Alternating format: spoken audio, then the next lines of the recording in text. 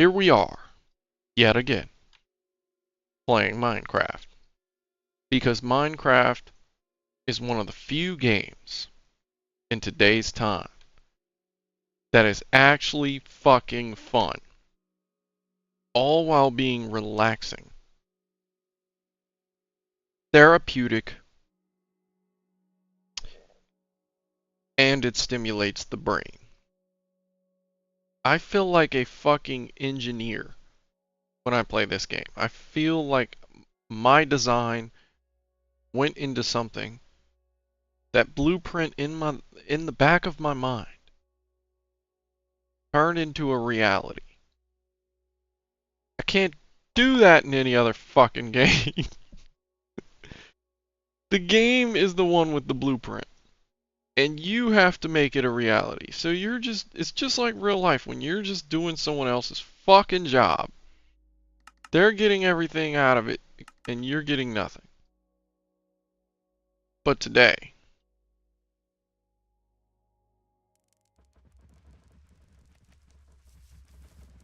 is different. Alright. So here's what I need to do. Well, since I lost literally all my gravel last time I went to the Nether, looks like we're gonna have to build some more shit. Alright, so I'll take some of that. And I'll take that. Matter of fact, let's go ahead and take some... Let me be very careful how I say this. Alright, let me... Fuck, how do you say this? I'm just gonna put it in my inventory. I already have that. So we'll just put that there. We're gonna make some sticks. We're gonna make some chests. We're gonna start with the chests, because I'm not losing my shit again in the Nether. Should have done this the first goddamn time.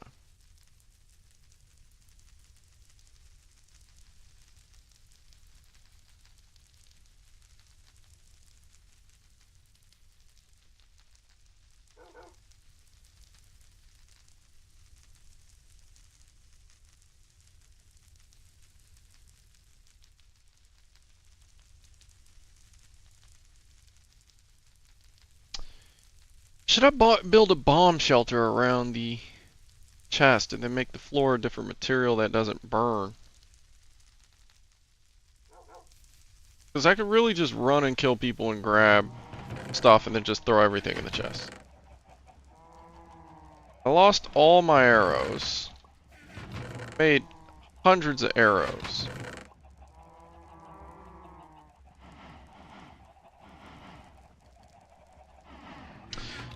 Honestly, I think I should...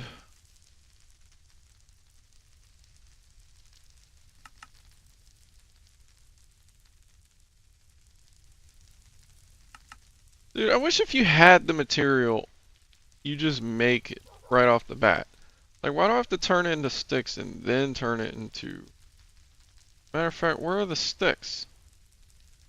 I think I know the recipe. Take that. Take... Here. That, I need that, I need that, I need that, I need that, I need that. That. You know what? Shift, click. Boom, there we go.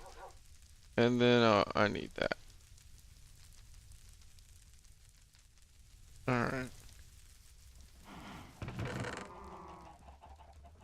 Put that back right next to the other wood. And then I suppose I need some food, right? Of course I do.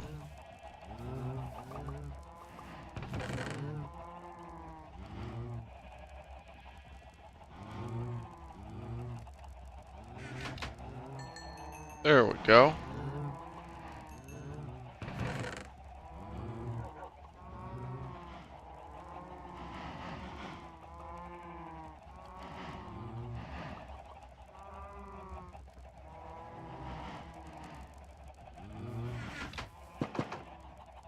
Matter of fact, let's go ahead and...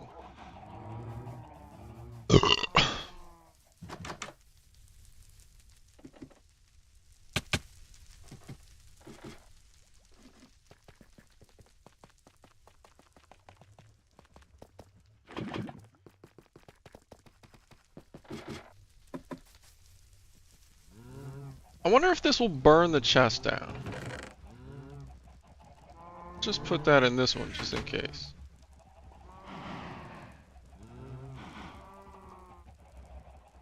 I mean, it doesn't burn your pocket.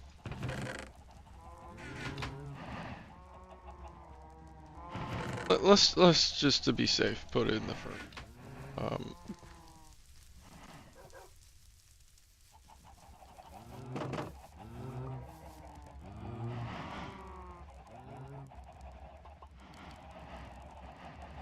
Alright, and we should be good to go into the nether. I need more gravel. I need to make more arrows since I completely depleted all of my resources. So if I could find a place to get a shit ton of gravel, that would be nice. I don't think the nether is the right place to look for that, but I do want to seek vengeance.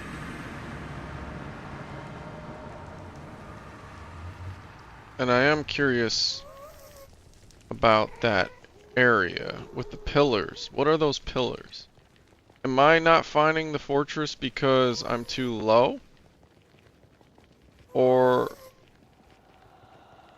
is that just not a fortress? But why is there a structure with pillars? That's what I want to know here today.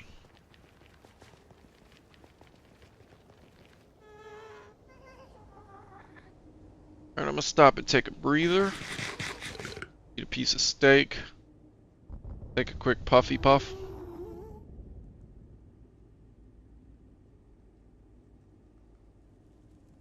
We're gonna think about where we want this. And that in there.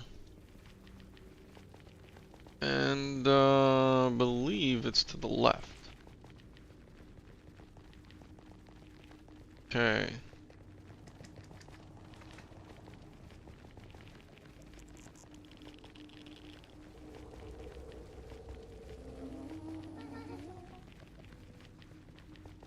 I live and breathe the nether. I fucking love the nether. Let's go ahead and collect some netherrack. I need that. Alright.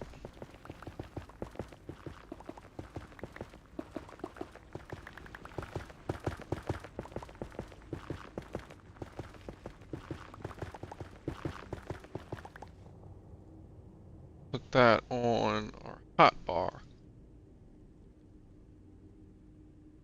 That one there.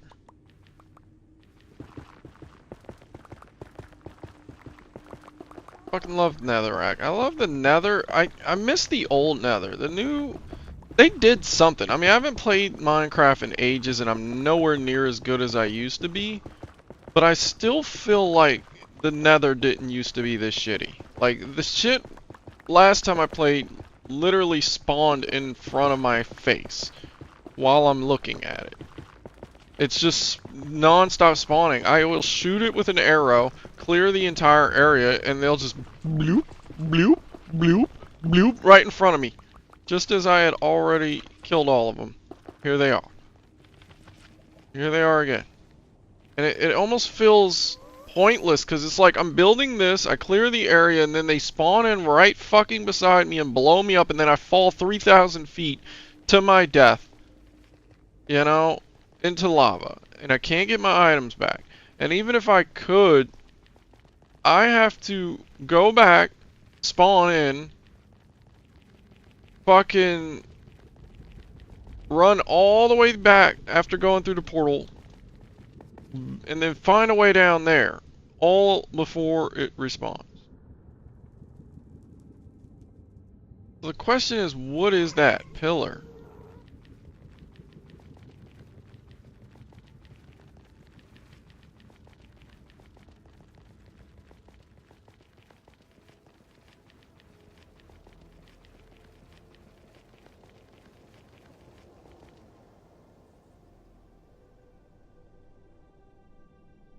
Oh yeah, and all my torches gone. Fuck, man.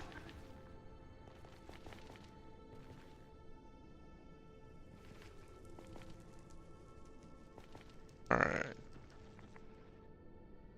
We gotta make a landmark, because this is not the easiest to find.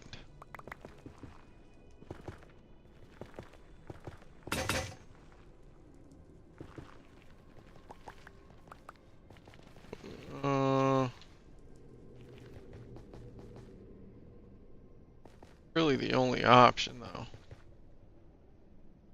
Well, I was trying to find a way to get over there. And then fell down there. Because... Wait, is that my stuff?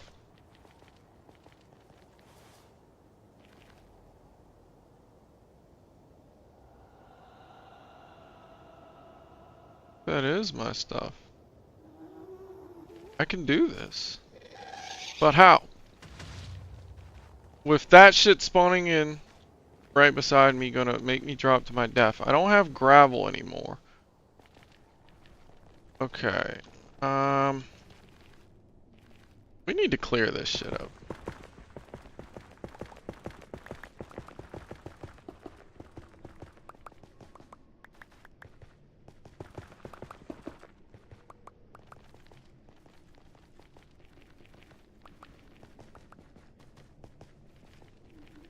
Alright.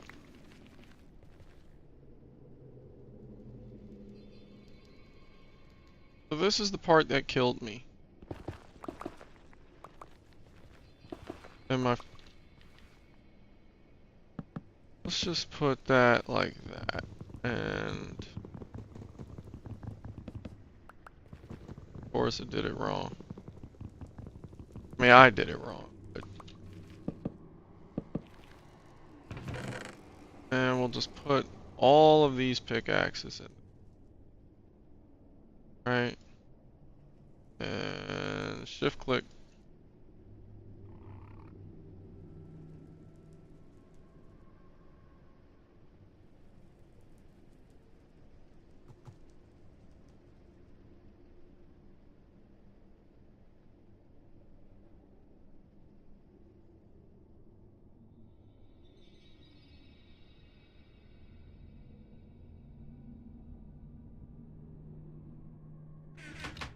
Alright.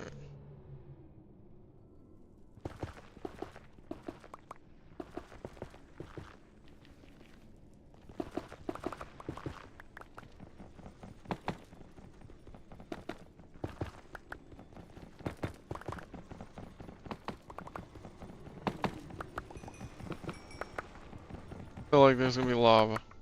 Okay. Good.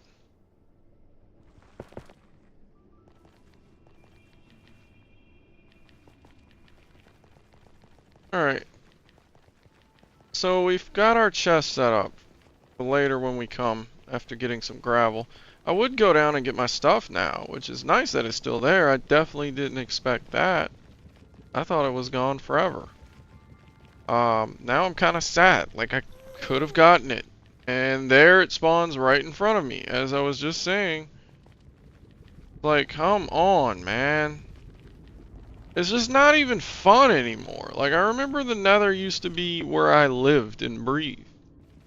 Now it's just like, where did it go? Did it just despawn? Where? It spawned there specifically to piss me off and then just left? I don't remember it being like that. What changed? The Nether feels so much more aggressive and the spawns feel like shit. Like there's nothing but lava. At all. Everything is floating. Like how is this floating here? It doesn't even make sense. It's just floating. Where is the ground? Where is the fortresses and shit? I miss the simpler days. I gotta Google it, because I gotta know I'm not crazy. Did they really change it, or am I just remembering it wrong? Wish there was an auto run in this game like PUBG. 'Cause I really want to take a sip of this Dr. Pepper right now. There ain't no damn time. I already feel like I came here for no reason. I mean, I just went to drop the chest. I should have came ready with all the gravel already. I should have hit the gravel first. But I needed to put that chest there before I forgot to. Again. I also should find some Azuli so I can enchant at some point. Make some books. Need more cows. Alright. Oh, wrong door.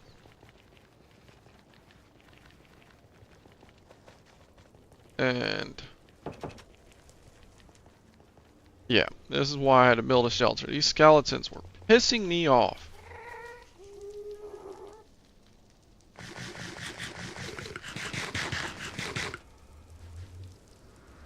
You know, cooked beef is just better. Pumpkin pie is easier to make and you don't have to cook or nothing. Do I go this way? Okay. No, we really need to just close that off.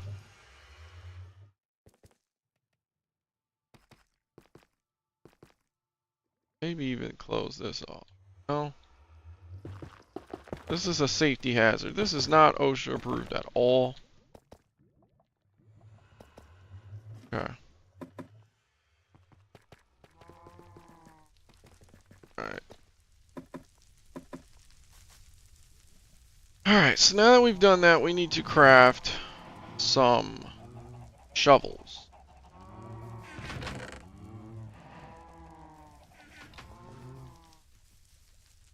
Need to go find some gravel. Go ham, because shift click. Boom. There we go. You find some shovels and go ham. I need to organize these chests. I need to build some signs for what's in it. Maybe even build some more chests. I need to build a chest room. That's what I need to do. Maybe even down there. Let's not get sidetracked. Let's go to sleep and move my bed. Let's go to sleep. Take a sip of this Dr. Pepper.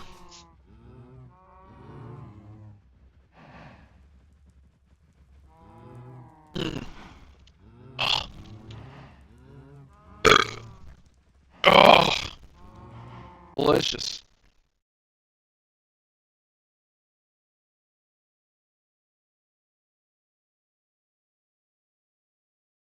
And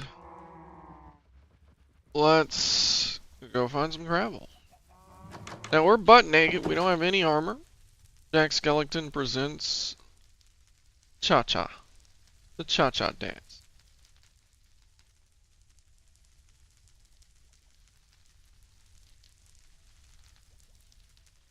And where should we go to get gravel? I need to build a spy glass. Alright. I really want that material. What is it again? Amethyst. Amethyst. Now before we go, let's climb the Tower of Doom.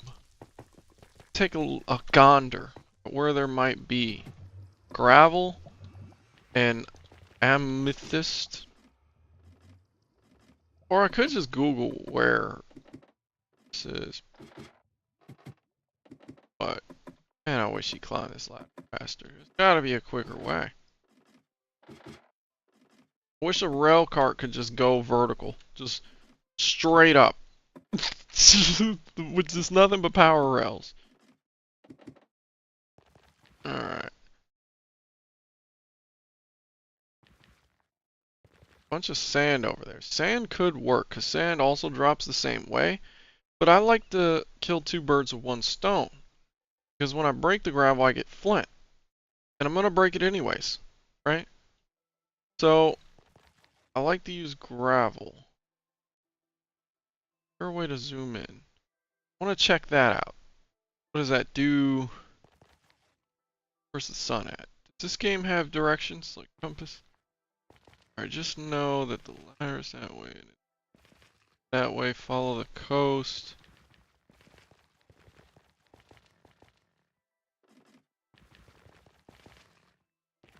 We gotta be very careful here. Not to overextend. Okay. Just go out there, follow the coast. Literally all the way down. Then we get there. But also check there for gravel.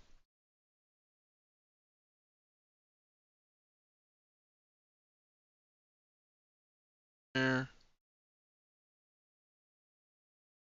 Sand would do. The villager farm right there. We could go raid them and take their shit at some point. Bring back a couple of slaves. Put them to work. Give them some delicious food. Justify our actions with gifts. Then over there. If I had the spyglass, I could really do some work here. But I think the material could be over there. Worth a shot.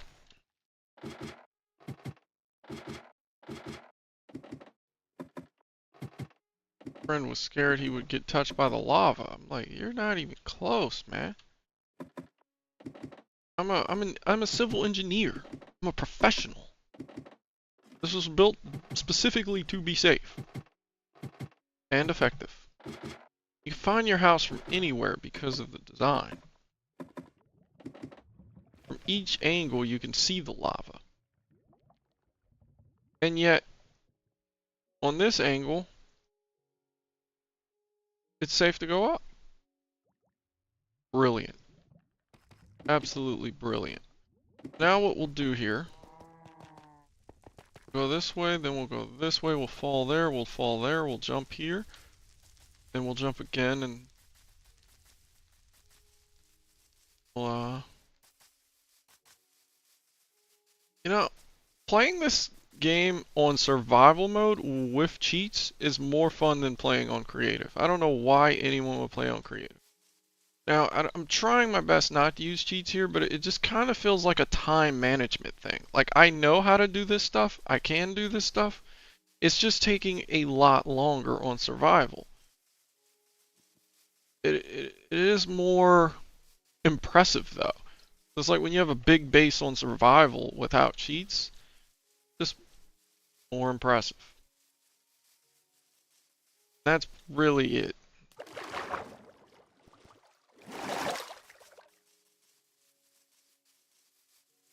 I have to change my food source pumpkin pie because it just doesn't last as long. Saturation. Alright, what materials do we have here today? I don't even know what kind that is. Do know that I'm taking everything here.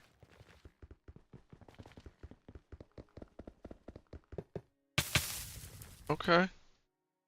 Did that really just destroy it? Or did it fall in the water? Is that all the gold I got? I already had that, didn't I? No fucking way.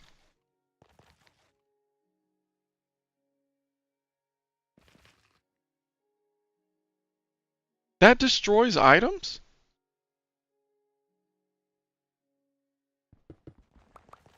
I'm suddenly upset. That just destroyed my gold. What else is in here?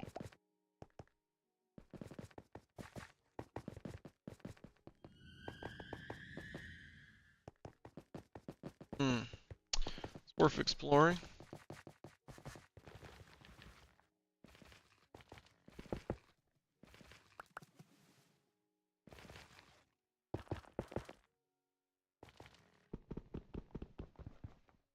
What is this? Should have brought iron pick.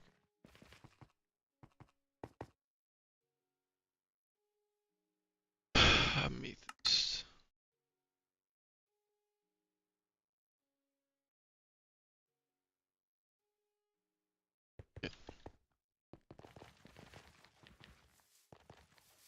Now we're here and we can see our house from anywhere on the map because my expert engineering.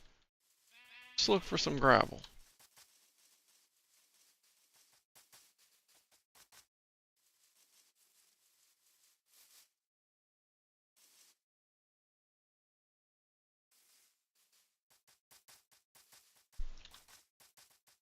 Yeah, we got lucky with our house spawn. There's nothing but caves and shit. That better not be a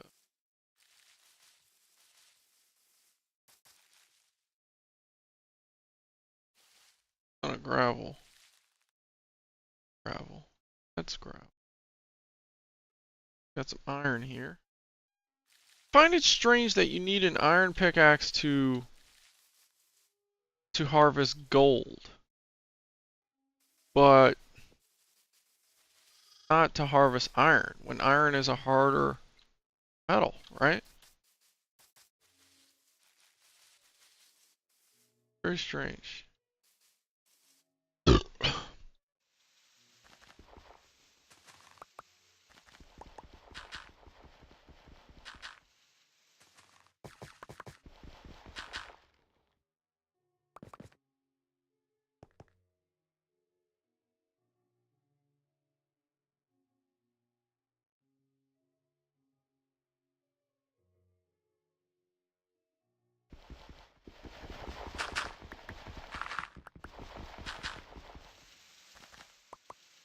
I don't want to waste my shovels.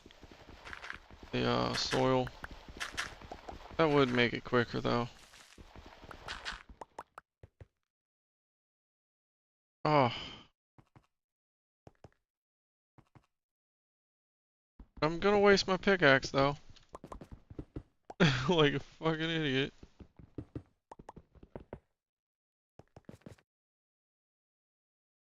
Just rearrange dirt to suit our needs.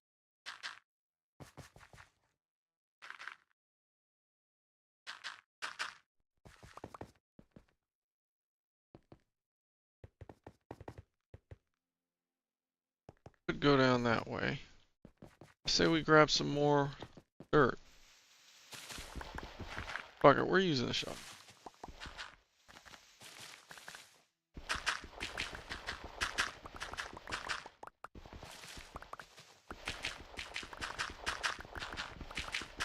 Watch our footing and be very careful.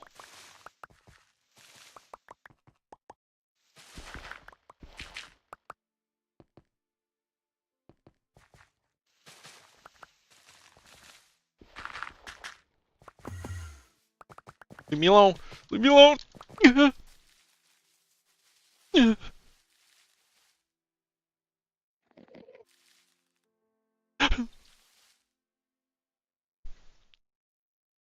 Just hit our vape. Stay calm.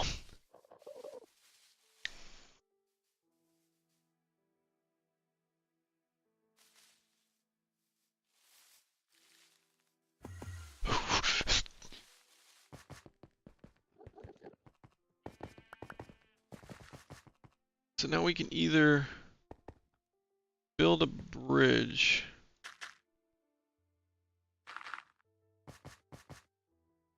We're gonna knock this wall out. Knock that wall out. We had a drop now. First, we're gonna go get that gravel. Essentially.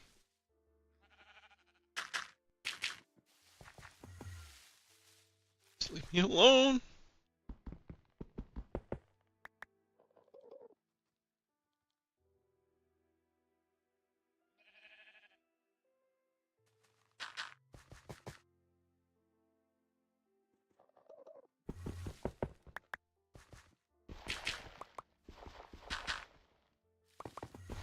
Fuck.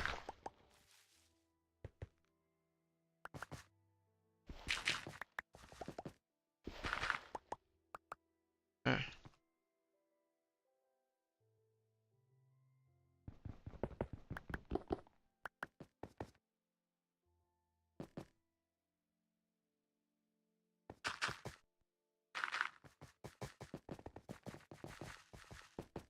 Now what we want to do is go Here, right?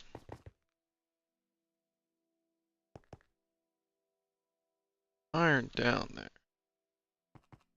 I want to get down. Say the easiest way to.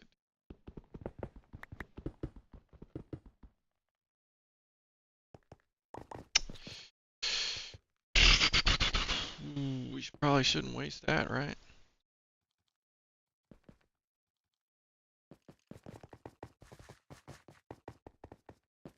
About this side.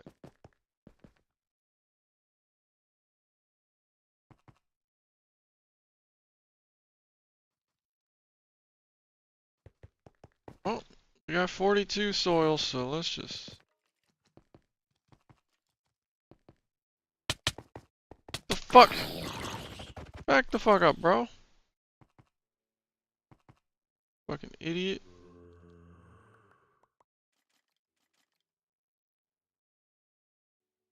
Bro, even he didn't want that shit.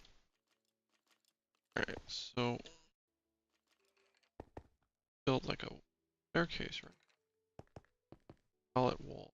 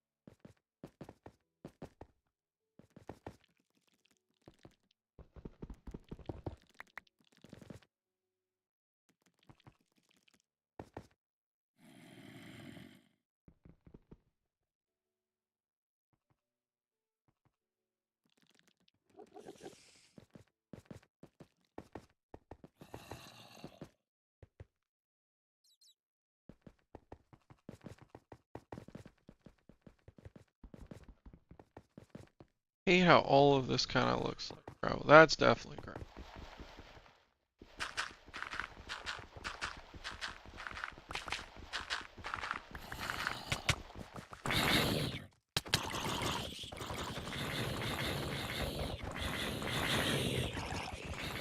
I got quick hands, boy.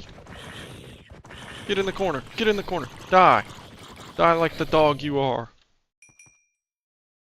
Now, that might be cheating because I have macros on. I shoot fast. So, I don't care though, because I don't have time for these shenanigans. Sneak attacks, it bugs me. He didn't want to fuck with me when I was just sitting there waiting, looking him in his eye, but then the second I walk away, here he comes.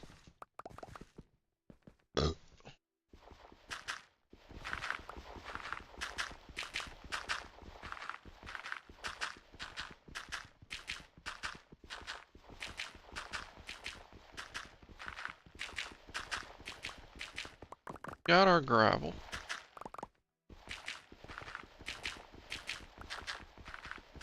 Got a lot, but not as much as I want. I want like multiple stacks. I had like 2 stacks of 64. And then 13 if I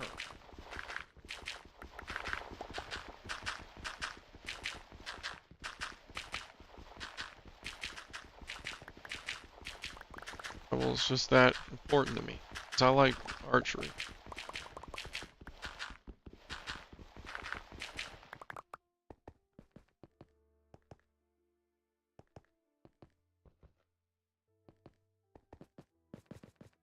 Okay. Now.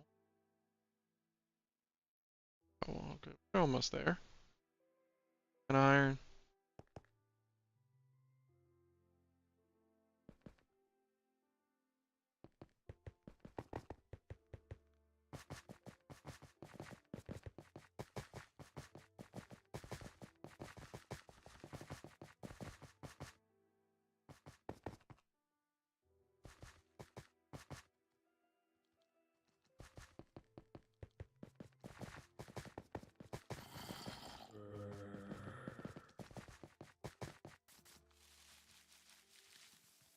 Gotta learn, huh? I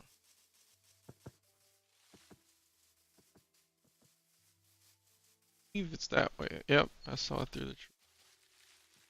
Just keep exploring for a little bit.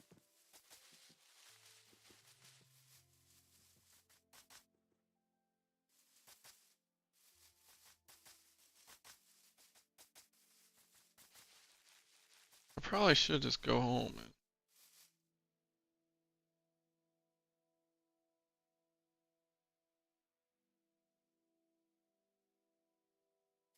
just gonna sneak.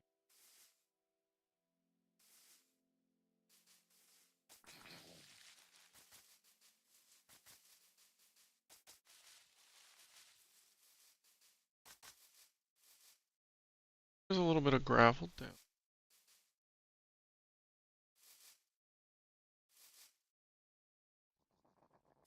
That's.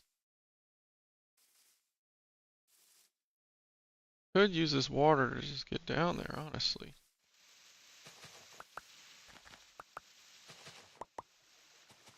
It's an archer.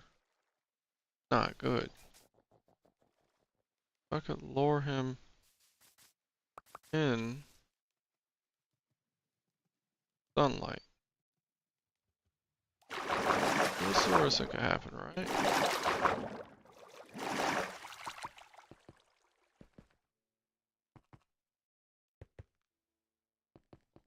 There he is. Don't want to fall in there. I want to go ahead and close that up.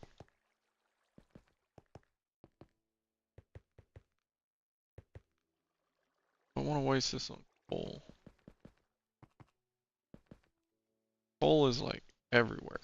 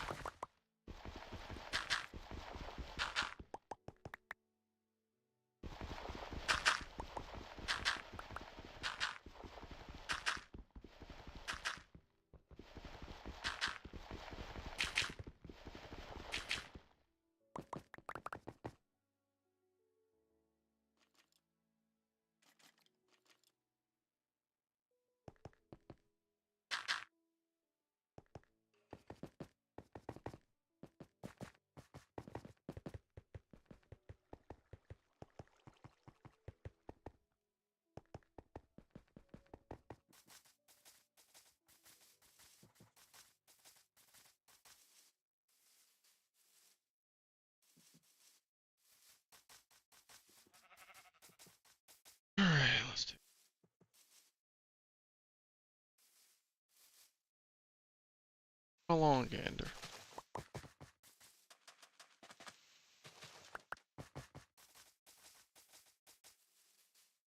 That's the villager farm. We got a horse, dog.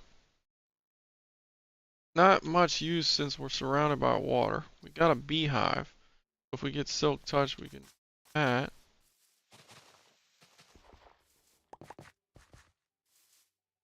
Ask and ye shall receive, my brother.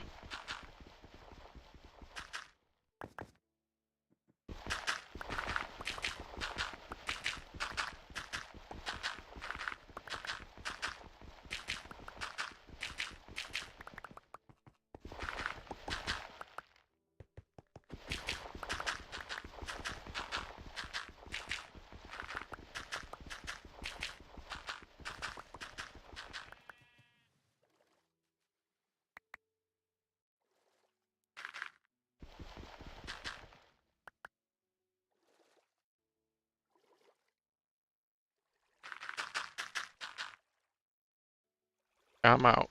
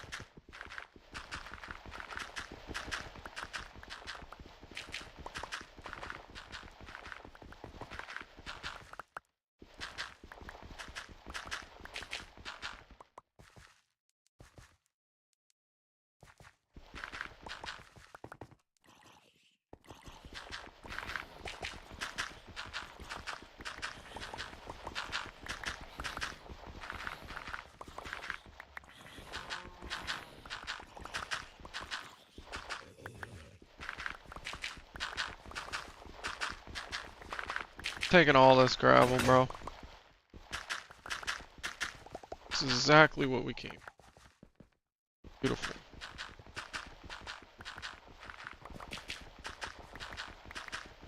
Might as well take it all, because then I'll never need gravel again. The looks of this. Make as many arrows as I want out of this, and I can use it for as many mining escapades as I want. The ability to go straight down. See, my brother, my homie, was always like, well, why don't you just use water? A bucket of water, it's so much quicker. And I knew there was a reason, because I'm an expert miner. I used to play Minecraft all the time. I knew there was a reason, but I just couldn't think of it, because he was right. It's so much faster. Now I remember it's because I used to live and breathe in the nether, and you can't use water in the nether. So gravel is like, if you want to go straight down, you just drop the gravel until it's at your level, and then break through it and go down. It's pretty quick to break through it, so it's like, then you get arrows on top of that, free flint. So you're killing two birds with one stone.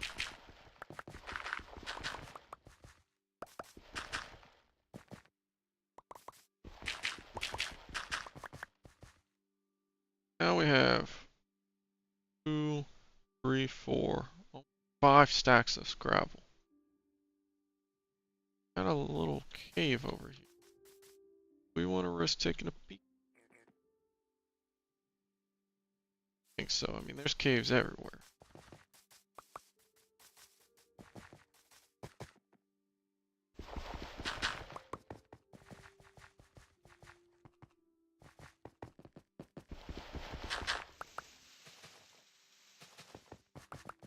Hey, how that sounds like a creep. Let's keep going. Beehive there. Right across from the village farm. Villages might have shit I want. I don't want to destroy their homes though, because then they might despawn. More gravel, but I think now.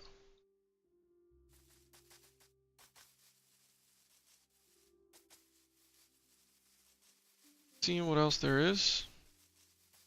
Loop over to that villager farm. Honestly, I could pull them out by boat back to my house.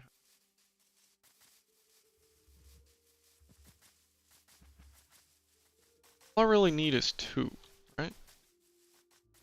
I can breed them until I have all the ones I want.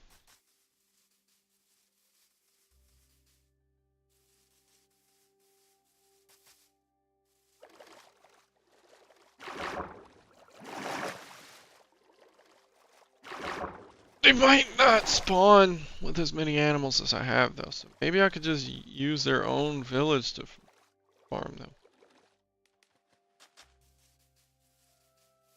Lock them in their houses, you know. Come back, feed them bread every now and then.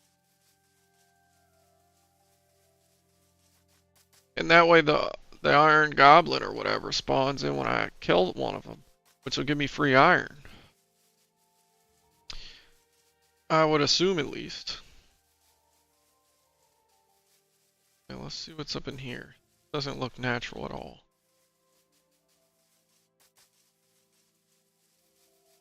We need to collect a lot of dirt. That way I can block them in if I have to. We don't want them to die. So it's for their own safety. You know, that's what the government would say, right? For your own safety. Could wait till nighttime when they're all sleeping and just go in there and fucking close their door off while they're sleeping and then begin the building process. Build a large gate around their entire community. Come back later with torches and just turn it into a village that belongs to me.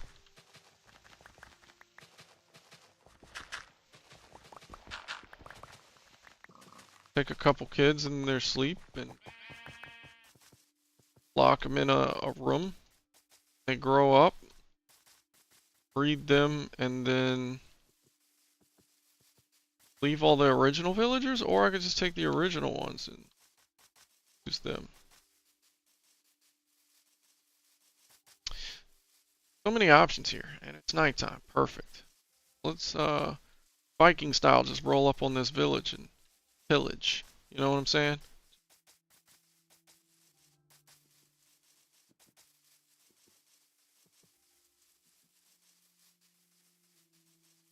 Don't have any weapons, so if they do have a goblin, I want to kill it for the iron, but at the same time, go ahead and eat.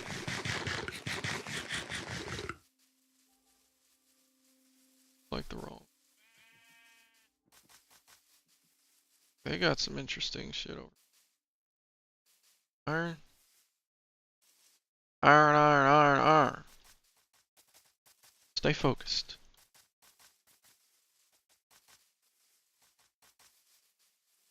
Use you. Blow this up for me so I can get some free sand, soil. No, blow it up. Beautiful. Take that. Thank you. 2 birds, 1 stone kind of guy. This is some bullshit. Zombie villagers? I shouldn't have this at night. They all dead? You have got to be shitting me, man.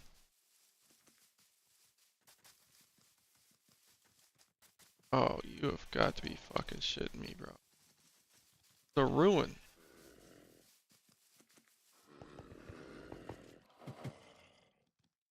Climb, right?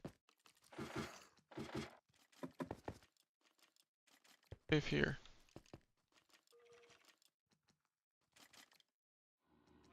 Help it out a little bit.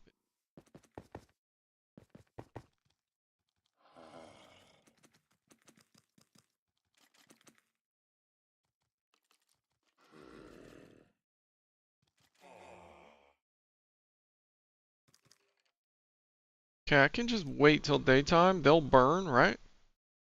And then I take their shit, their golden shit. Find out what's really going on here. Got way too long to go look for this village or what?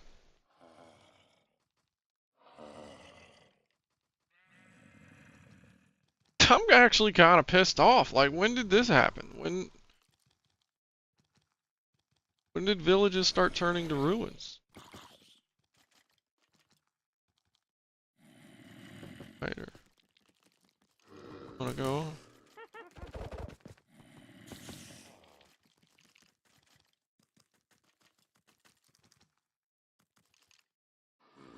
Guess we're just waiting here till daytime, huh?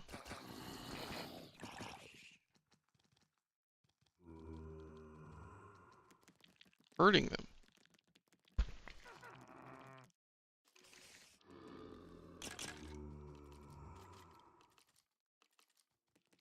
Ah, I remember now. Cactus. I used to do cactus fences as well. Barbed wire. Maybe it's a cactus. We are near sand, right?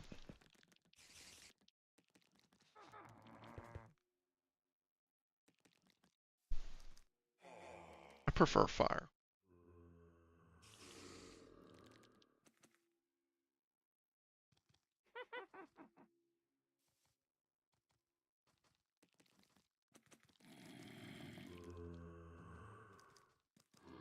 Pushed by himself in library, you saw.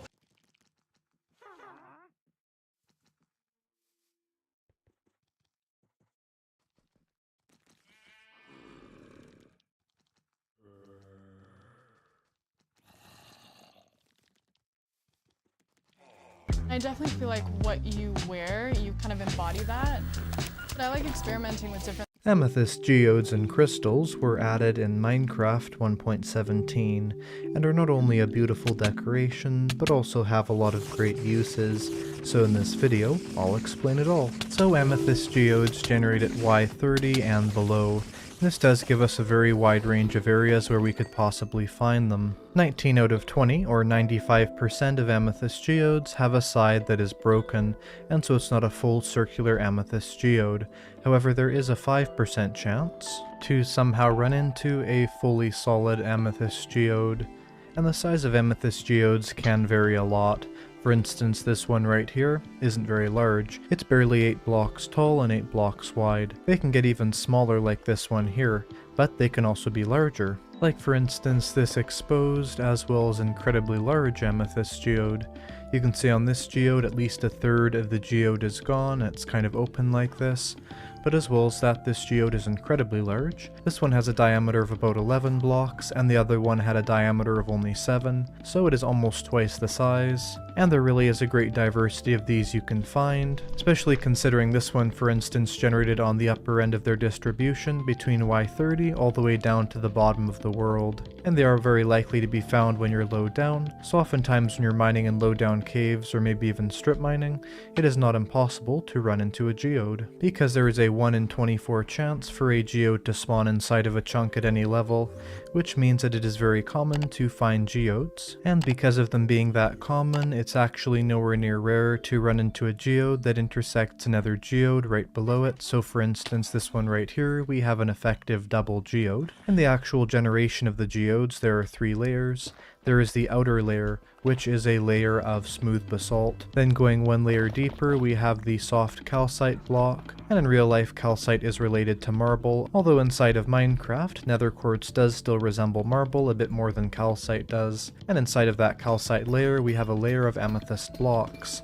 But not just amethyst blocks, 8.3% of those amethyst blocks generate in as a budding amethyst block. And I'll now explain what the amethyst block does. Nothing. Well, not exactly nothing, but the amethyst block does not have a lot of features overall. There's no crafting recipes with the amethyst block. The only real benefit of the amethyst block is that it's good for decoration, as if you walk on top of it, it makes sounds. If you punch it with, let's say, an item, it makes sounds. If you break it, it of course makes sounds.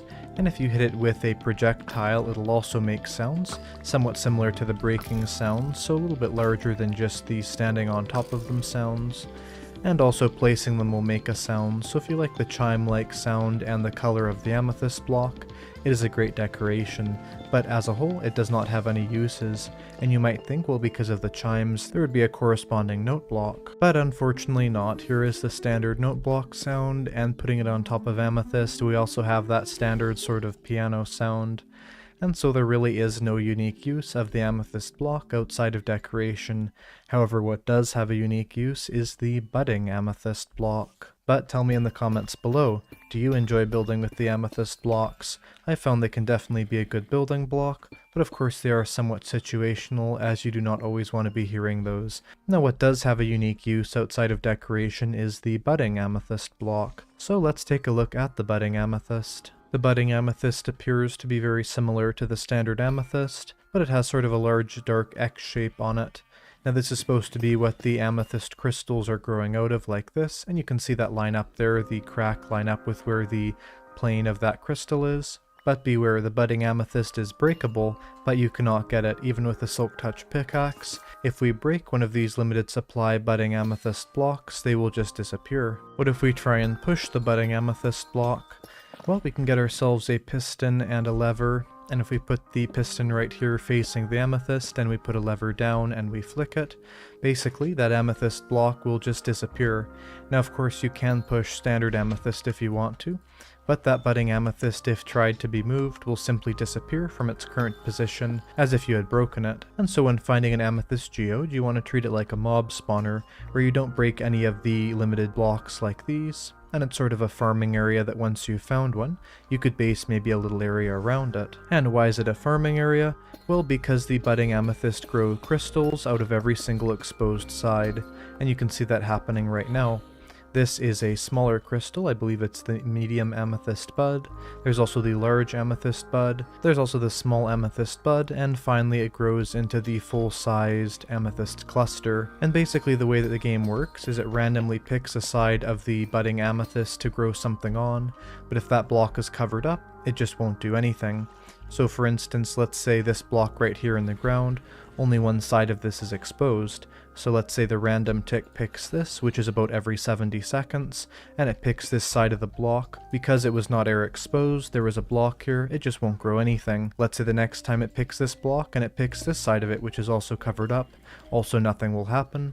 But then maybe the third time it picks the top side, then we will have an amethyst crystal grow here of the small amethyst bud. The amethyst buds, once they appear on the side of these, or even if you place them on top of these at any stage.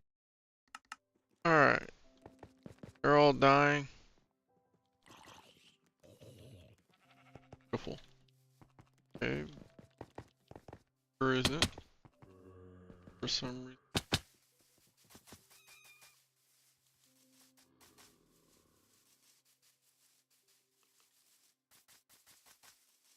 See what they got in here.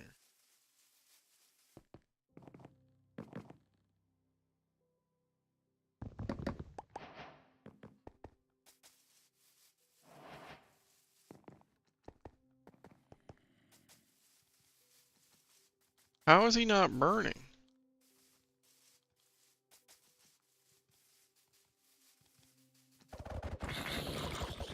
Because he has clothes on?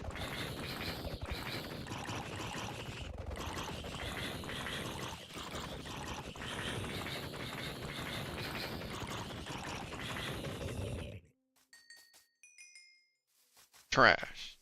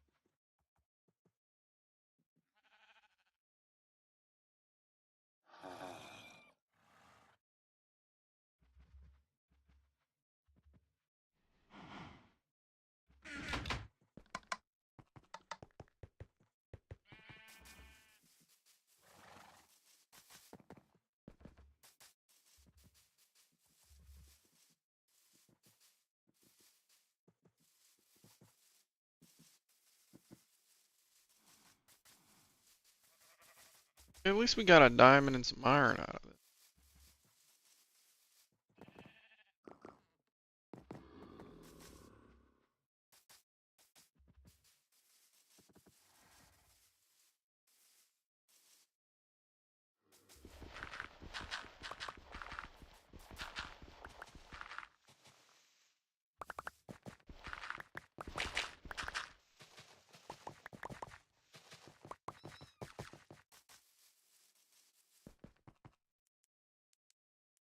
I don't even know if you need pickaxe for this stuff. I'm just using it because I don't break it.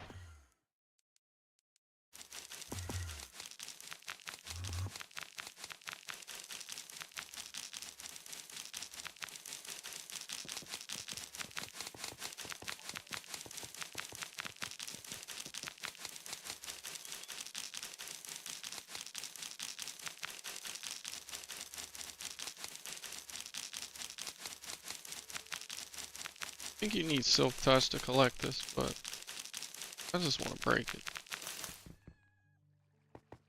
Fuck that.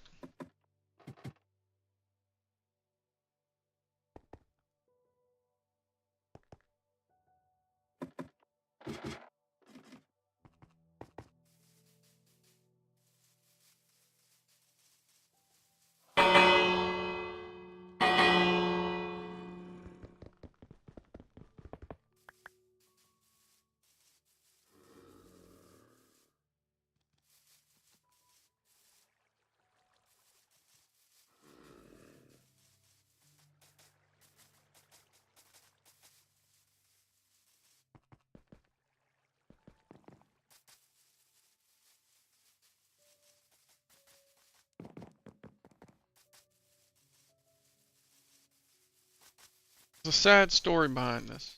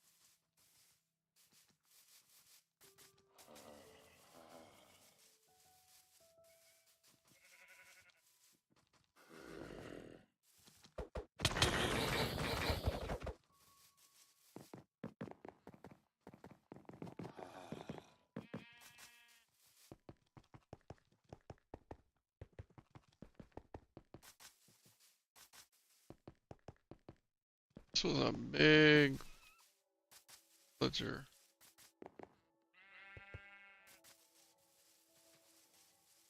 Somehow, well, now it's all gone.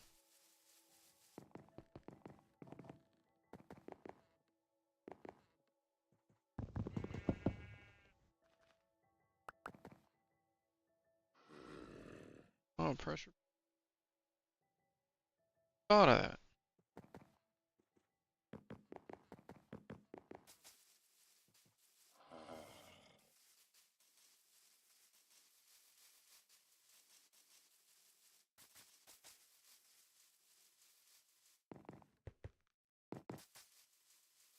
This is sad.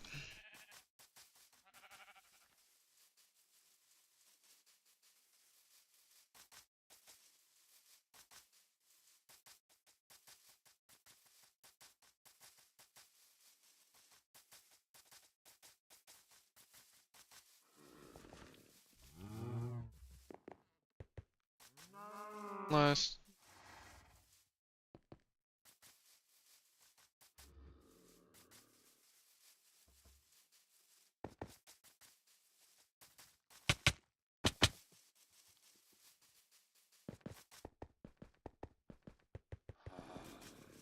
So lucky I don't have a. I do have that iron sword.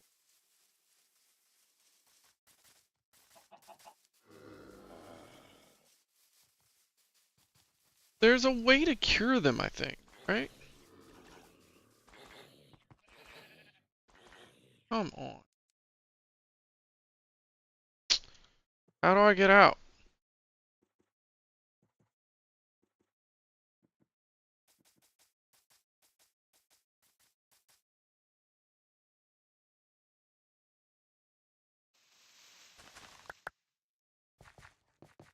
That is the most annoying.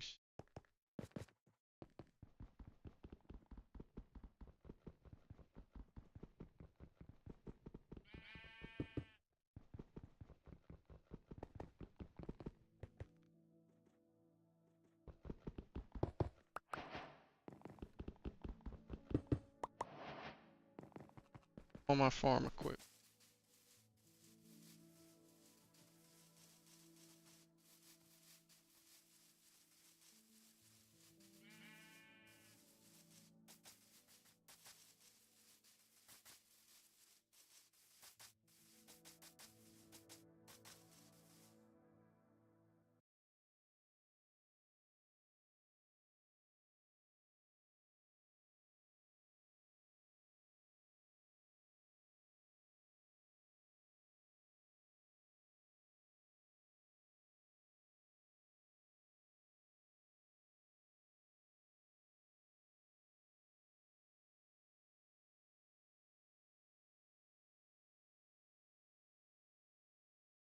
So weakness effect in golden apple.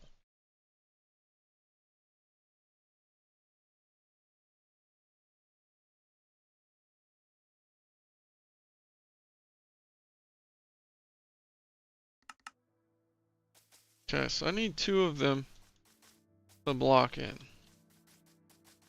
Some point later I might come back.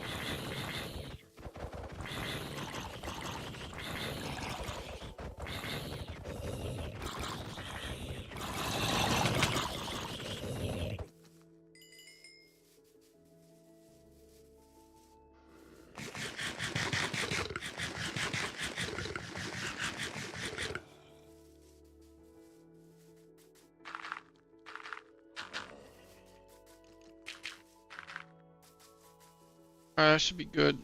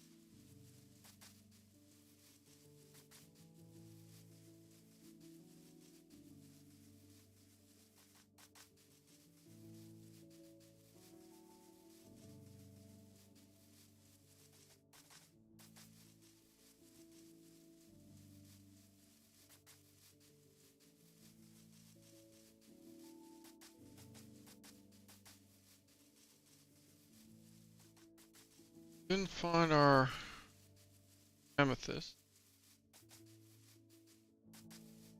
Did find a bunch of gravel. Shit ton of gravel. Got some zombie villagers ready. Oh shit.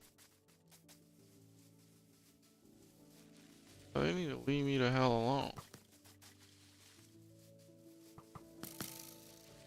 Oh god.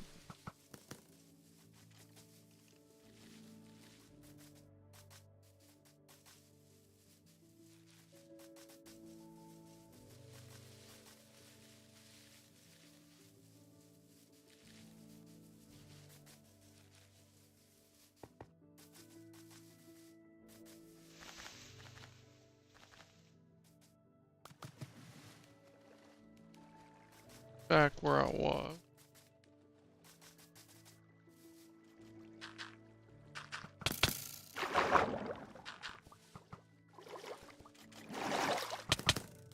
Bro, you have got to be kidding me, man.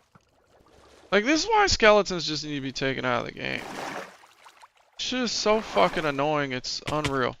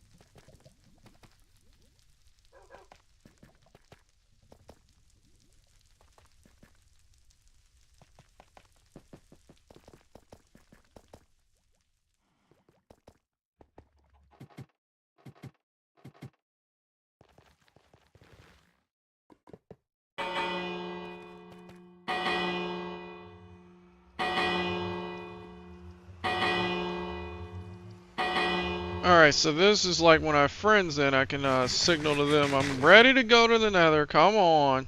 Hurry the fuck up, let's go.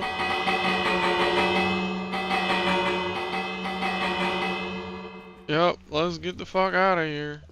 Tired of waiting. Now that we have the gravel, we could go to the nether. But at this point, I'm confident there's nothing I can find in the nether that I want. And it just seems so risky for no goddamn reason. I haven't found a fortress yet. I haven't even seen one. Put those in. Take the pouch. The pouch is great.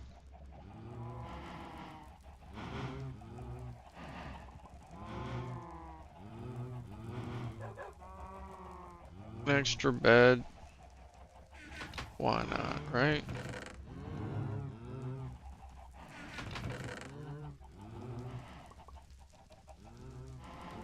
There. Really need to organize this shit.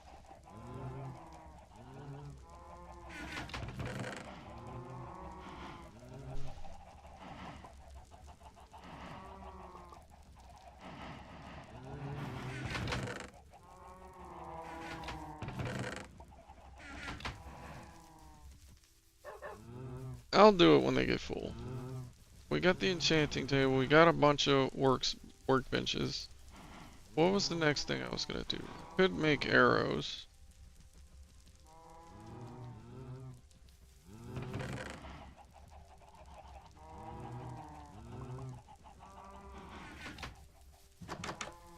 I need a lot of books. Therefore, I need a lot of paper. Therefore,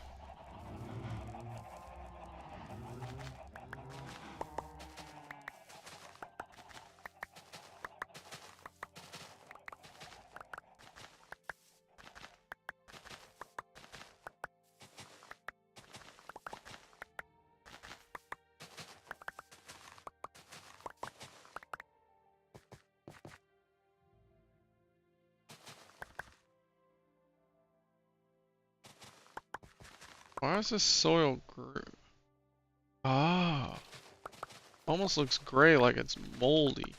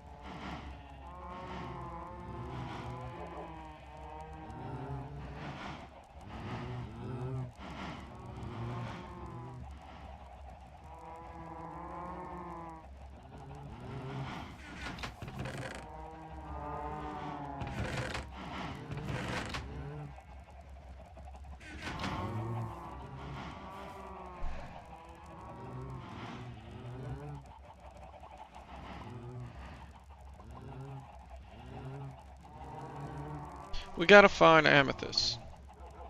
That's my goal for today.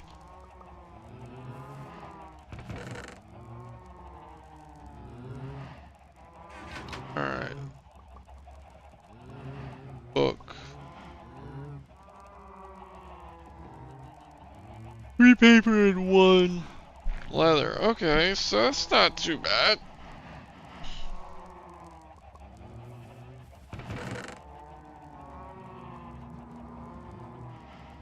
I don't think we have enough leather to make the amount of books that have paper.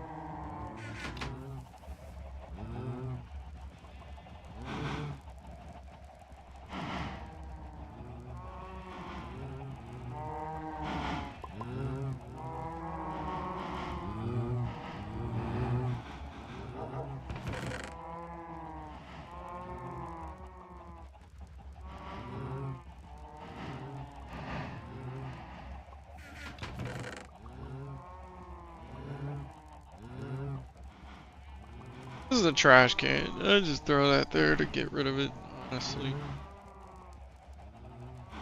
Feathers, that's what I need now.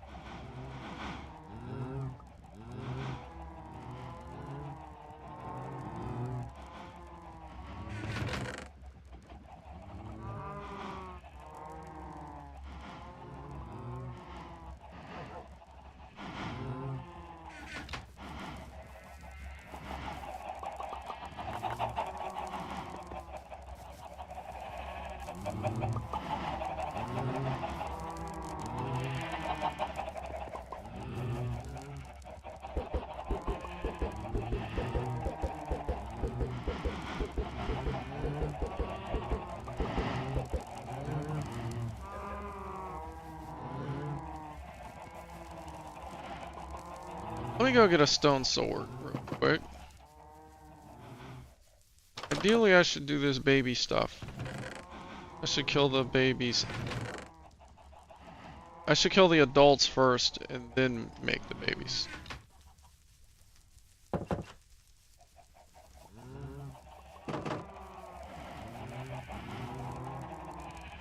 Which means...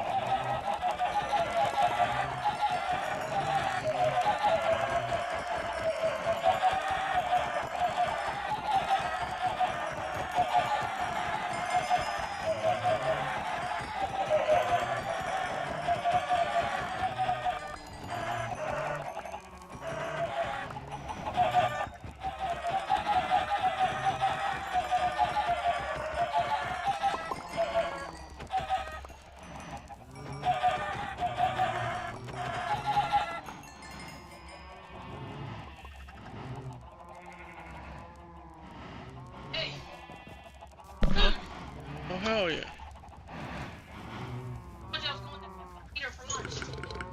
Ooh.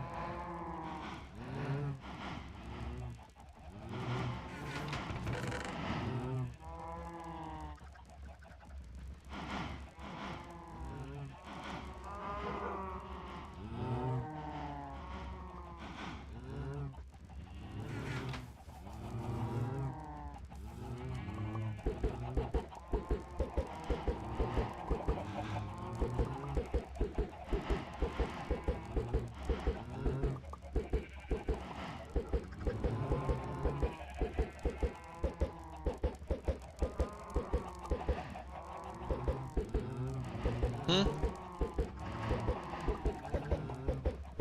Same here.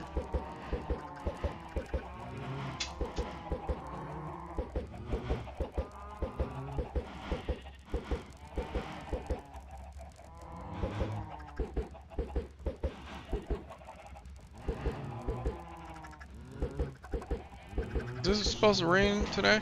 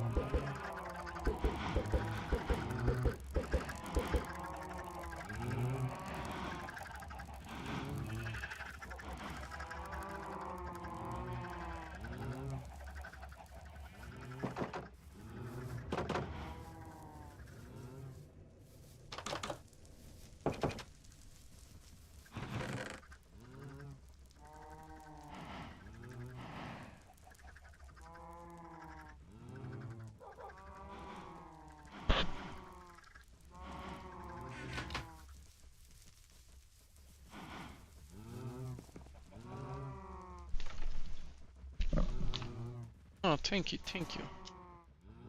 No fork for me. No fork for me. For me.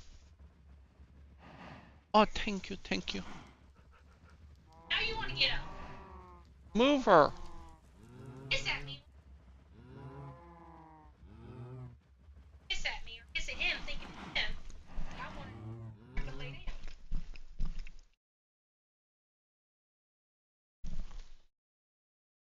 Position.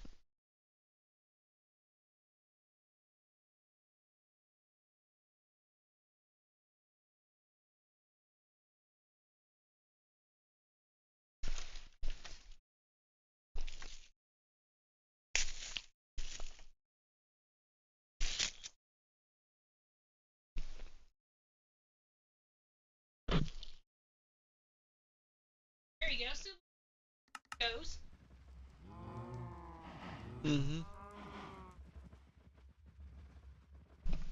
Mm.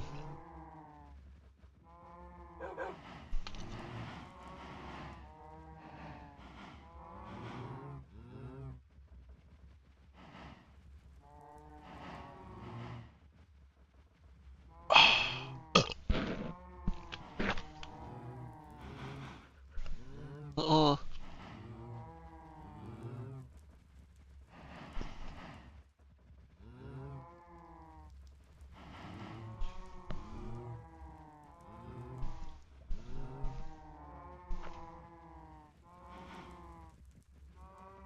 He looks so sad. Yeah. Trying to make you feel guilty.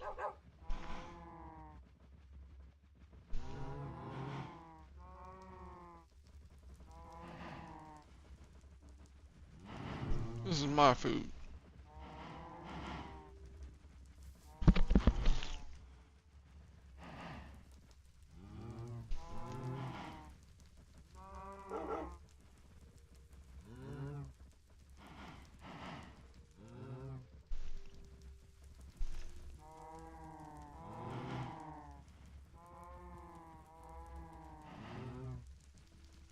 Did I tell you? Dennis asked me if I grew Mm-hmm. and remember Mm-hmm. no, I grinding your teeth. It's you know how I go like too much eat. Mm. That's considered grinding your teeth. Wow. And you know how I go this I'm always laying Mm-hmm. teeth in resting position. Touching.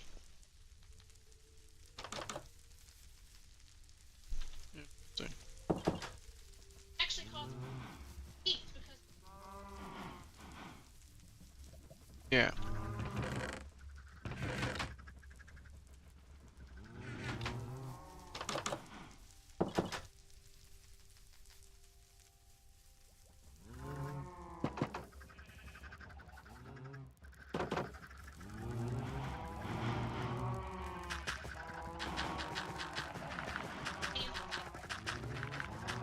Yep.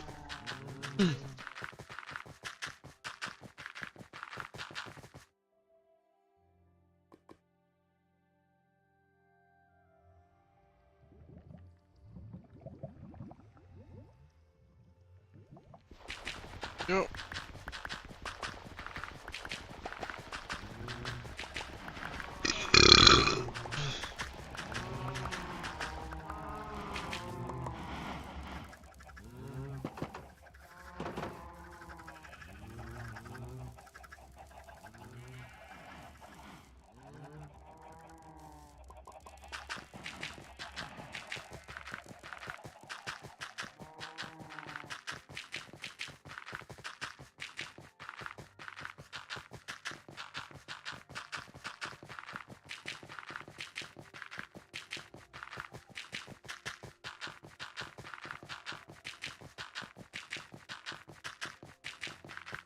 Yeah. Doesn't really matter. It's like fix it. This yeah, is the well, job. This is his job. yeah, he's gonna fix it. He continued.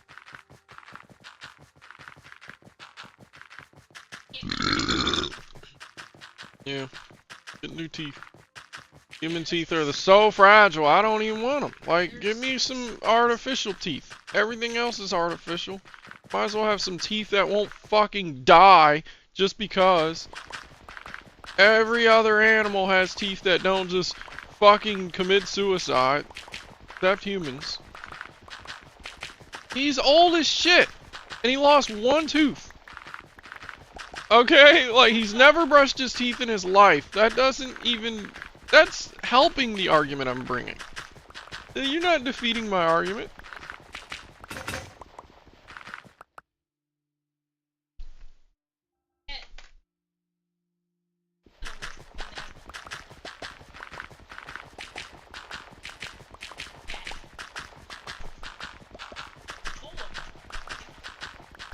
Mm-hmm.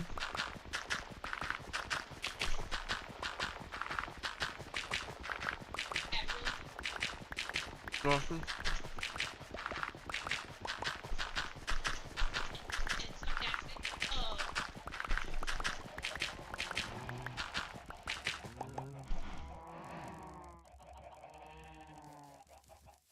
The nerve on these dentists, bro. They really thought someone was gonna be dumb enough to spend $2,000 so that a fucking cat could have his teeth.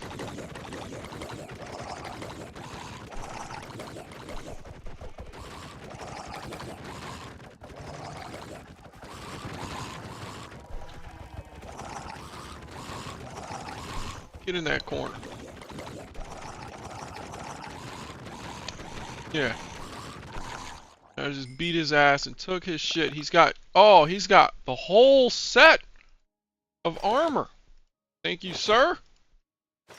Except for the feet. Probably. Don't care. Fine now. We're gonna put this in the chest.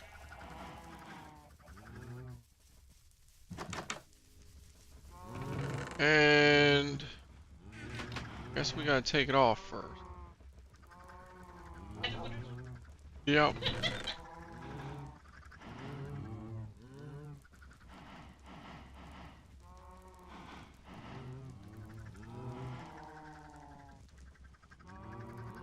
Oh.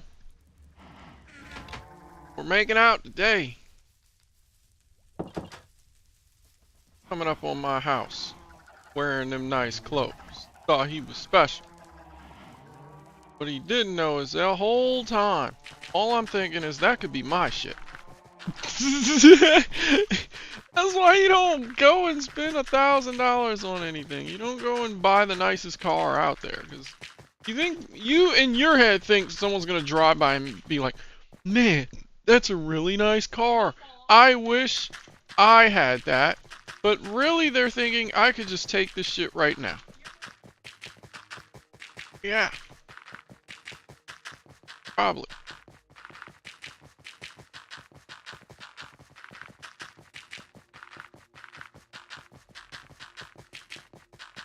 Gonna destroy it. I'm farming flint, so I have to destroy gravel to get the flint. Okay. How do you think I built this? Takes a man with courage.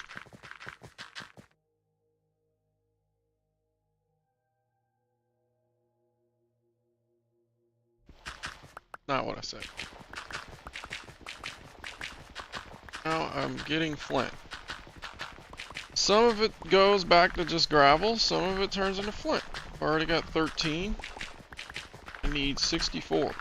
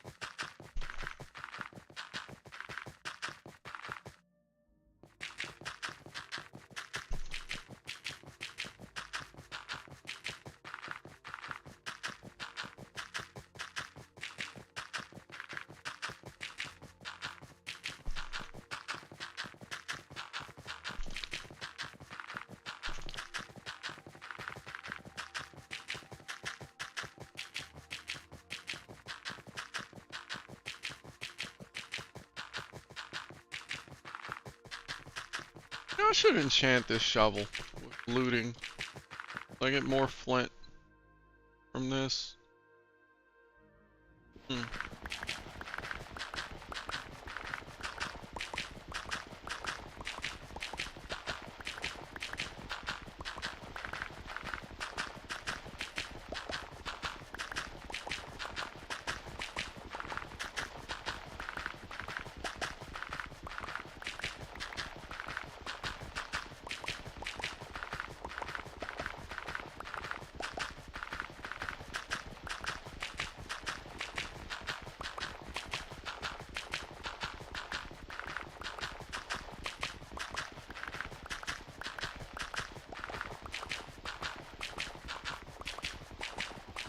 Alright, 26, 27 flint. This will have to do.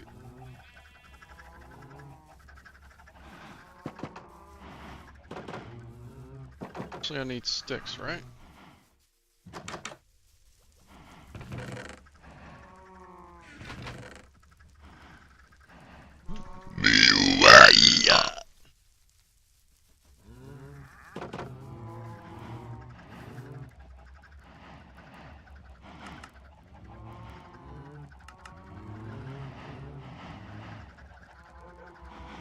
Oh my god. Where are the sticks?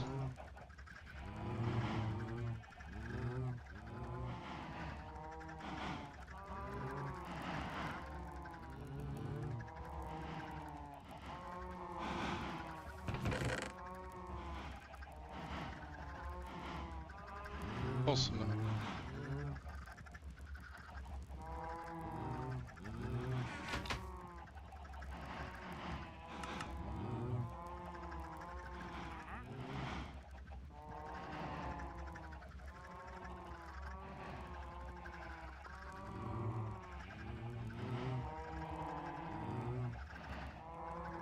That's a nice fat stack of arrows.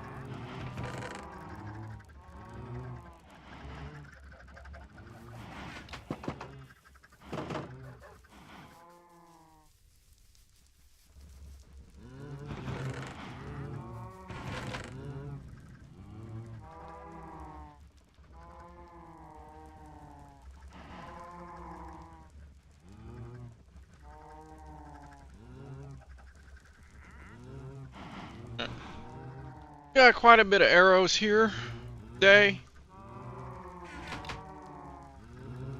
Gravel. Here.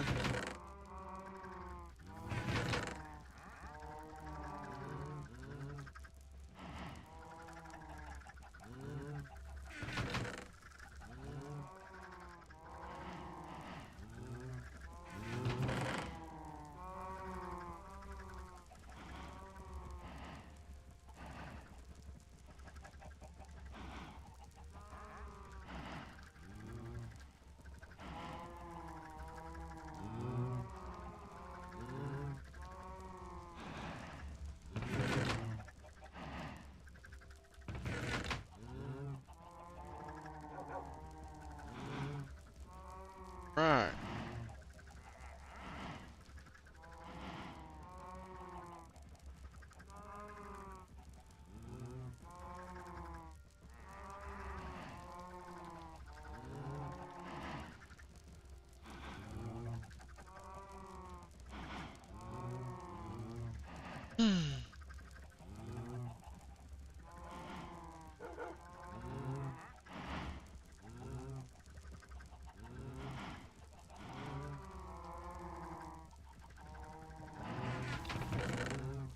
Got that. Got that.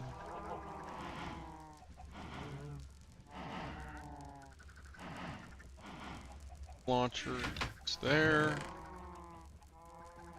Shovels.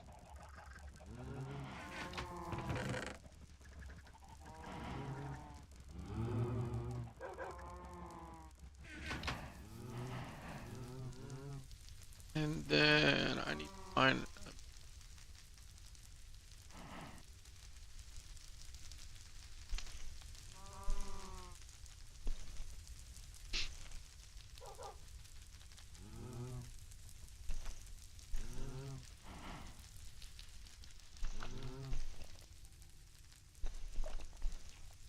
Are you gonna eat that burger or not? You want it? Maybe later I'll eat it. Put it in new bread. Not hungry right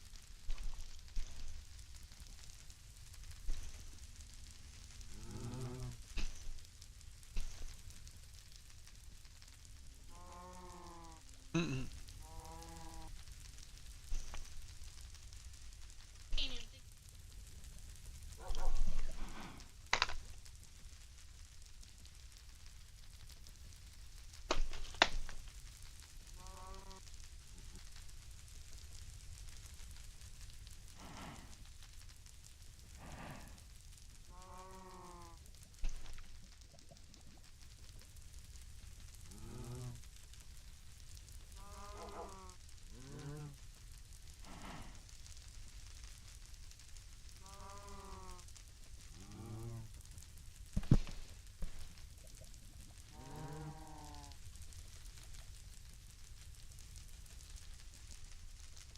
Room's cleaning right.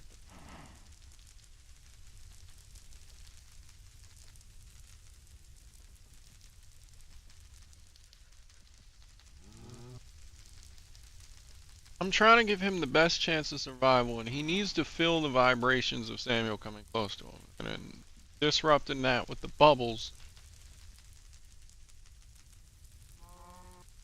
Man, I hope he gets bigger than that. Let me, in fact, Google.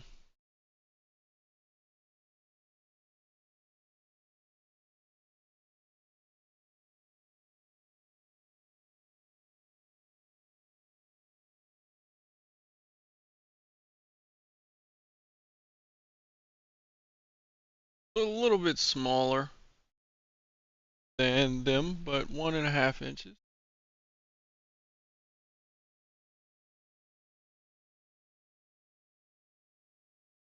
If he survives, yes. He survives.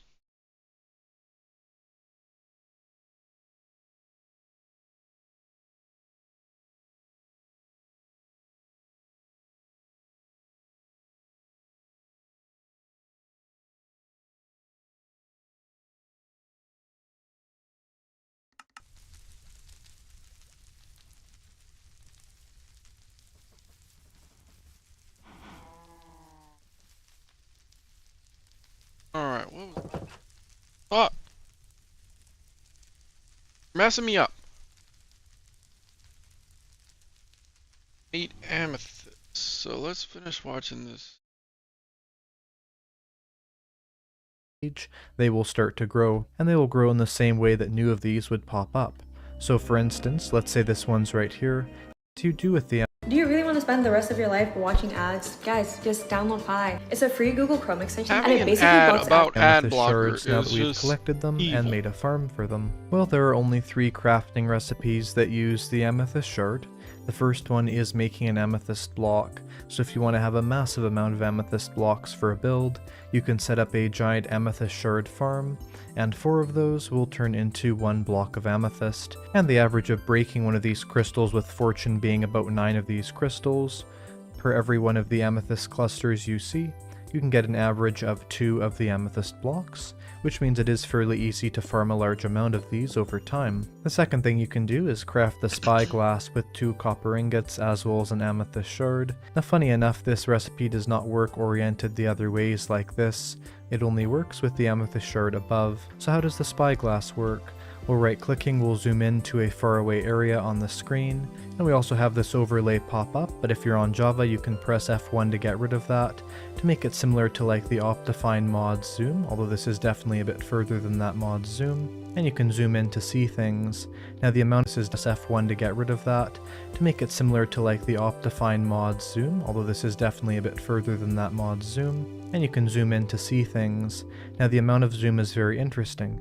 It is exactly 1/10 of your current field of view. And so the idea behind that would be, let's say that our FOV right now is on Quake Pro, something really far, and we zoom in, we're not actually zooming in that much, because our FOV would go from 110 to 11. Now 11 is of course very zoomed in still, but nowhere near as zoomed in as, let's say, if we go to FOV of 30, and then at FOV of 30 it almost looks like we're zoomed in already, and if we hold right click, we are literally at the FOV of 3 degrees. So for instance, these pigs that look like they're quite close, if we change our FOV back to 80, and then we right click, you can see they're actually quite far away and are really nowhere near us. And so by knowing that 10% rule, you can know what amount of FOV you're looking at. So for instance here, that might not be super close, but if we were to change our FOV and zoom in, we can see that much better, and we can even get rid of that overlay to see that far away amethyst crystal forest that I made. The next use of it that a lot of people don't know about and don't use is the tinted glass. If you have 4 amethyst shards that are surrounding a piece of glass, that gives you 2 tinted glass, which means technically the amount of glass you have is double. 95% of amethyst geodes have a side that is broken, and so it's not a full circular amethyst geode. However, there is a 5% chance to somehow run into a full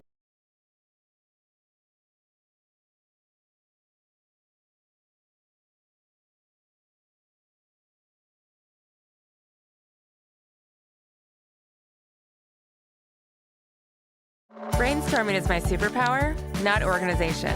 So Can the Whiteboards gets all my ideas. The Amethyst Geode is still one of the newest and most fascinating structures in Minecraft. This intriguing real-world phenomenon does exist in Minecraft too, but instead of just being there for beauty reasons, it will also give you the crystals you need to craft this brand new crafting recipe. And as a result of that, a lot of players are going to want to find these soon and then realize that they're not really too sure how. Unlike most structures which have a specific biome, the Amethyst Geode can spawn in any biome, and so it's found everywhere, but also kind of nowhere. And that is where this video comes in, giving you a guide as to how you can find them in your world if you want to get a spyglass, if you want to get a calibrated skulk sensor, or realistically, in my case, I'd love to claim I want both those things, but I just want to make the pretty blocks and make more areas have these beautiful sounds. How do we do that? Let me show you in today's tutorial. So, hello, I'm BXToyCat. Welcome back to the Update Adventures Let's Play, and in my particular world, I've got a lot of old chunks, but if you load up a world from scratch, you can basically just look anywhere in the world and amethyst geodes will spawn. But that's really useless advice, right? It feels a bit like answering the question of how do you find sugarcane by saying, well, it's easy, you chop down a piece of sugarcane, you plant it, and then more will grow. But like, where do you get the original sugarcane is also where do you get the amethyst geode? Anywhere in the world will work, but there's 2 really handy pieces of advice. One you might have heard before, and one you probably haven't. The first is going to involve finding an ocean in an unexplored part of your world. And if you want some bonus points on the way, what you can do is make yourself some awkward potions by brewing neverwarts into water bottles, and then taking those same awkward potions and putting a single golden carrot in there with both of these. This is going to be something that will help you out immensely, but again, it's not entirely necessary on a brand new world. You could look for them by yourself. This is just a performance enhancing beverage that why wouldn't you make if you have the resources to do so? Now, the ocean might seem like exactly the wrong place to be exploring for something that is found underground. However, unlike ancient cities, which really like to avoid oceans, the amethyst geodes have no preference for whatever structures they come in or out of, which means by looking along the floor of the ocean, you might find What is that over there, actually? You might find all sorts of weird things. This is exactly the place where night vision comes in handy, by the way. You don't know if you're looking at a ruined portal, or an amethyst geode, or a shipwreck, or a, an ocean monument, perhaps, unless you can really closely see it. In this case, what I thought was an amethyst geode is just a shipwreck, and just like British sailors looking for somewhere to colonize, all you have to do is hop on a boat, see what you find, claim it's yours, and then boom, problem is solved. I found this very weird pillager outpost over there, and I found an ocean monument, but I've yet to find a one of these geodes, because you're not going to find it in the first 30 seconds, but if you want to improve your odds of that happening, then get out of your boat and do something which is a little bit of a later game technique, and use the firework rockets and elytra. I always feel as though you have to be very clear that, like, obviously, in Minecraft, the further in the game you get, the more stuff you're going to acquire like this, but it is very, very handy to have, and if you want to go for the next step, combine this this with the water breathing potion from earlier. I brewed this with redstone to make it last longer, and now in no time whatsoever, you should be finding yourself a lovely amethyst geode. So something that seems like it should work here, by the way, but absolutely won't, is the spyglass. The spyglass seems like it's the tool for exploring. However, it doesn't actually work very well because the more important thing would be turning up your render distance. You can't actually see anything your render distance can't load with this. It just zooms into it a little bit closer, which means that if you want to, for example, see what's far away, turn up the render distance. All you can do with the spyglass is dumb YouTube bits like, oh, I want to make it clear that I'm looking at blue coral. Whoa, isn't that nuts? I want to make it clearer. I'm looking at a sandy ocean floor. Wow, that's crazy. Oh, look at this. This is me zooming in on it. Oh, actually, that's a shipwreck. That's fun. And whoa, this is me showing that I don't know how to use the edit function on my, my YouTube videos to just zoom into that later. Whoa, isn't this all very believable? You will eventually find an amethyst, although I'm finding just all sorts of other weird things. Like, look at the grass down there, but then also look at these giant holes of water. What the heck has happened? And you'll also find a bunch of shipwrecks on your journey. You might want to take those for their treasure maps, and also ocean ruins, which you might want to make notes of, for sniffer sort of things. And oh, have we found one? No, we haven't. Seriously, this ocean is absolutely littered with shipwrecks. It's starting to feel like, I should watch out for my boat here. There's something bad happening. But yeah, you can find all sorts of structures at the bottom of the ocean floor, which is why this method is preferred by a lot of people. Exploring your world by ocean is a great technique that just will happen to occasionally lead you into some... Oh, wow. I found every single structure here now. I've even found the pillager outpost before I found a geode. But usually, it's the other way around. The geodes are just everywhere on the ocean floor. Like just over here, maybe? Over here? Wow, look at how the spyglass is helping me find these things. I take back what I said about it. So this is a really good problem to have, but I have found every single possible structure under here, which is great. I mean, look at this. Warm ocean ruins over here. I am now very well set for, oh wow, a second ocean ruin and another one of these boats. This is the densest boat crashing. I think I'm in the Bermuda Triangle. I think we just come to that conclusion. There's a lot of stuff down here that looks like it shouldn't be. And so if you wanted to build the city of Atlantis, you could probably do that by exploring oceans till you find a place like this. But you'll spot the amethyst geodes because there'll be these giant spherical structures, mostly made of black, but sometimes with the occasional bit of white in there. And yeah, they'll often be quite close to the surface of the ocean itself, but they can be found basically anywhere where they're touching any amount of the ground and not just floating in the air. You'll want to make sure on your way in you don't break any of these budding amethyst blocks because these can only be found in a world one time, and that is when this structure naturally generates. We can take any of these extra blocks with us, and you better believe we're going to. In fact, it's even smart to do so on the other sides of these budding amethyst because every single side of this can grow amethyst. But again, even if you have silk touch, look at this, silk touch pickaxe, when you break one of these, it goes forever. And the fact that I had to do that just to show you, internet, oh, it hurts, but hopefully you now know not to do it. Use a regular pickaxe, you don't get the block back. Use one of these, you don't get the block back. Oh, it hurts. Use a piston, you still don't get the block back. Don't make me do it to show it to you. Please just trust me. Don't break your budding amethyst. Instead, try to uncover all of their sides, and that way you can have as many amethysts grow here as possible. I recommend having an easy access point in and out. It looks like this one actually spawned on its surface, opening to the world, so we could have just swam right in here. I recommend making an easy way to point it out, and maybe even building some form of handy little monument to let people know that it's nearby, but something like this so you can come back in regularly and pick up the crystals. Again, I'm mostly here not just for the crystals. I think those are great, like sure, we can break this. Don't use silk touch to break these, use something with fortune on because then you'll get 8 amethyst shards instead of just a few. But yeah, I could use my my sword even if you really want to. But yeah, you can't use your sword if you really want to, at least if it's not fully grown, or you don't get anything back. So wait here, wait for the amethyst to grow fully, just like, I don't know, you don't pick an apple before it's ripe, right? Is that a phrase? Don't kill the golden goose before it lays its egg. Don't kill the budding amethyst before it grows you a fully grown amethyst. What you can do though is take all the blocks around it. You might even discover some new blocks that are hidden around there. So this is the first method. It's obviously the easy one outside of, just using chunk base. Fun fact, a lot of people just like to use a tool called chunk base. You type in your seed, you can analyze it and find where the stuff is, but I assume you're looking for in-game solutions, and so the second one that isn't just, might even discover some new blocks that are hidden around there. So this is the first method. It's obviously the easy one outside of, just using chunk base. Fun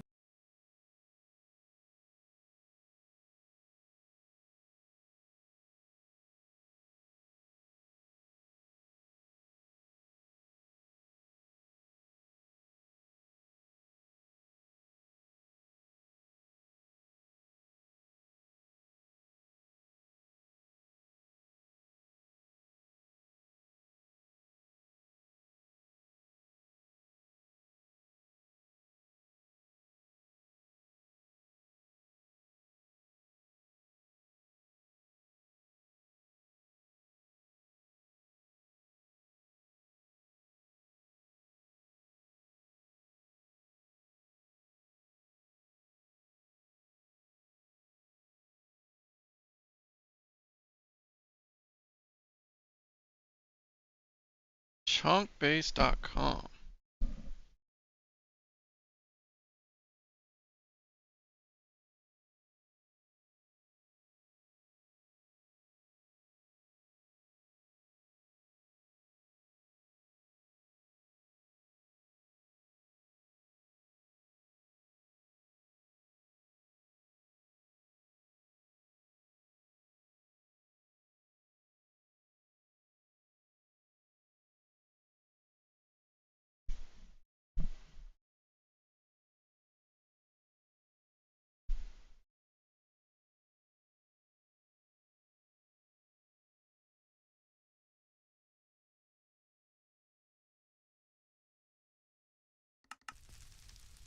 Okay.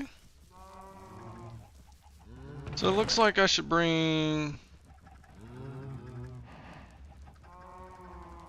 gravel.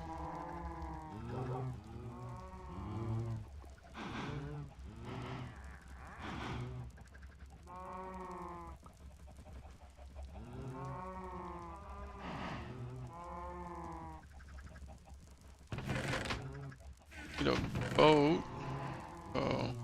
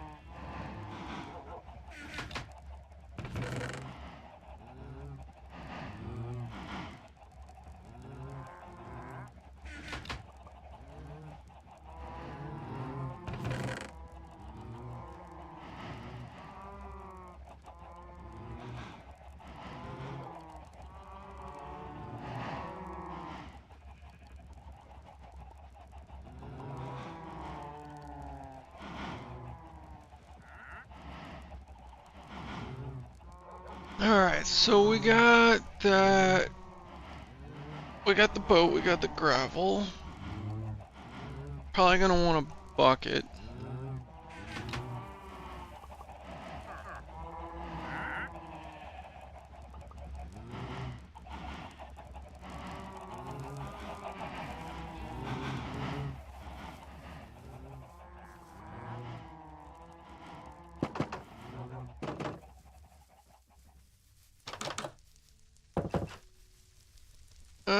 Should we bring the iron pickaxe?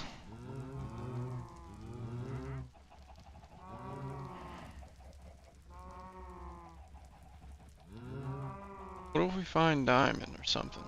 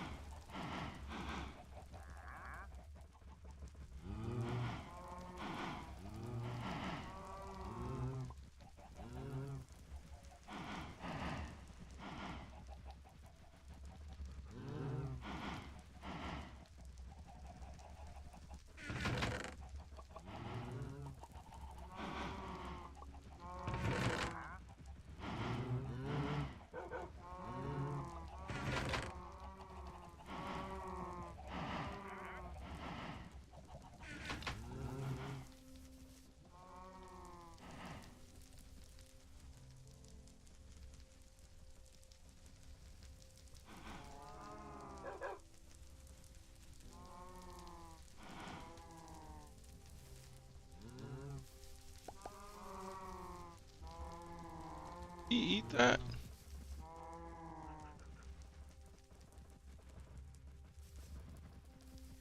It's not.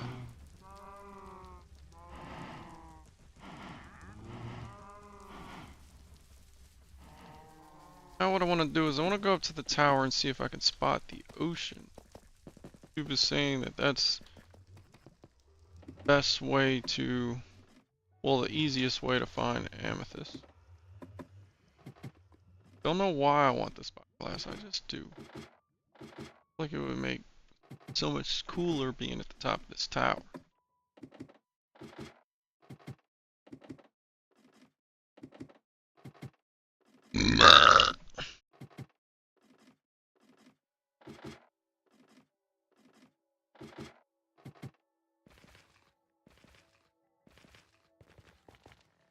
That way. See about render distance.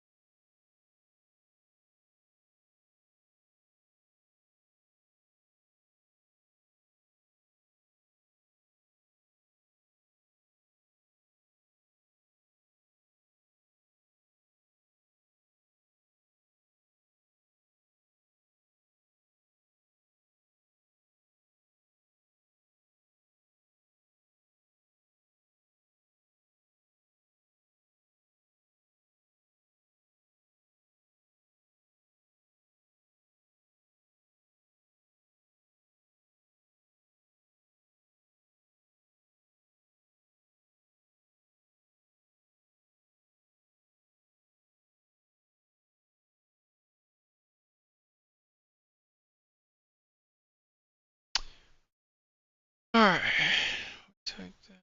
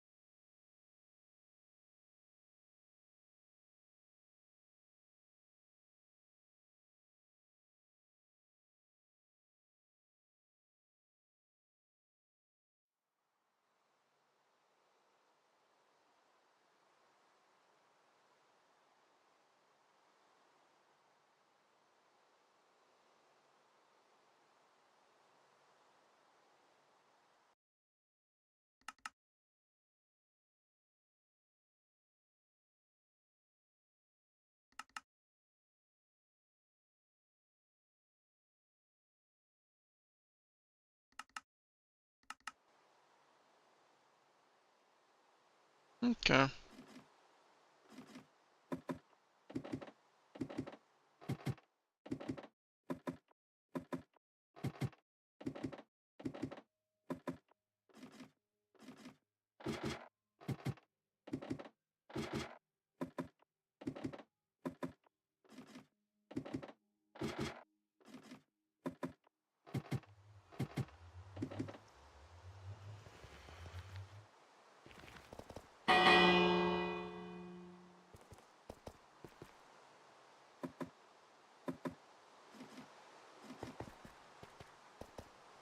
Yeah, this render distance is fucking aim up. So if it's a thing, why don't they fix it?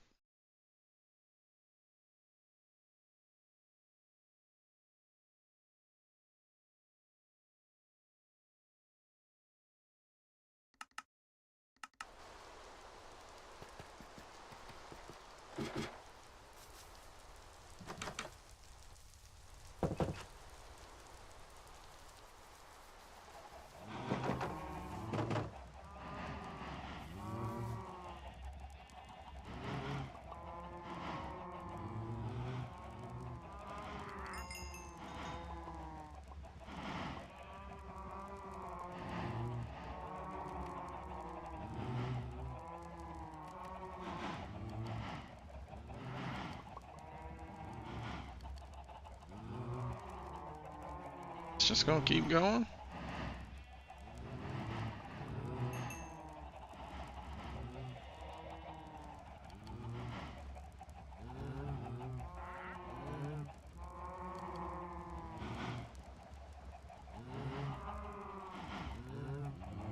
Okay.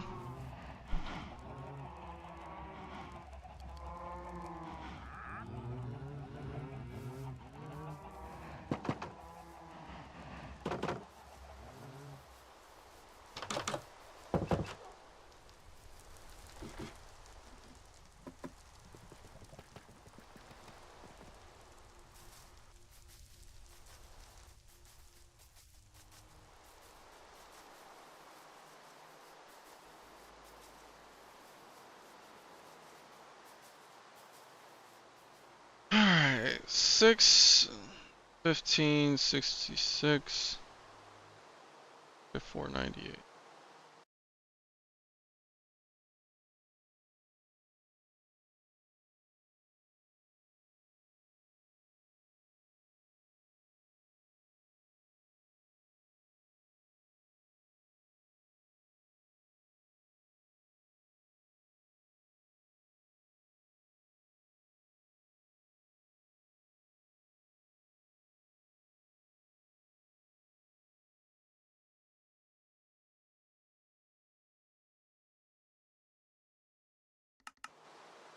Negative 615, 49.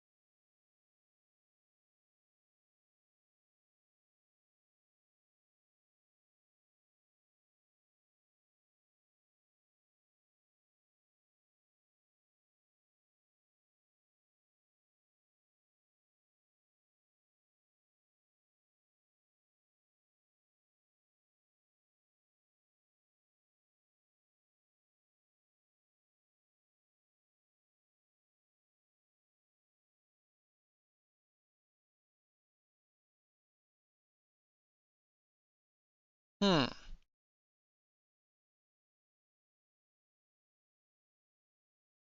Map doesn't look.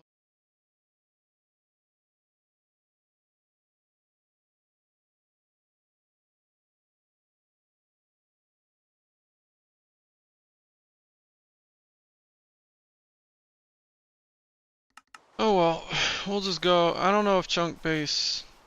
I just don't know how to use it, I guess.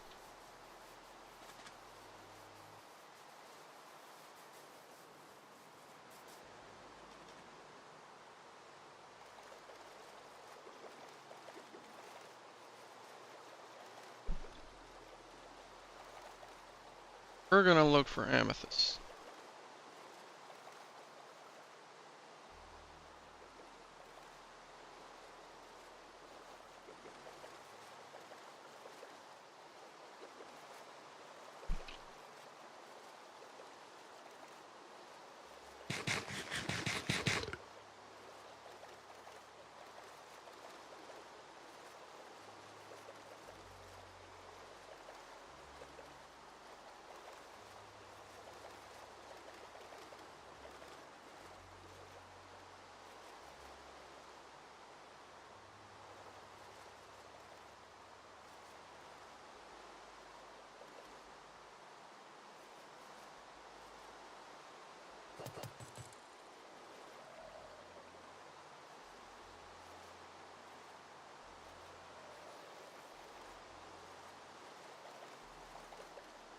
Aquaman's down there pissed off, huh?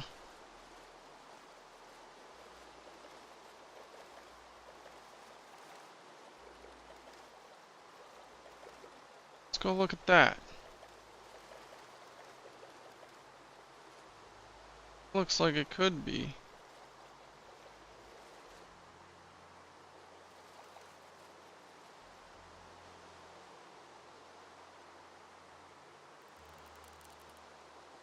Is this thing friendly?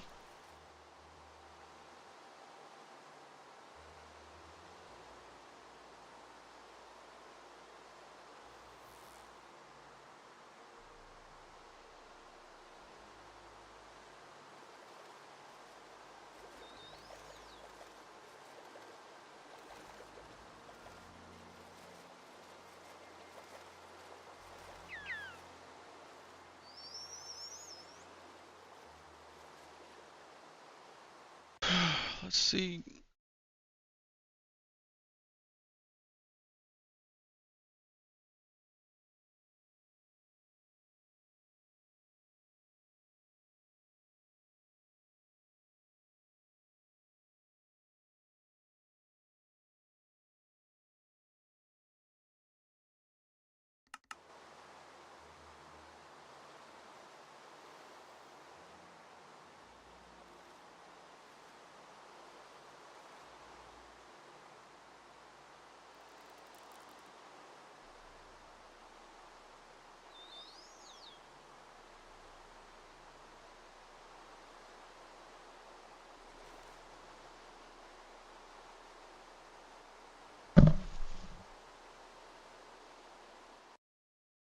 Let's open up Notepad, get our coordinates.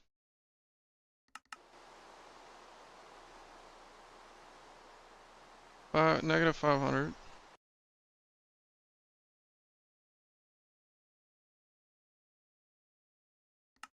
$62.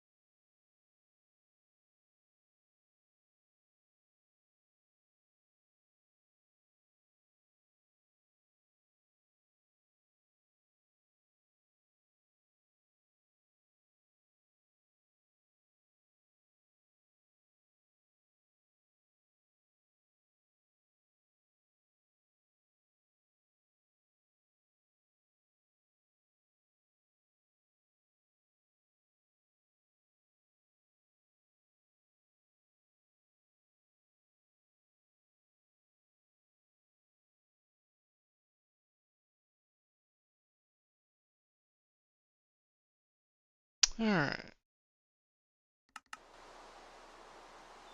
Should have probably done this with sand. Let's go get some sand. I don't want to waste this gravel. Now that I think about it.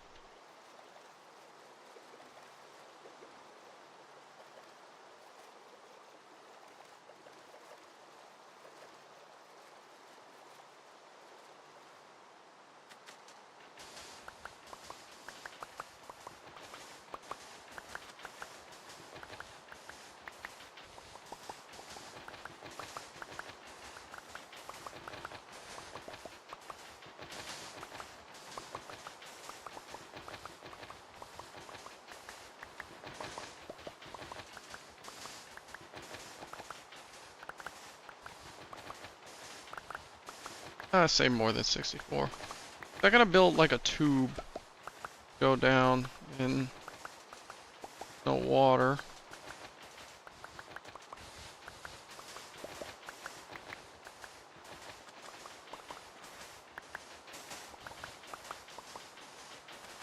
And to avoid Aquaman.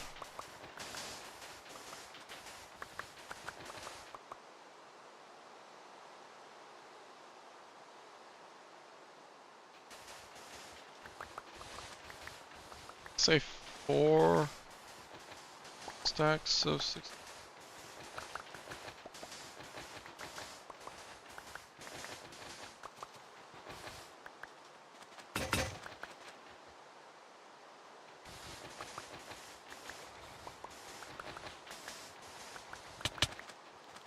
Oh.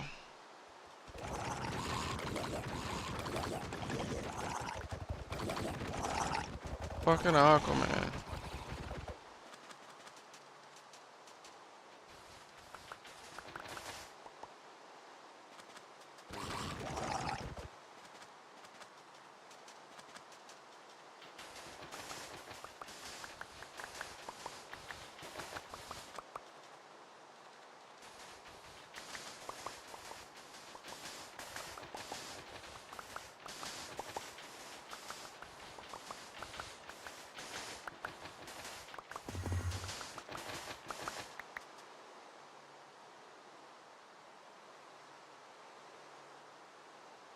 Did I hurt him?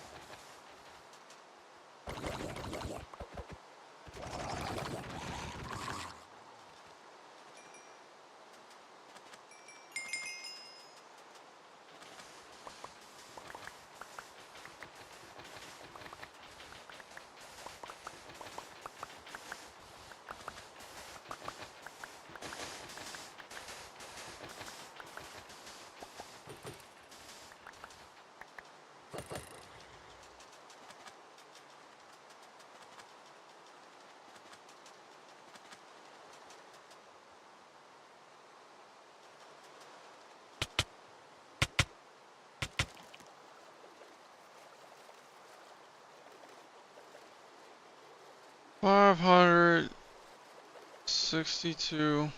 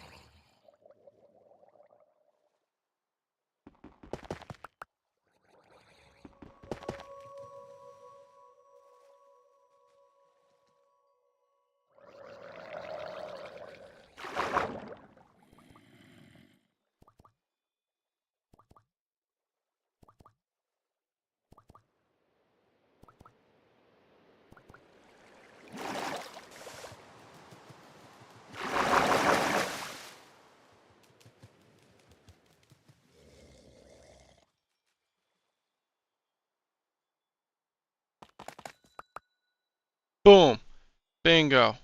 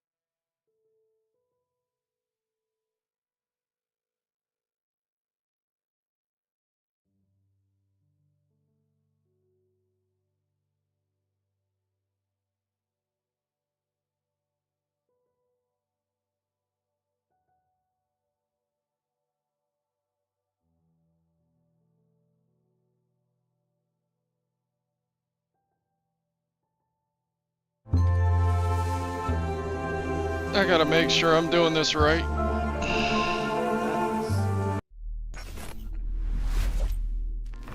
Hey everyone, Anthony here from The Global Gaming, and today in our Minecraft Guide series, we're diving into the enchanting world of amethyst shards. Let's get right into how you can find these shiny beauties, which are not only gorgeous, but super useful.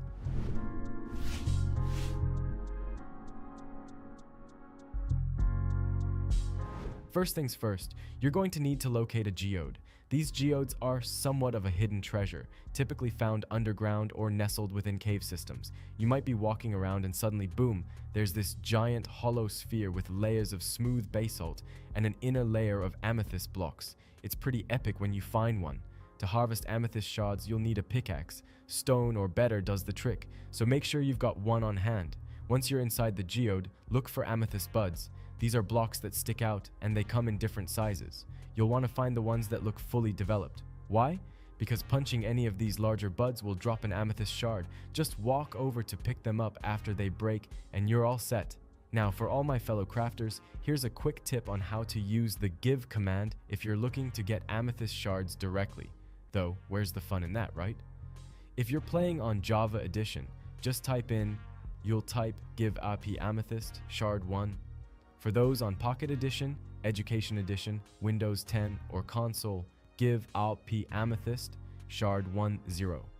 Remember, finding amethyst shards is just the beginning. These can be used for crafting some pretty cool items and blocks, like the tinted glass or the spyglass, which are super useful for your Minecraft adventures. That's it for today's guide. If you enjoyed the video, don't forget to hit that like button and subscribe for more awesome Minecraft content. There's always something new to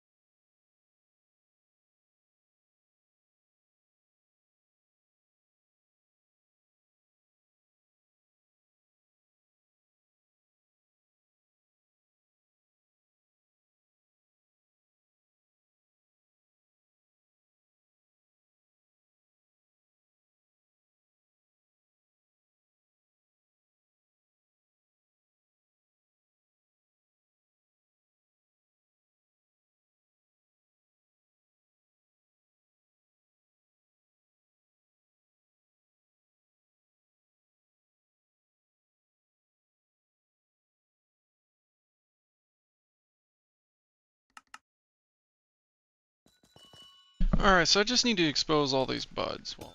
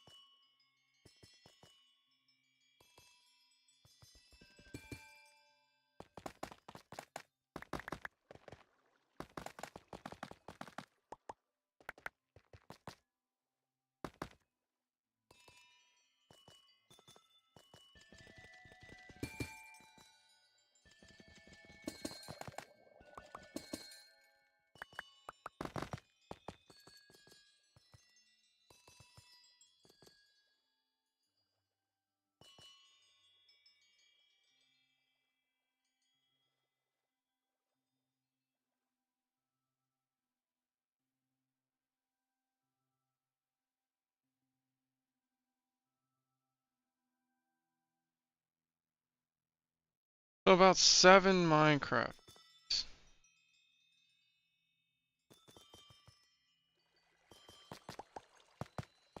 So I could just wait around here for 7 Minecraft days. Or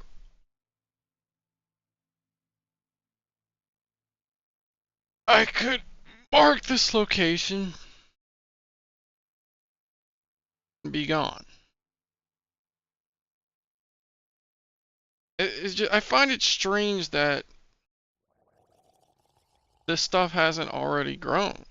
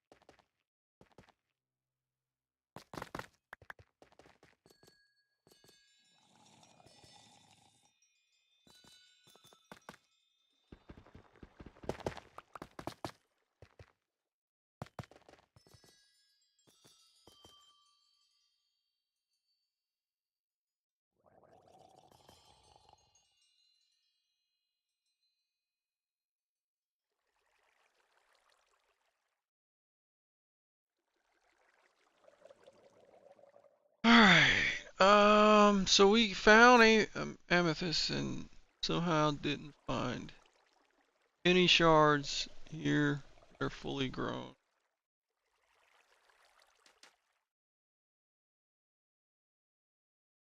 I'm half tempted to just wait. 7 days.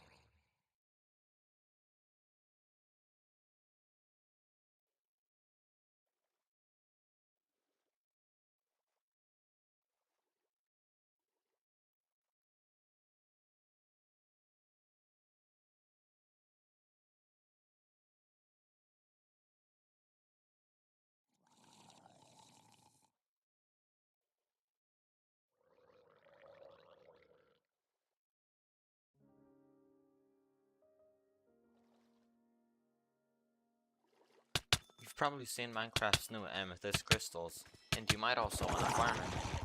But if you want to farm it, you can't use any old amethyst block, you need to use a budding amethyst.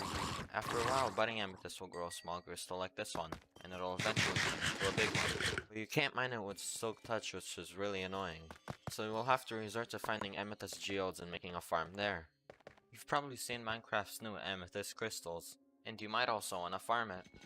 But if you want to farm it, you can't use any old amethyst block, you need to use a budding amethyst.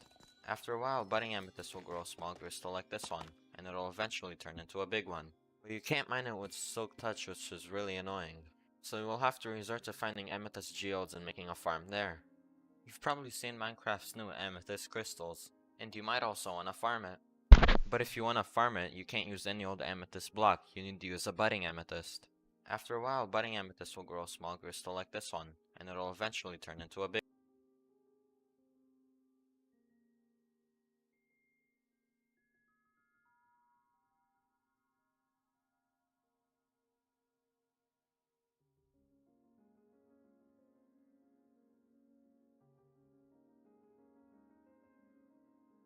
Zyrtec Algae Relief works fast and lasts a full 24 hours, so you can seize the day.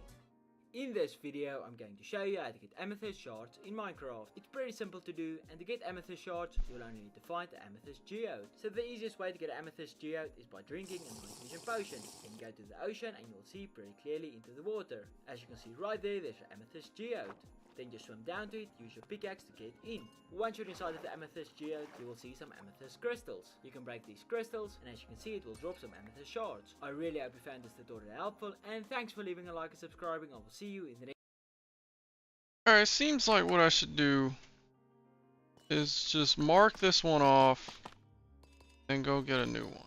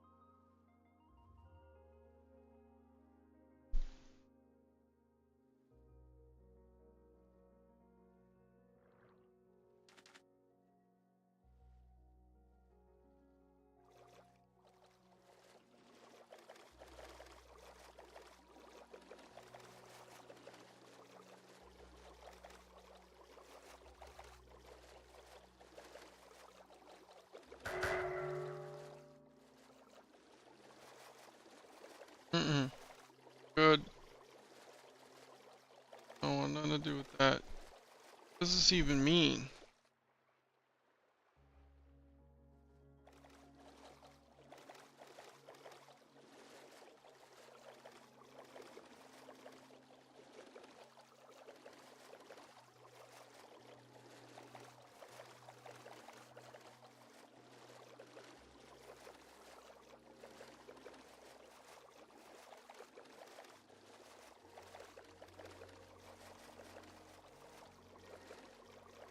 Should definitely go over here, check that out, and get some more sand.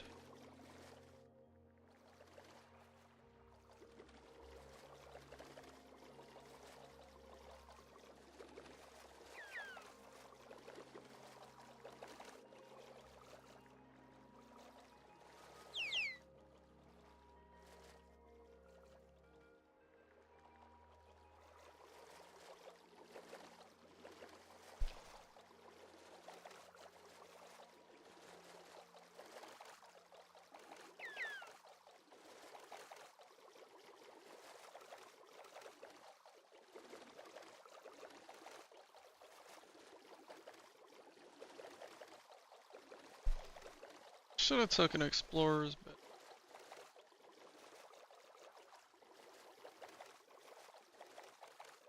some village.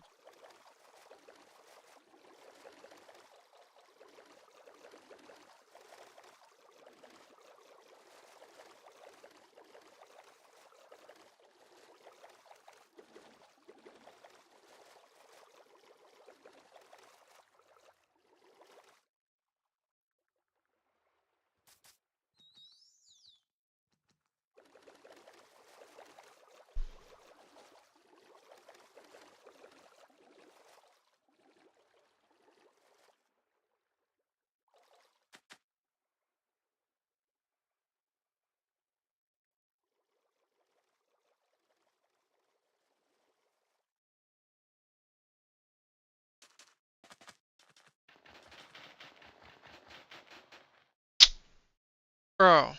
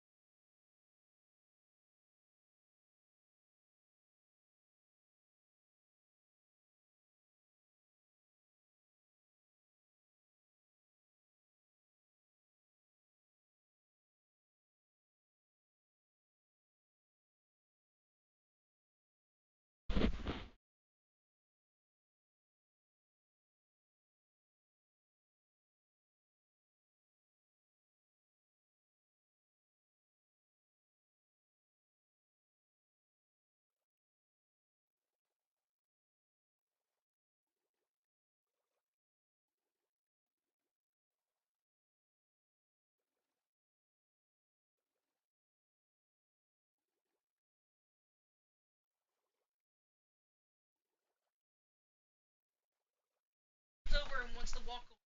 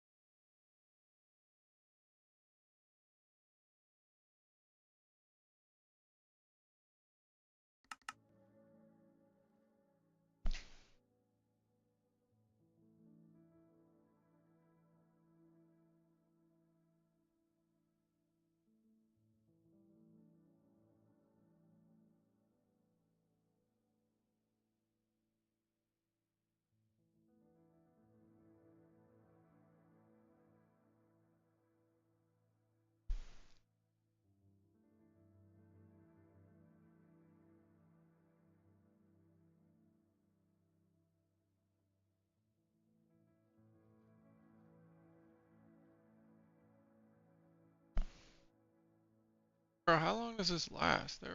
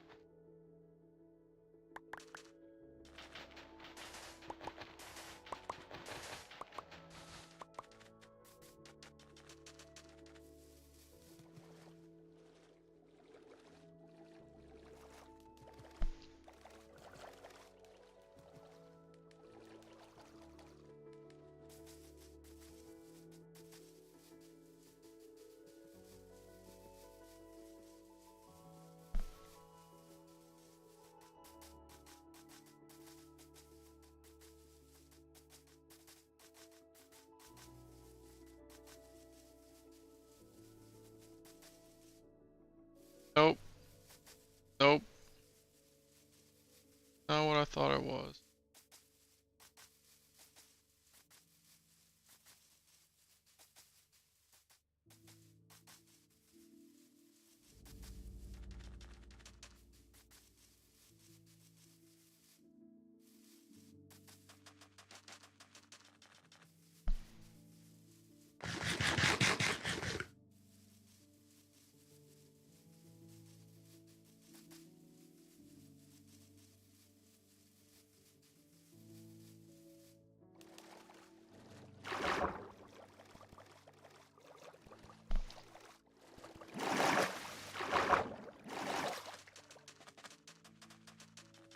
I don't remember what these things did, but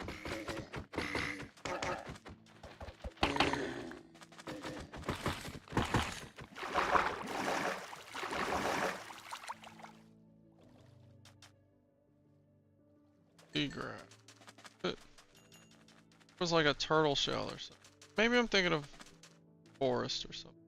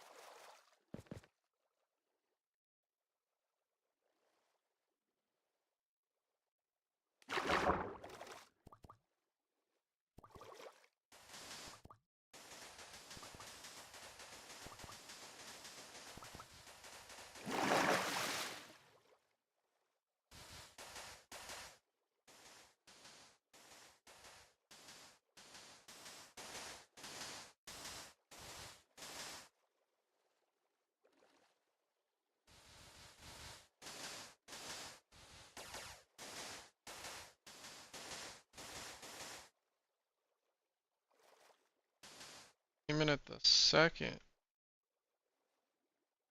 block is faster.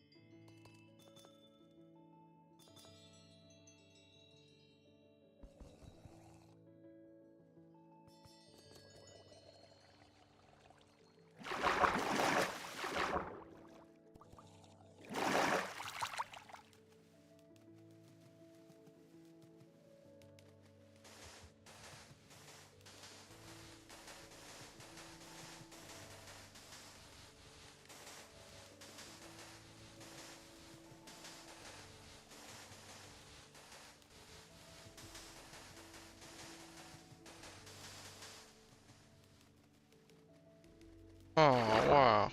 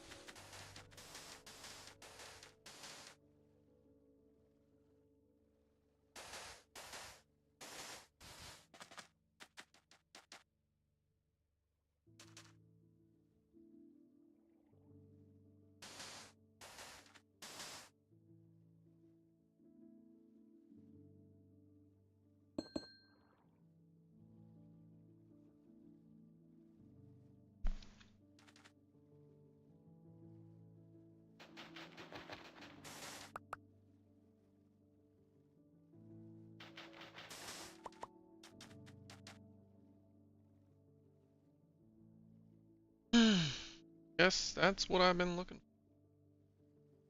Good to go back.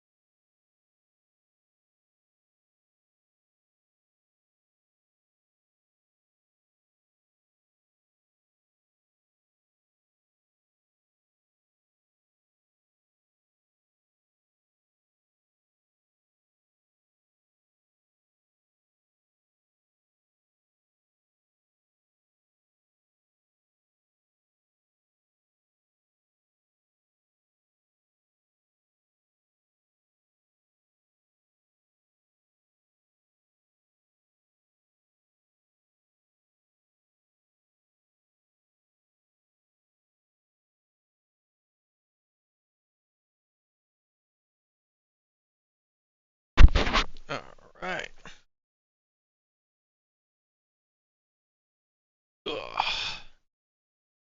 I have finished my dookie. I shall now continue my journey.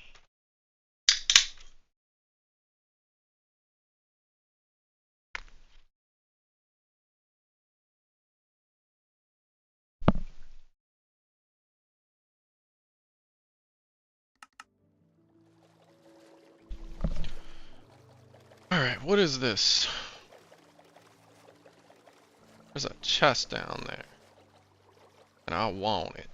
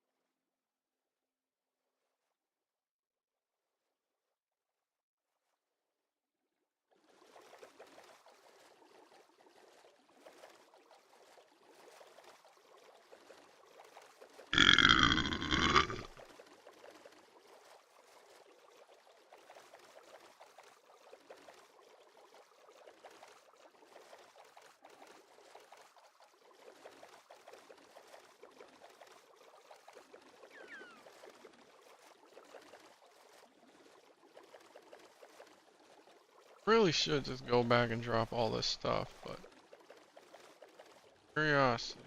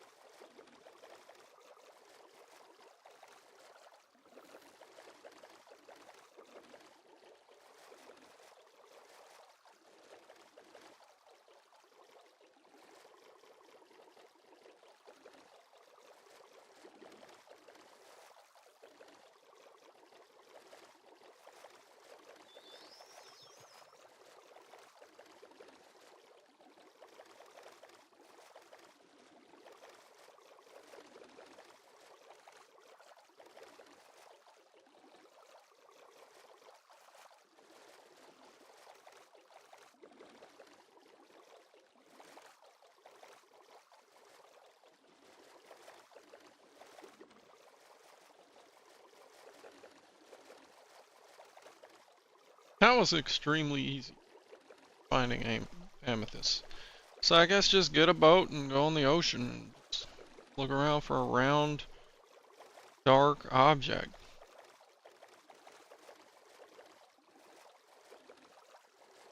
And that's how you can get to it relatively safely without drowning. Just do what I did. Build a tunnel. Bring a bucket. Make a water ladder. Once you got the tunnel built, do it from like low down.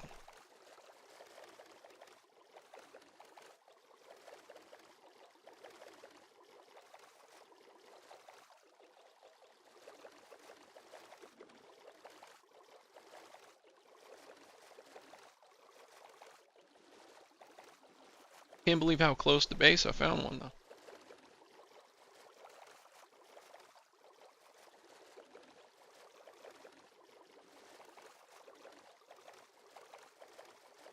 So now that I have that, I gotta figure out where the fortress is, and I gotta figure out what this website map is talking about. Like, none of that terrain looks the same.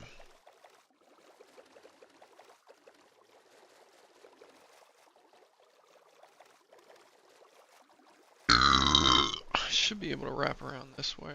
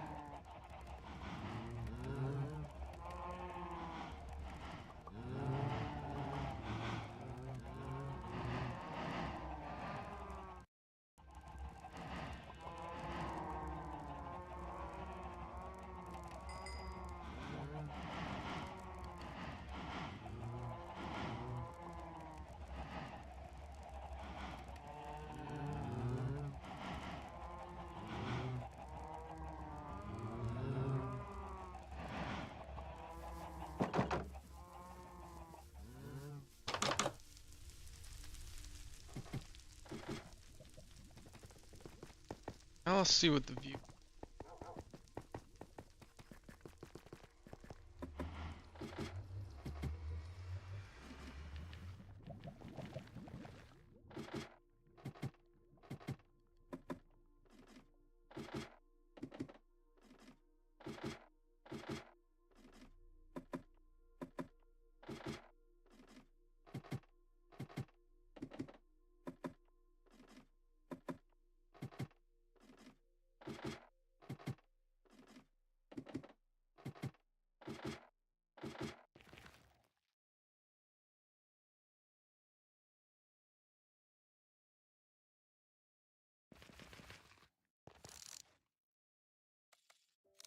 This is amazing.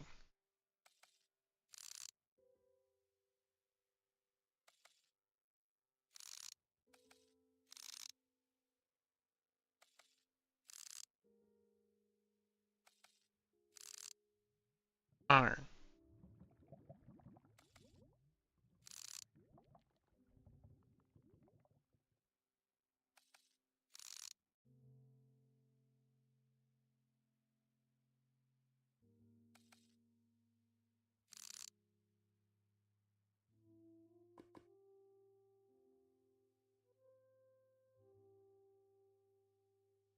One I went to?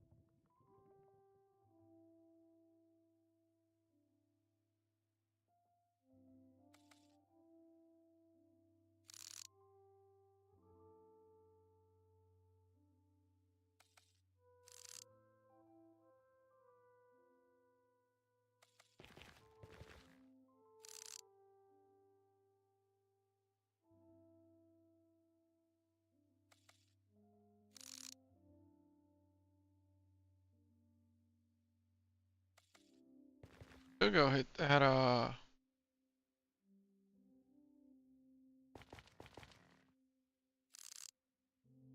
which one was the one I...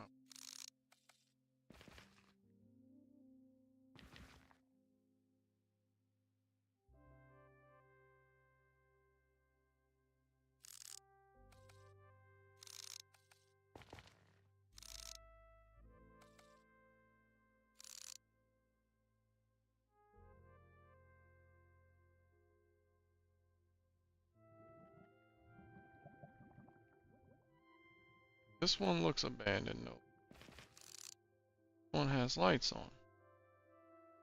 think this is the one I should go.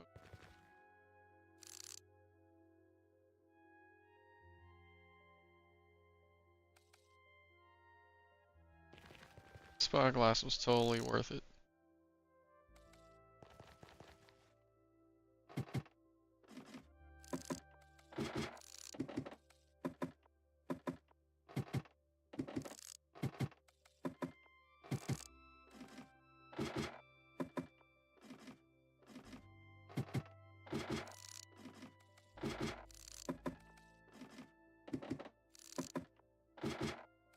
Yeah.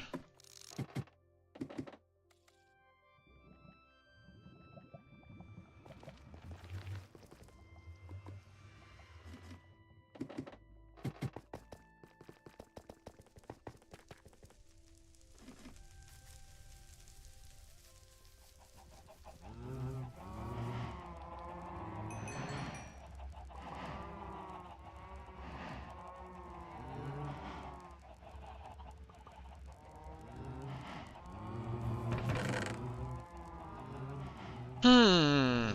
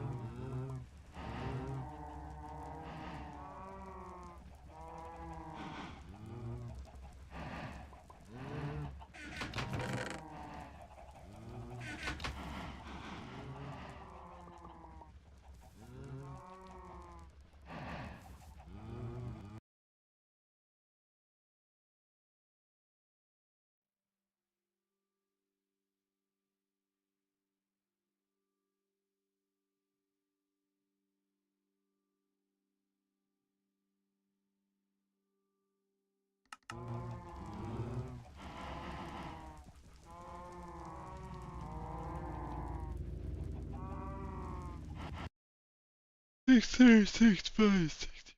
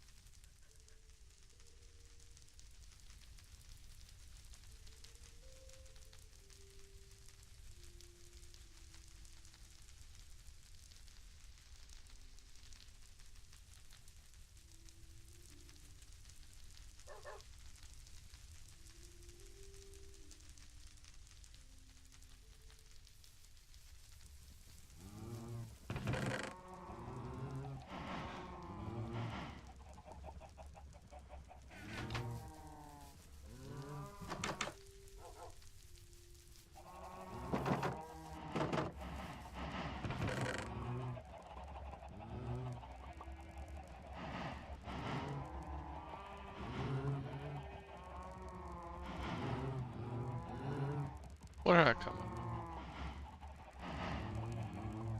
Oh, paper.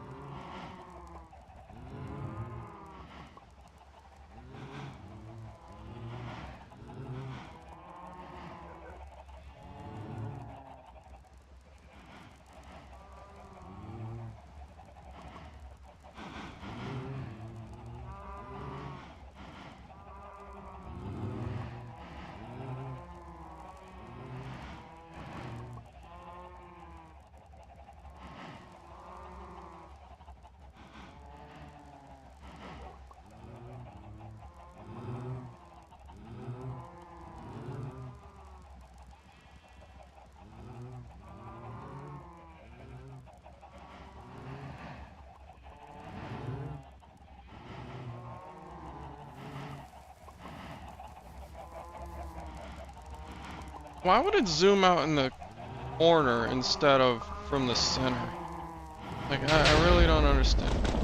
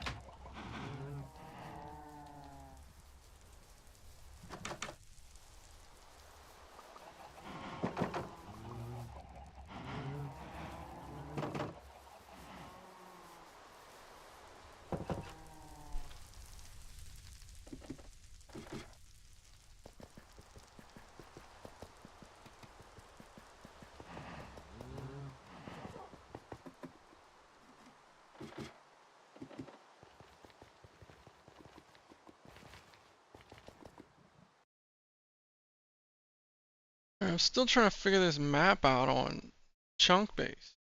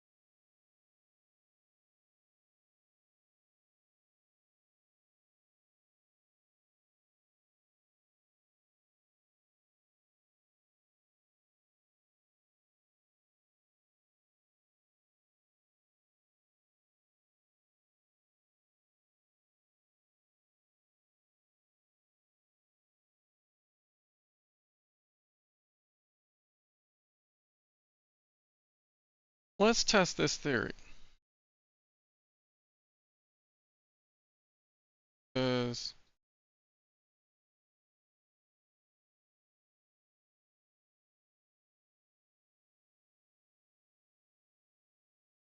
negative 276, negative 4.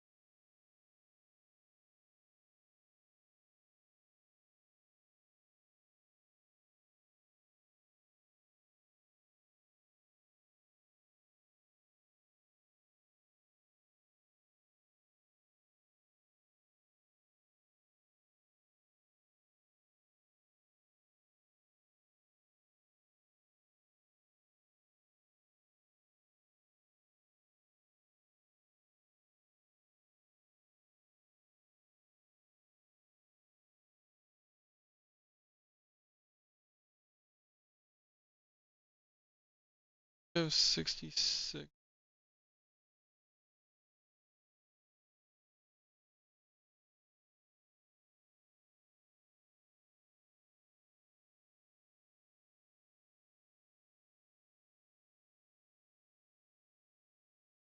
That's where it says portal is in the nether.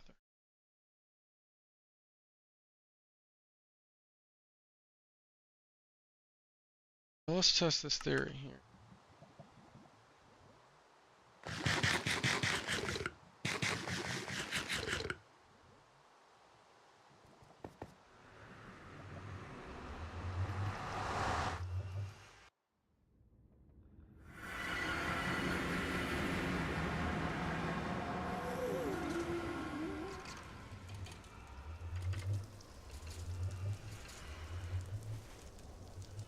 So far, that's pretty accurate.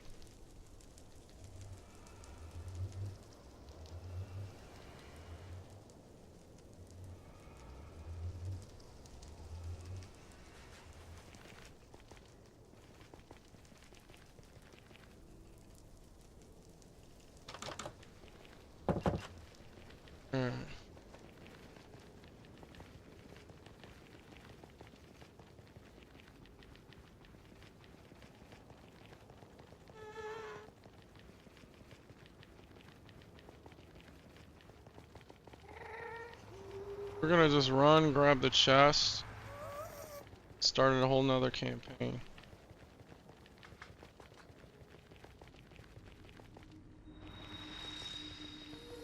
Or 20.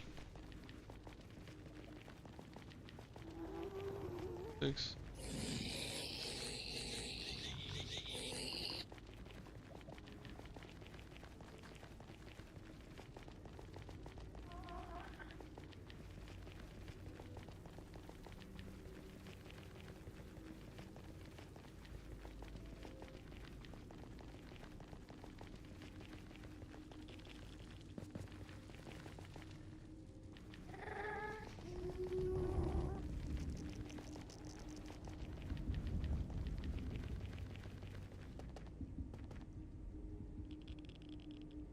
Right here is where I need to do that. Then go right.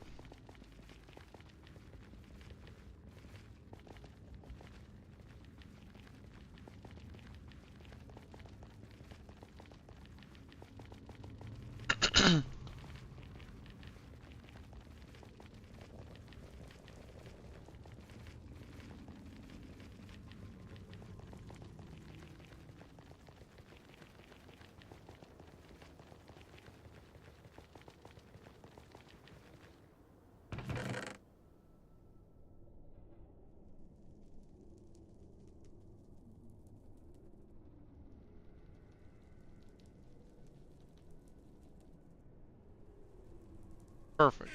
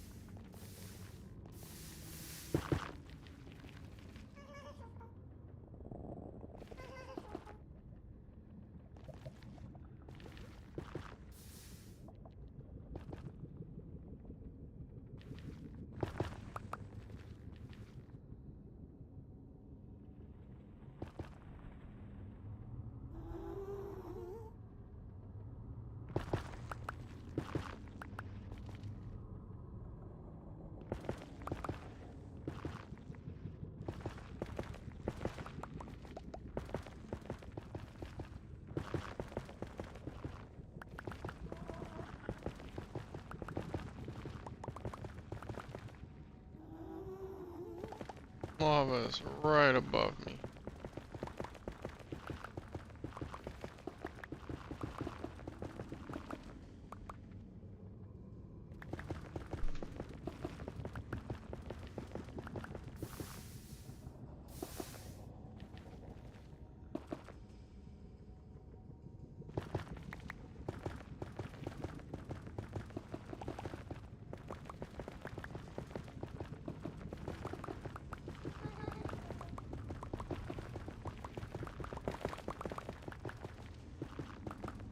Is this even a stone pickaxe? Man, this shit is breaking fast.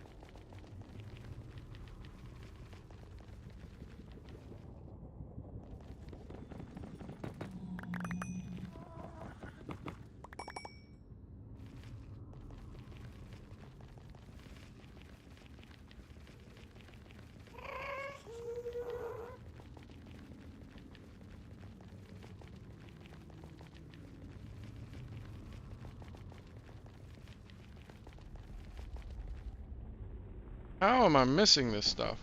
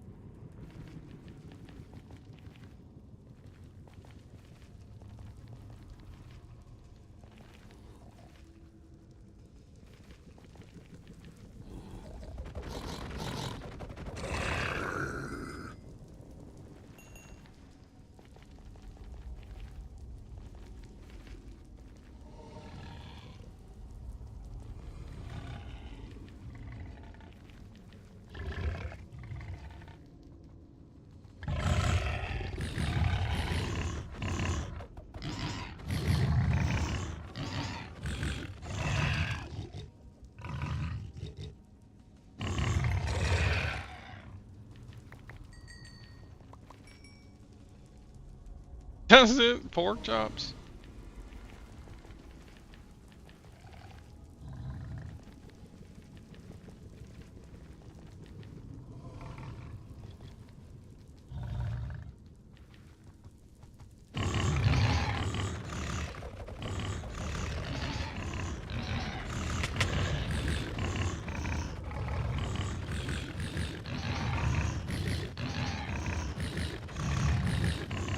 No need to waste my sword.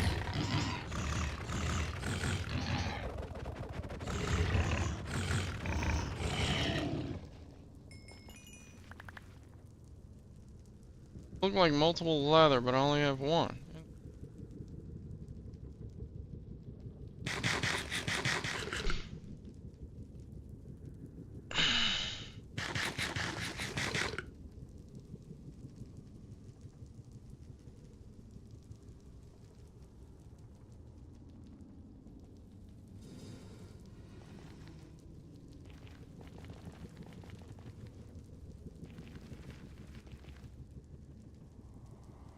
Okay, so this website is legit.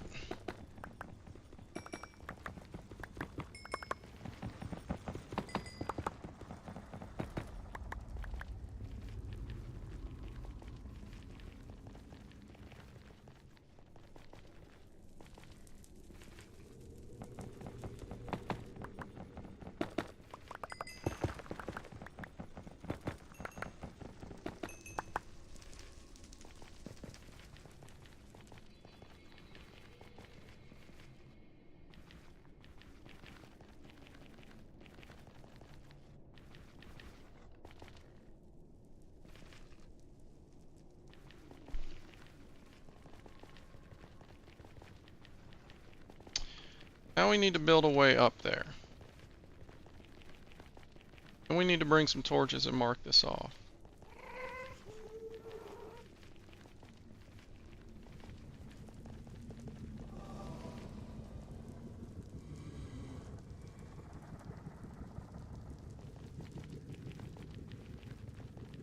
Okay. Alright, so first things first, we need to temporarily block off each way the fortress isn't. That way we can... And also bookmark this website, chunkbase.com. It really works. I was skeptical at first because the map doesn't really look like it does in game on the website, but apparently it's true. That's all that matters. Like sure enough, at the exact coordinates is this base.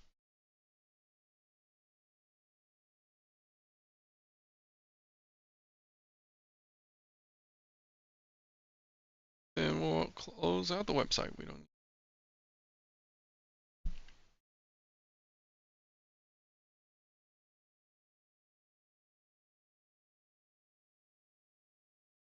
What is a slipper club?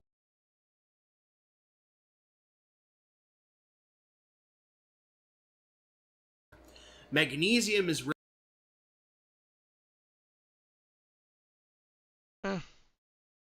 We'll minimize that.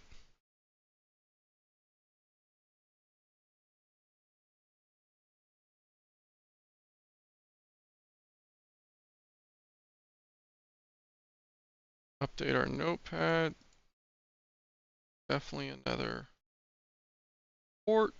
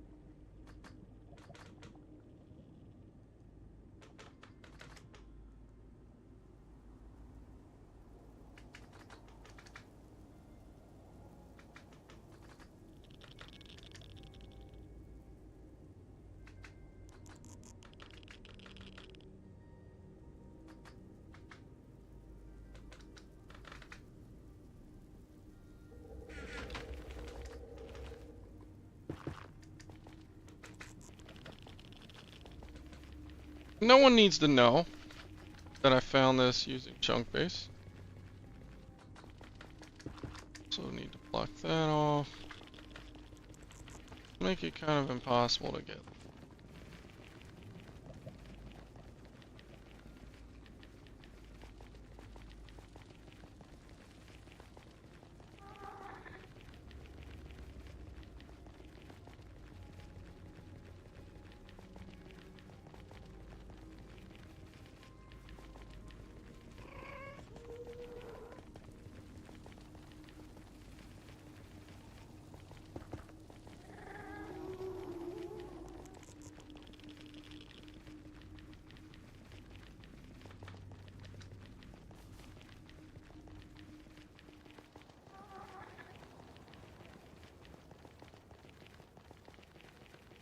Now we just need torches to stop shit from spawning along this route.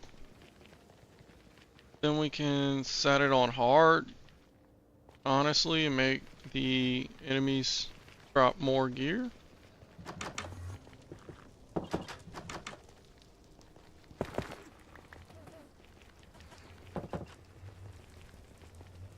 Which I don't even think is necessary.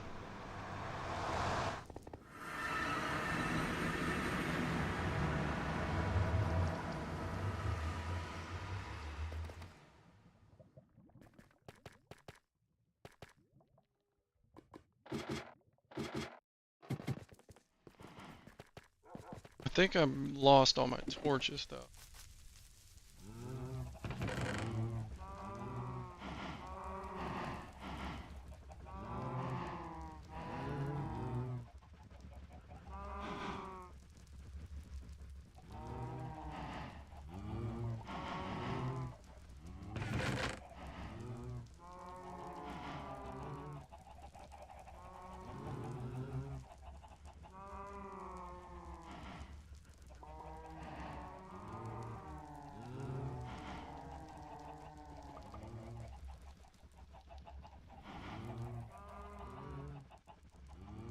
Alright, we're getting a lot done today.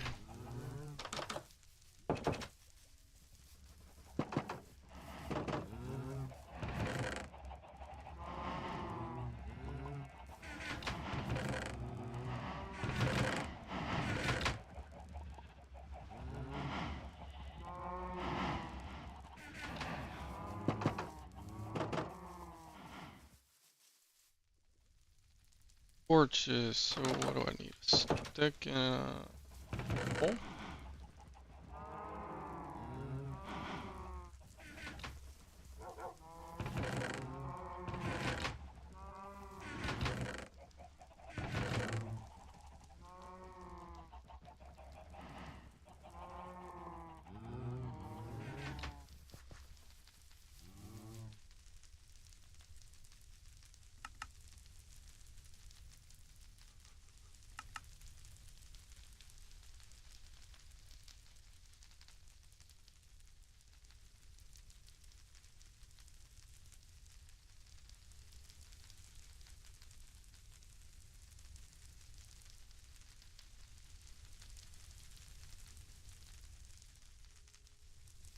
Perfect.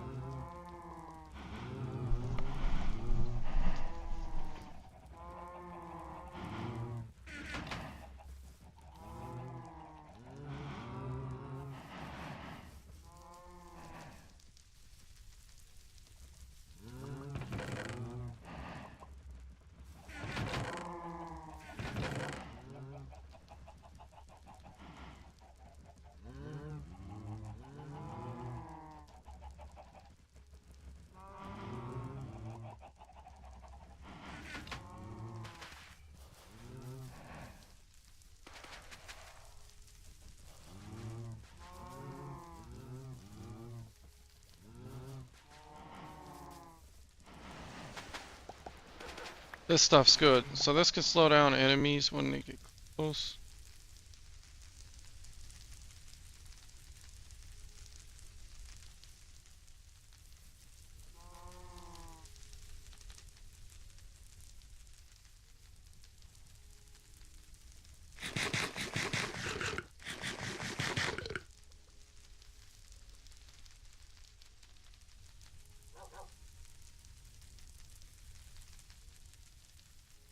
I need to make a bunch of chests.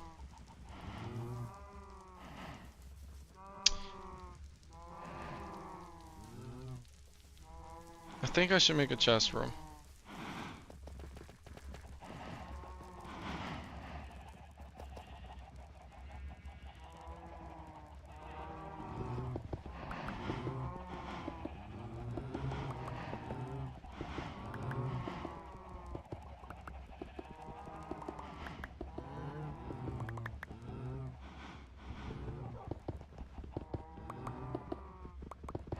How many blocks? I say 2, 4, 6, 18. 2, 3, 4, 5, 6, 7, 8, 9.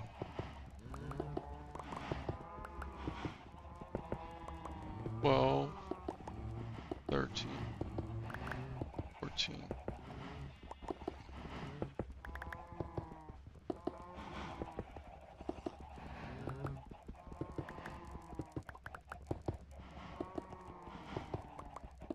Oh, we're going too far, Johnny.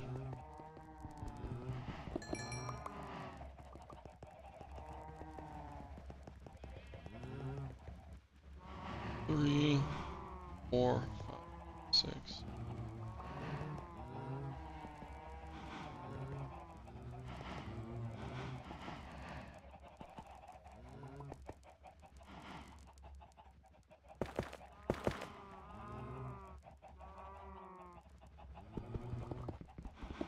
By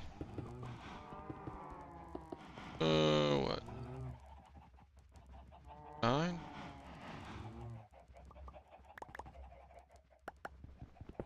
5, 6 will do.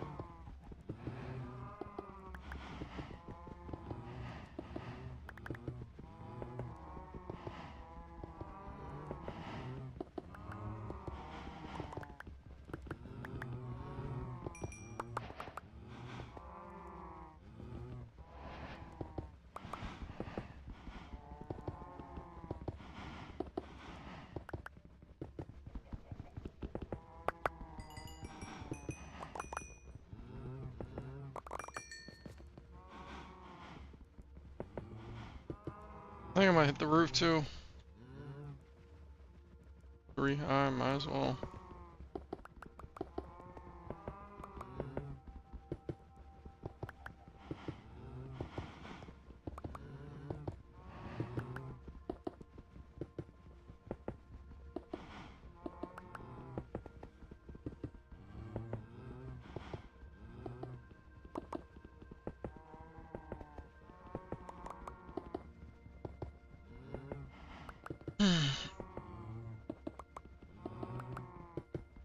Then I should do 4 high. I don't have enough chest for that right now.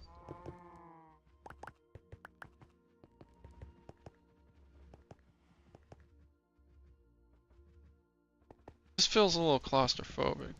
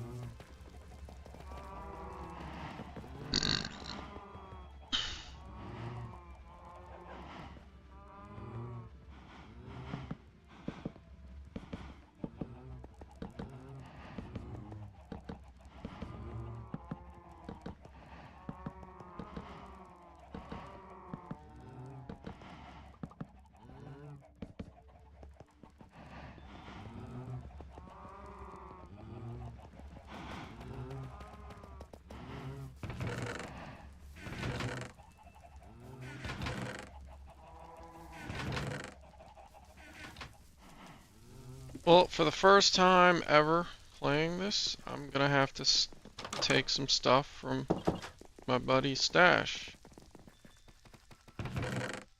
Has it.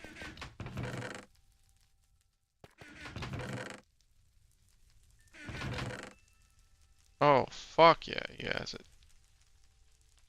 Holy shit, dude. 3 stacks of wood. Gotta remember that. 3 stacks from him. That's not that much because it's planks, like, and we're surrounded by trees. So, be worse. Plus, I provide. It's reciprocation. Why do I come always without building them? I just need one more chest. And signs. Need sticks. 1 sign per.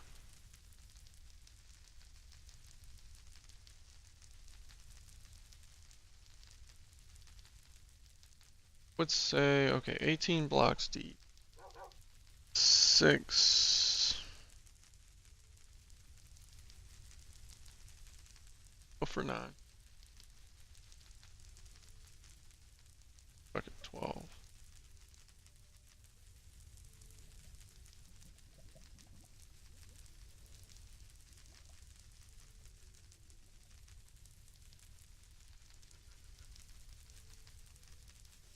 Okay.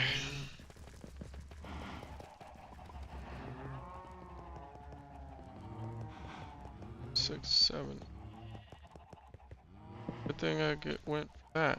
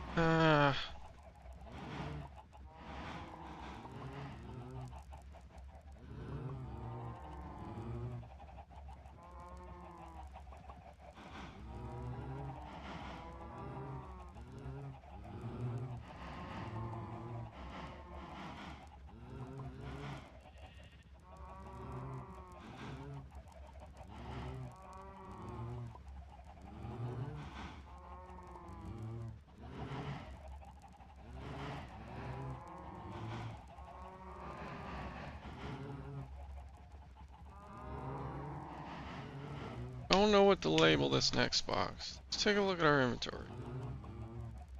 Oh, ooh, I need a gravel box.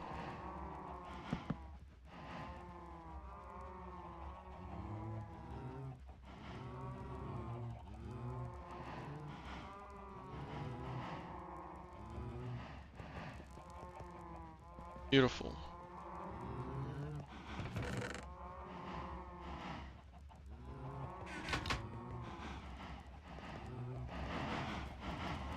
Put the rest of his coal, I mean his...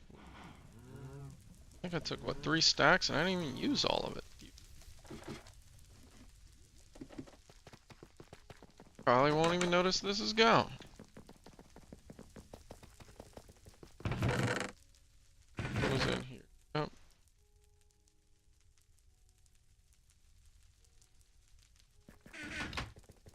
Looks like it didn't even happen.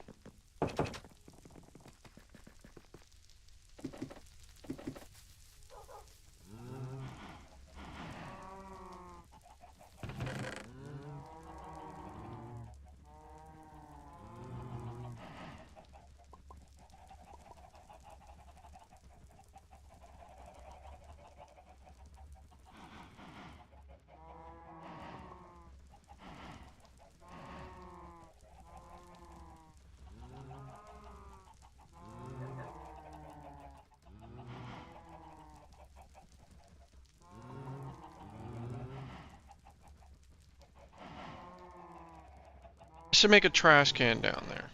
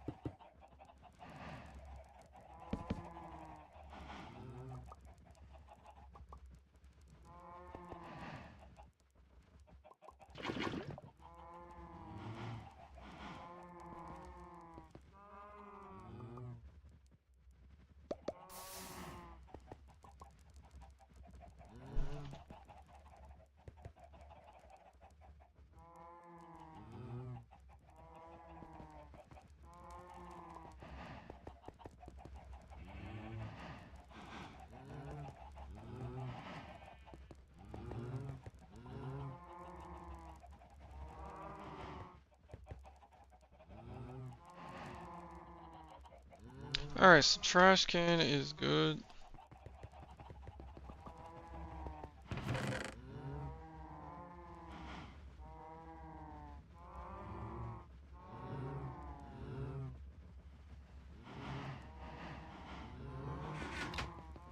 Time to go organize the rest of the chests.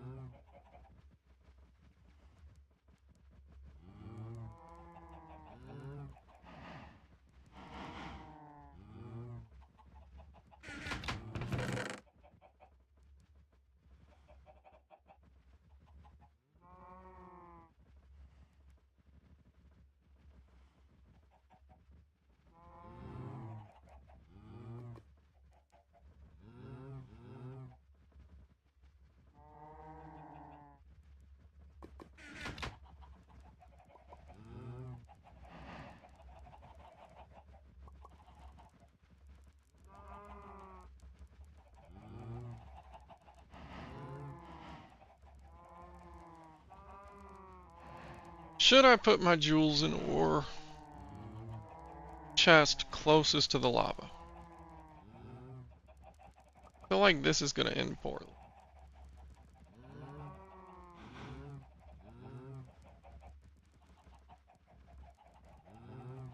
We should just go 9 blocks deep with that.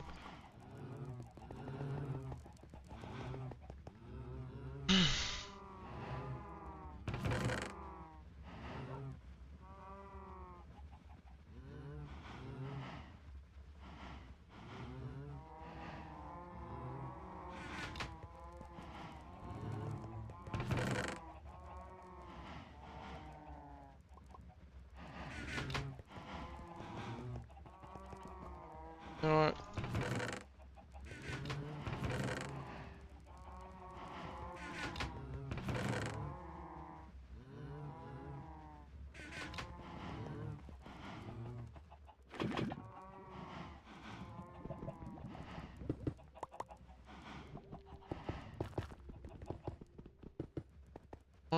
2, 3.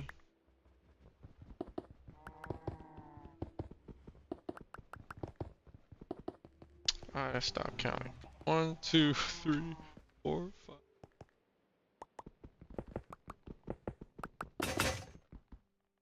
Fuck.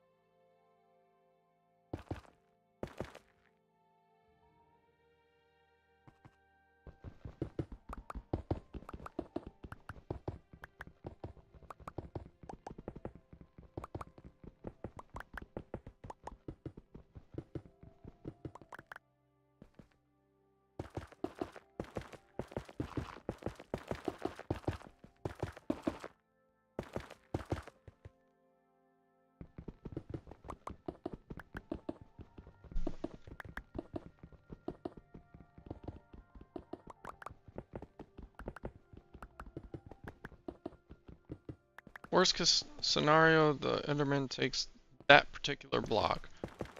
My jewels and ore aren't destroyed by fucking...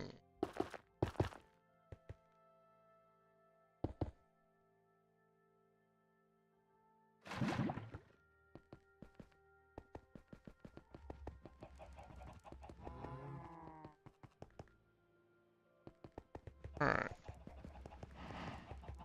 So 1, 2,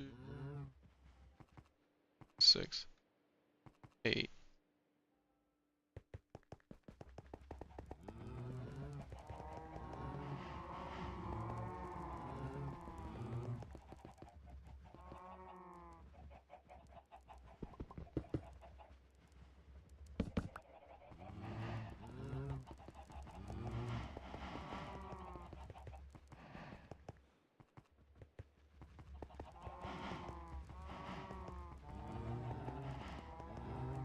Alright, so press this back.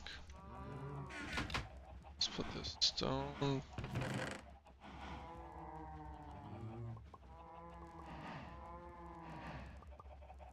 Alright, goes here.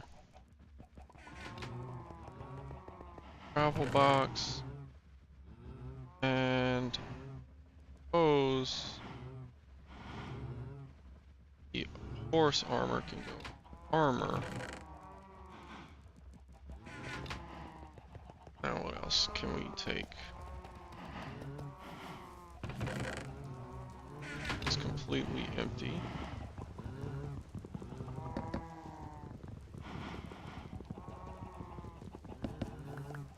I'll go in the mist.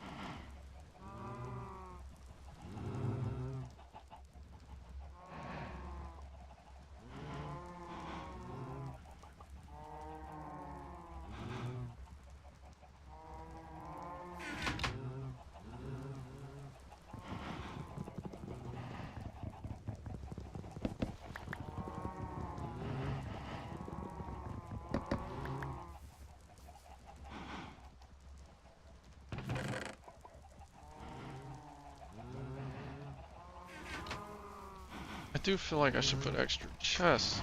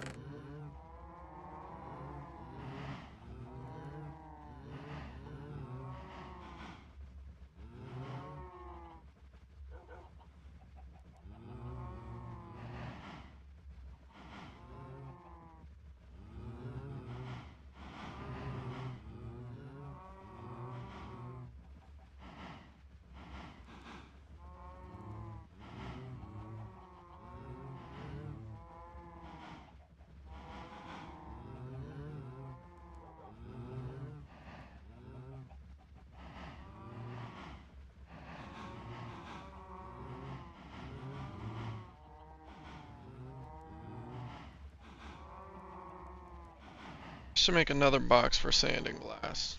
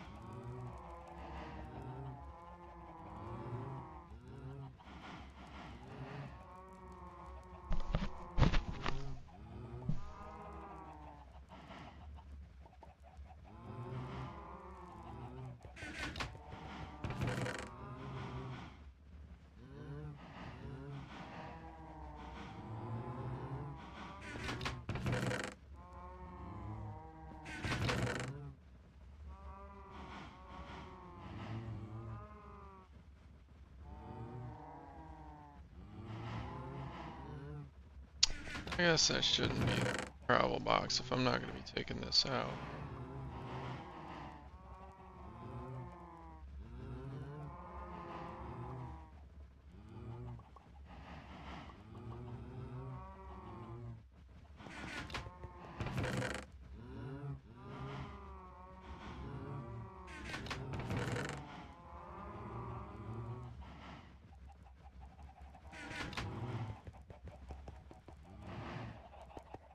I do want to knock that wall out.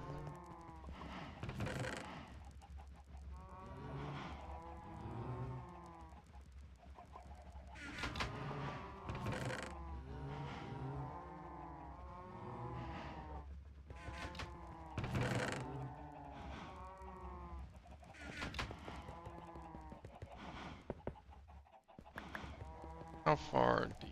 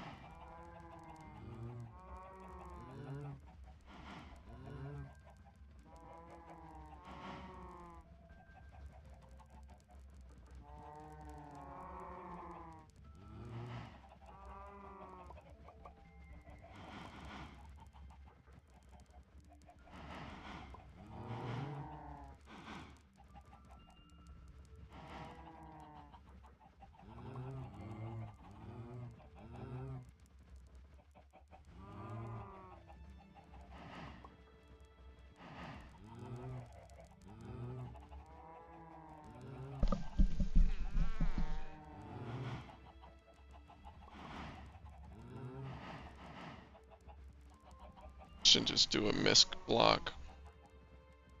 Miscellaneous block. Chests.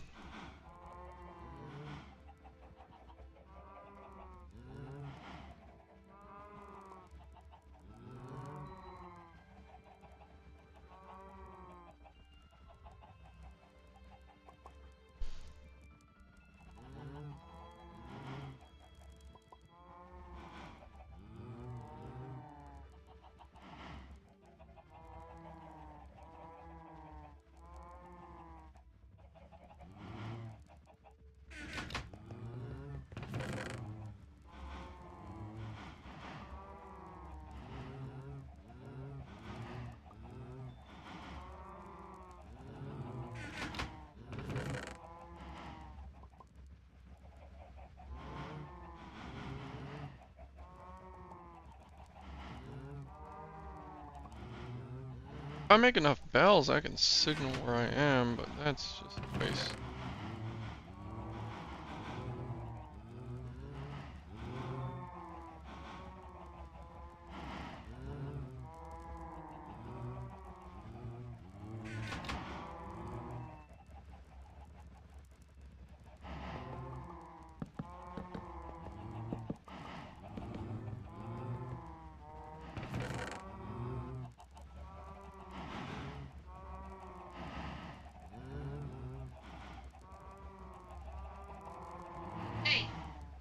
Huh?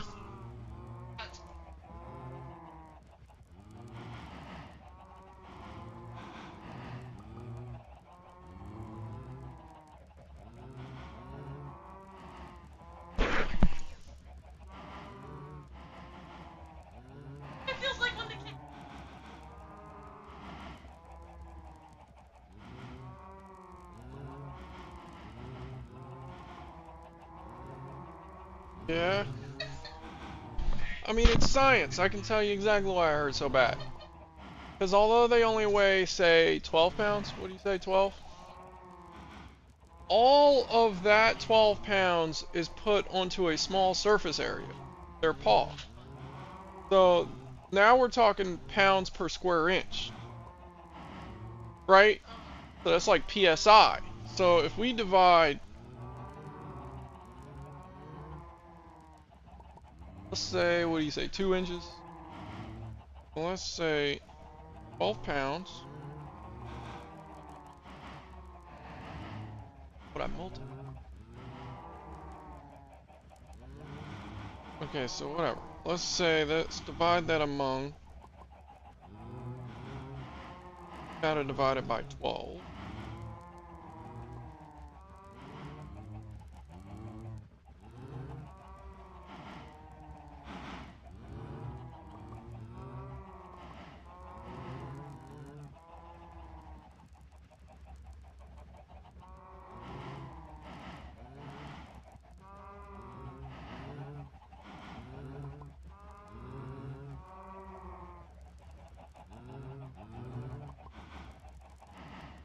That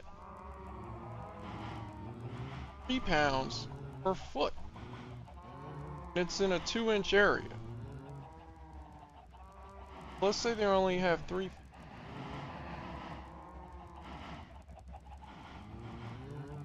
pounds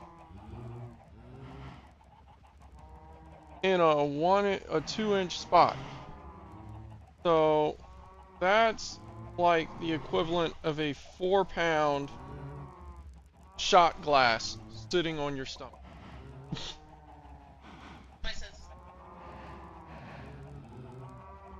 Yeah. Well, yeah. I mean, and I don't even think they use their whole foot, so that would be less.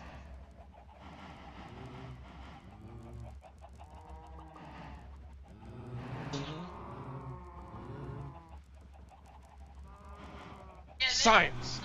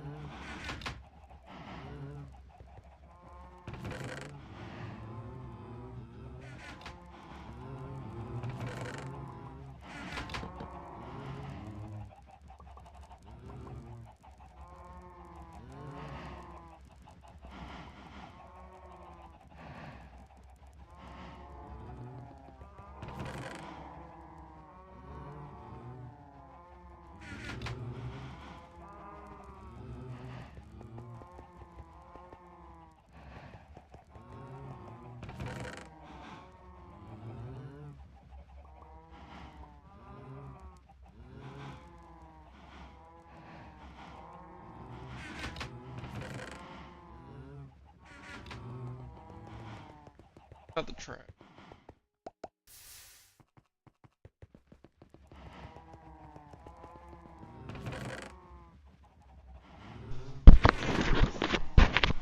Alright. You want a shot? Where's the whiskey? I want to take a shot from a shot glass.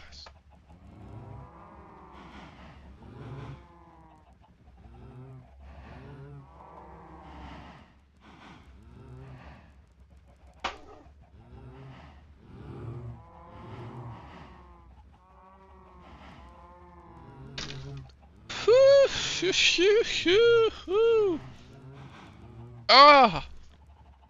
Ah, it feels worse every time.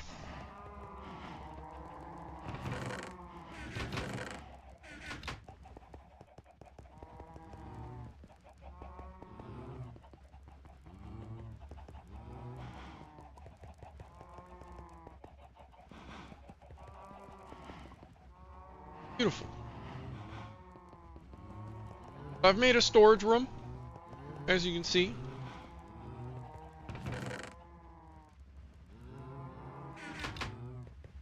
Check this out.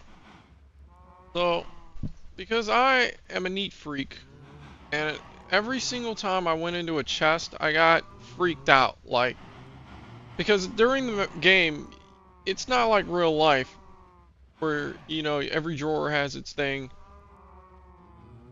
I just throw it in there because I don't have time, and I go. But it annoyed me because I had to go looking for stuff, and then like 10 of them would be in this chest, and the other 4 would be in this chest, and so I organized everything. I made signs. This is my travel box. This is the type of stuff I would take on the go. You know, just grab arrows. I'm gonna need that. Grab my bow, my pickaxe, my sword, torches, bed in case I'm traveling far away and I need to sleep. Compass, you know, travel box. Miscellaneous, it's just got a bunch of random shit in here. You know, that it's random shit, but it's not useless. I want to keep it because at some point maybe I'll use it, but not right now. So that's the miscellaneous. I got a chest for just my gravel because I make arrows out of that, and I love gravel. Weapons and tools. Everything's organized. All the armors are in the armor chest. All the wooden stuff, sticks, wooden birch stairs, fences, and then eventually wooden slabs and slates and whatnot. And our netherrack, nether blocks, you know, all that stuff. Stones and building material is here. Dirt, I consider building material because it's cheap.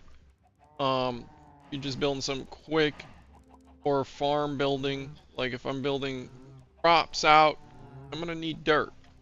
And excavation is part of building in every job site. So I put that with the building materials. And we got our jewels and ores, all of our gold, copper, lapis lazuli, whatever that is, but I know it's good. It's for enchanting and stuff. And we got our diamonds and iron. And the trash chute. So I created this trash chute because you always have that item in there that you picked up on accident that's absolutely useless. And you just throw it into the lava and it's gone forever. It's gone. Toss that in there. It catches fire and incinerates instantly. So it's like a trash can. So that's my trash can. And on this side, I've got miscellaneous blocks, just a bunch of blocks that are just blocks. No one cares about them. Lodestone, that sounds important, so I want to keep it, but I don't really know what it does, and I'm never going to use it. Sand and glass chest. So this is my storage room, right? Everything is organized for once in my life in this game. My inventory is empty, and there's nothing out of place. And you go over here, we've got our library. This is where we learn. This is where we enchant our items, knowledge, and power. And when you go up to the living quarters, you have all of your workbenches right here. All the chests that used to be here are gone. It's my loyal dog. I should name him Tony. And my bed. I like him to sleep at the end of my bed. He feels safe. He does protect me. So if something hits me near him, he will destroy it. This is actually a wild wolf that I tamed. I gave him food and then he loved me. So I put a collar on him and he's mine now. So he's sitting down right now because I told him to stay.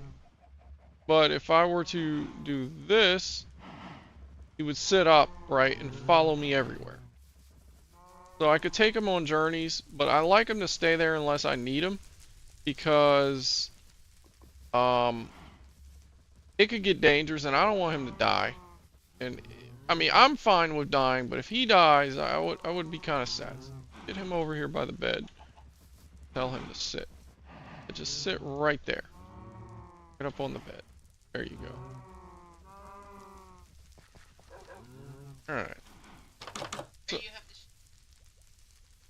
So everything's looking pretty good. Without Day, I just try to, I don't want to go and do too much without him. I want him to experience those journeys. But when it comes to just ease of life things like that, that's what I do when he's not here. I found the Nether Fortress. I'm about to make it accessible. That's my next task. but I'm not going to explore it before he's here. A gentleman, you know, he comes back and he's back and he says, oh, I've got a shit ton of arrows now. Oh, I've got a shit ton of food. I've got an infinite supply of food now.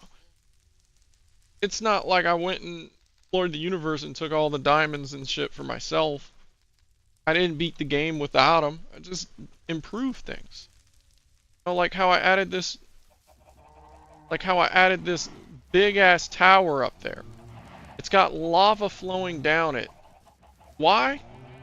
Because lava glows in the dark. And you can spot this from a mile away. Alright? A mile away. And I'm not joking. When I'm exploring way out yonder, I don't have to look at a map or a compass, which those things are expensive. You lose them, they're gone forever. Why waste them when you can just walk all the way out there and say, huh, I want to go back. Look up, boom, fucking big ass tower. You know, I know exactly how to get back home. Unless I'm like 300 miles away from base, or I can't see it.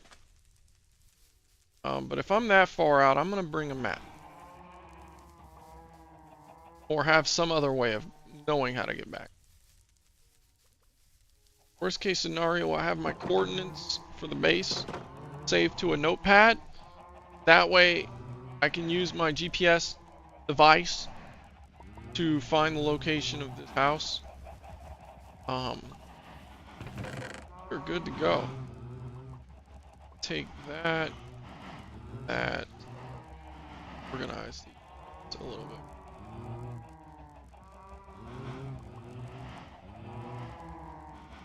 That.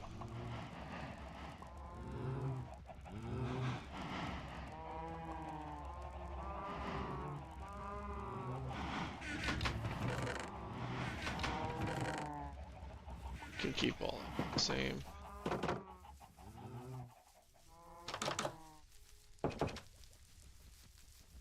So now when we go back to the island, we gotta build an entrance.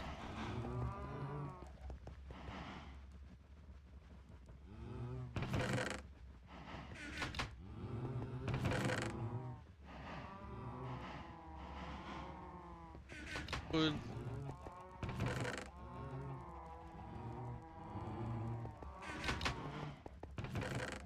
Tools.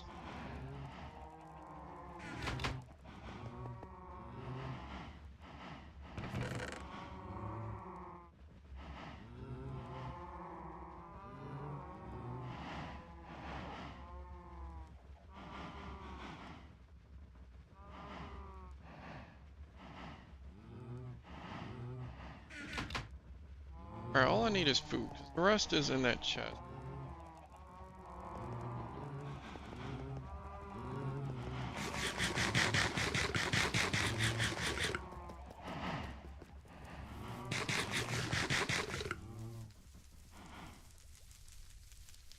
This is why Minecraft is the best game ever, because it's like, you don't really have to have a specific goal. You can do whatever you want. I was talking to my store manager at work. Now, we're all grown-ass men, alright? Like, Minecraft seems like a game that would be designed for kids, but because it has no specific goal, it's a game for anybody. No matter what you want to do, you can do it. And he was telling me that he had built a world where it was nothing but roller coasters. So he put a rail cart on a railway, and then he put the powered rails on there. And he has it going like loop-de-loops around the whole map, up 100 feet in the sky, coming back down. It's a real roller coaster. And it kind of made me want to do it. And he just has a whole theme park. Yeah, he showed me. It was like that he had so much more that he did. He likes to play in creative mode. He likes to just build shit. I like to play in survival mode and earn shit. So it's like everybody has their own play style. And you have construction experience, it makes this so much easier because it's made a Minecraft. What? Bro.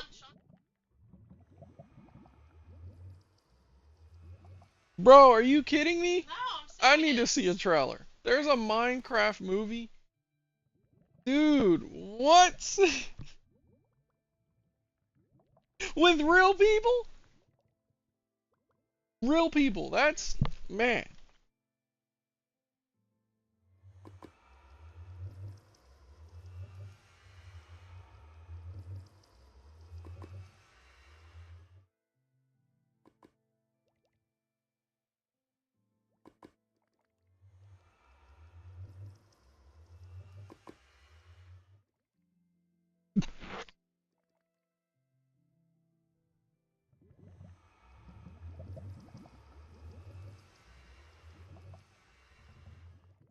Dude, you gotta be kidding me. Mojang Studios had a part in this. Eve is the character.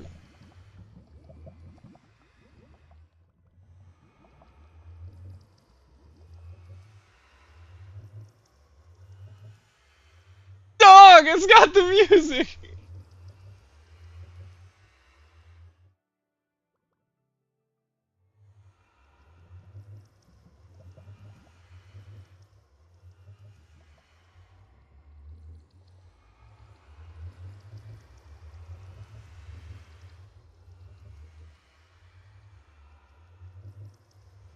Is that Aquaman? That is Aquaman. Why the fuck is Aquaman in Minecraft?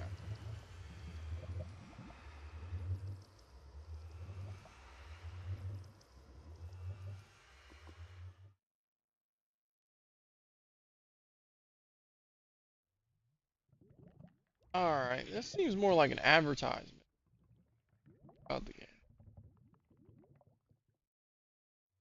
Oh, those are the creatures that piss me off. Pig goblins. But they're not even in the nether.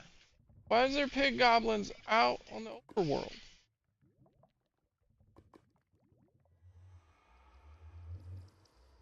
TNT.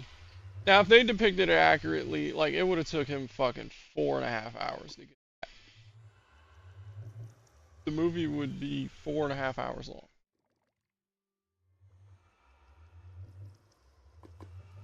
Ender Pearl. Eyeball.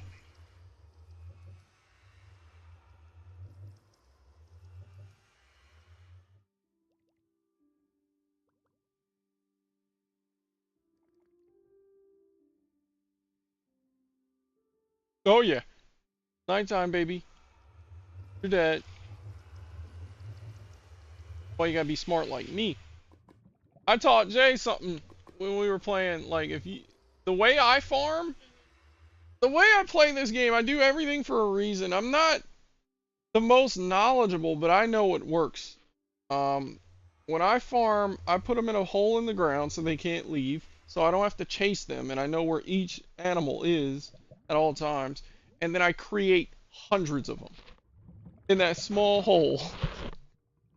And they're all bunched together. And it's a lot for someone else. A lot of people look at it and they're like, this doesn't look good. And I'm like, I don't give a fuck about look. This works. And when you create hundreds of animals like that and you stick them in a hole, you don't see them. They don't bother you that there's thousands walking around. Basically glitching the game out and putting them in the floor. And they can't leave, so they can't separate. So, what that also does is when there's that many creatures in the area, there's a set creature count for the area. So everything uses that. So, yeah, well, everything except you. So everything that naturally spawns, if the maximum creature count for that area has been reached, then nothing else will spawn around you, which means no zombies will ever be around you ever again because you have a shit ton of animals already there taking up the creature count.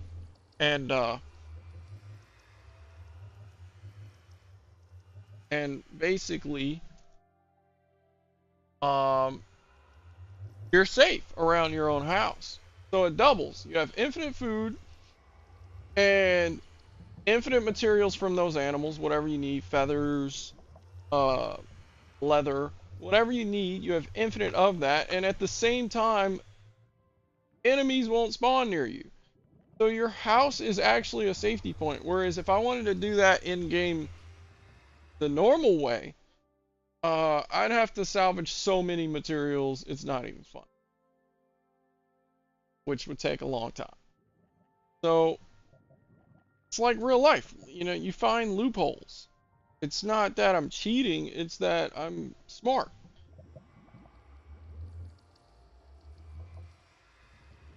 I shouldn't even say smart. I should say experienced. I learned that from experience. I did it on accident. Because I got to a point in Minecraft where I wanted enemies to spawn so that I could kill them and get experience from it so that I can continue enchanting stuff, because you need experience to enchant because it's a knowledge-based thing. Right? That's why they have the library books. It's more about experience. You convert your experience into knowledge, and then you convert your knowledge into a book, and then you convert that book into an enchantment that you can attach to an item. So, just from my experience playing and trying to create a zombie farm and get experience, I created the entire farm, which, based on the rules of the game and the physics of the universe, should have yielded a lot of zombies. But nothing happened. They never spawned in there. Even though it had the perfect habitat for them, they never spawned in there. It was dark. There was no torches nearby. You couldn't see it.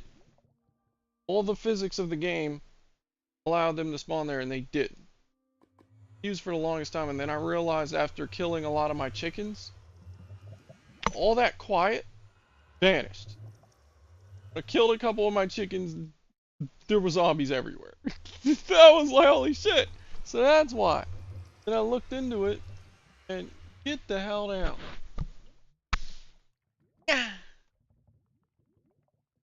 Yeah, so I don't like to Google everything. I only Google when I need to know.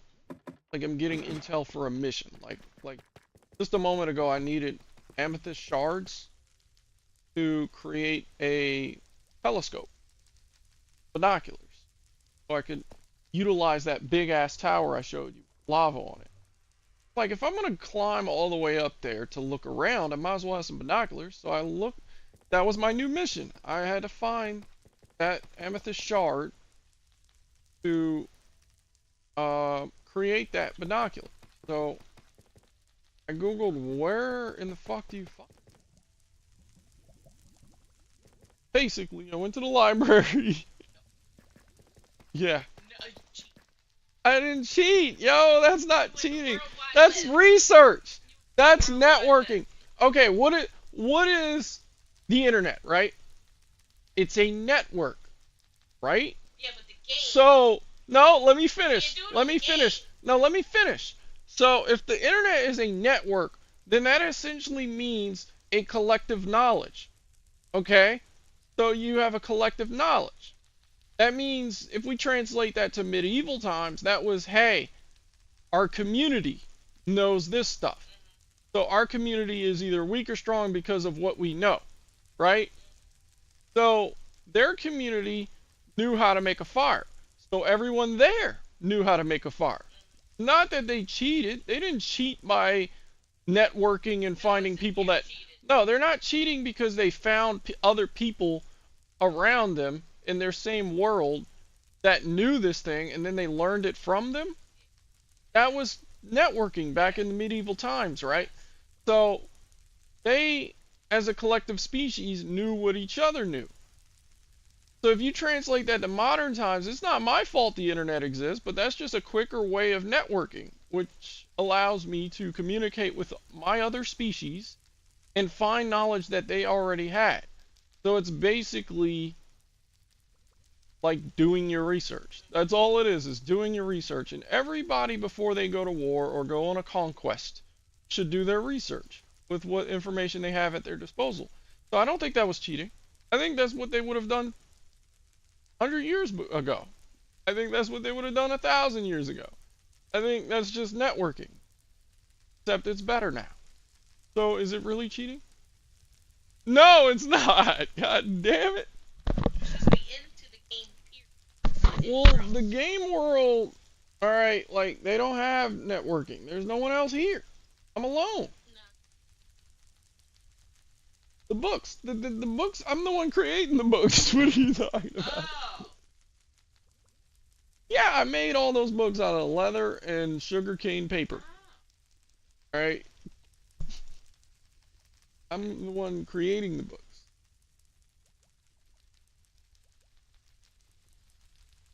Trust me, it'd be worse if I was networking with other real people in the game.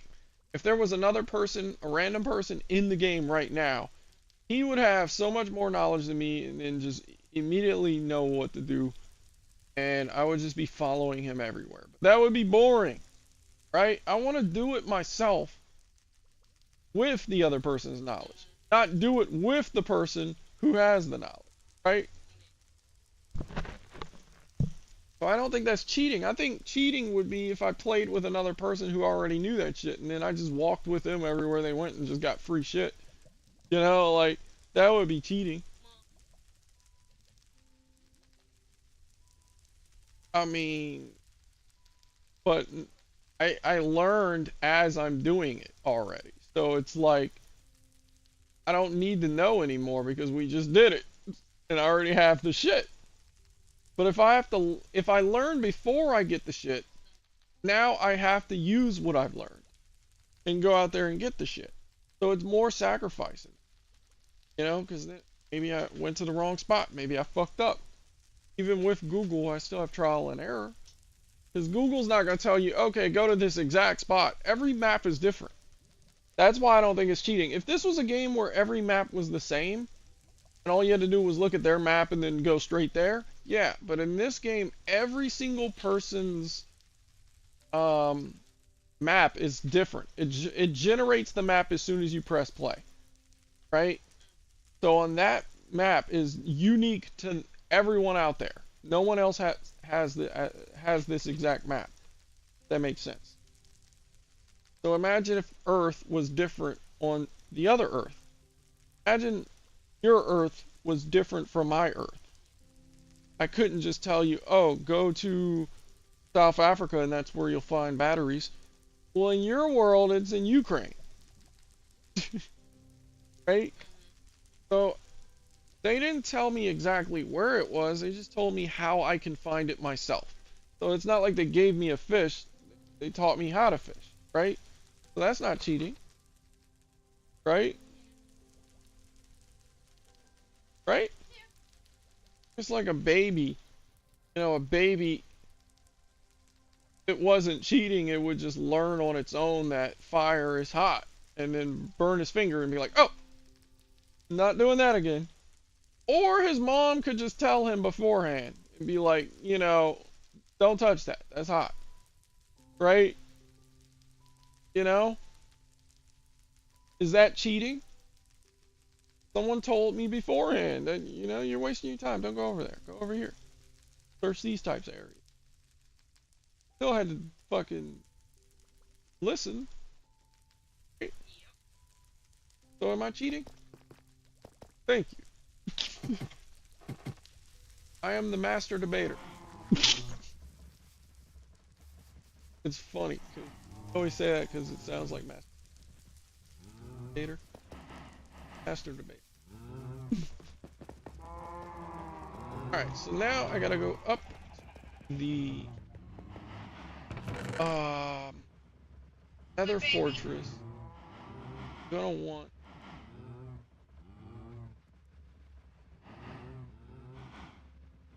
I don't want to explore it, but just in case, I got some arrows. In case.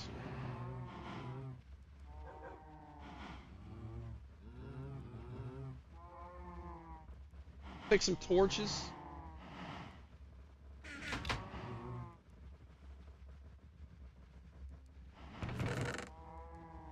What else do I need? I need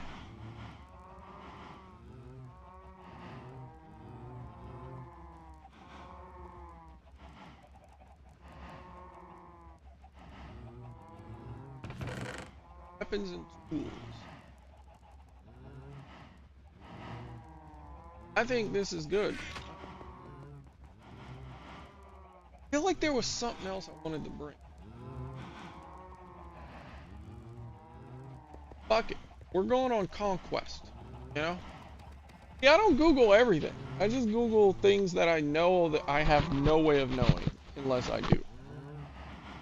Because the alternative was, which I have no problem doing it this way and learning on my own, but I don't have time for that. I got a full-time job. You know, I can just sit on the game all day.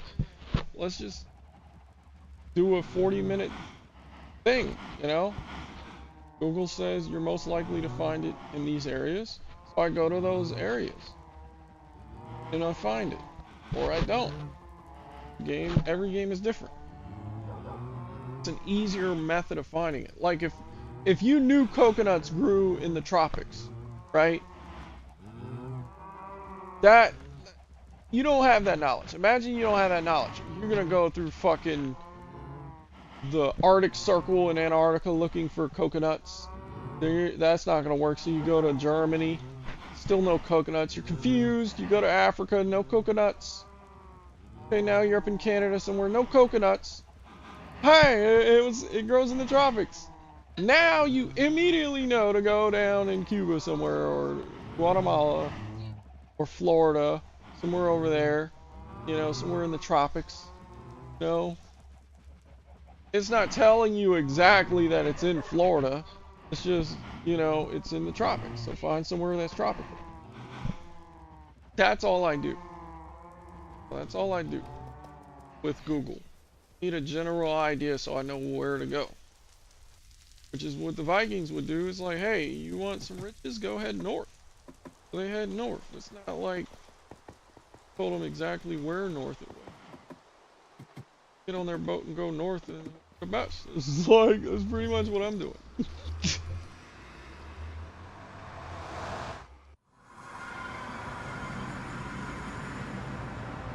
That's not cheating. Now, I'll tell you what is cheating. I just, whilst doing research on YouTube, I found this website. What's it called?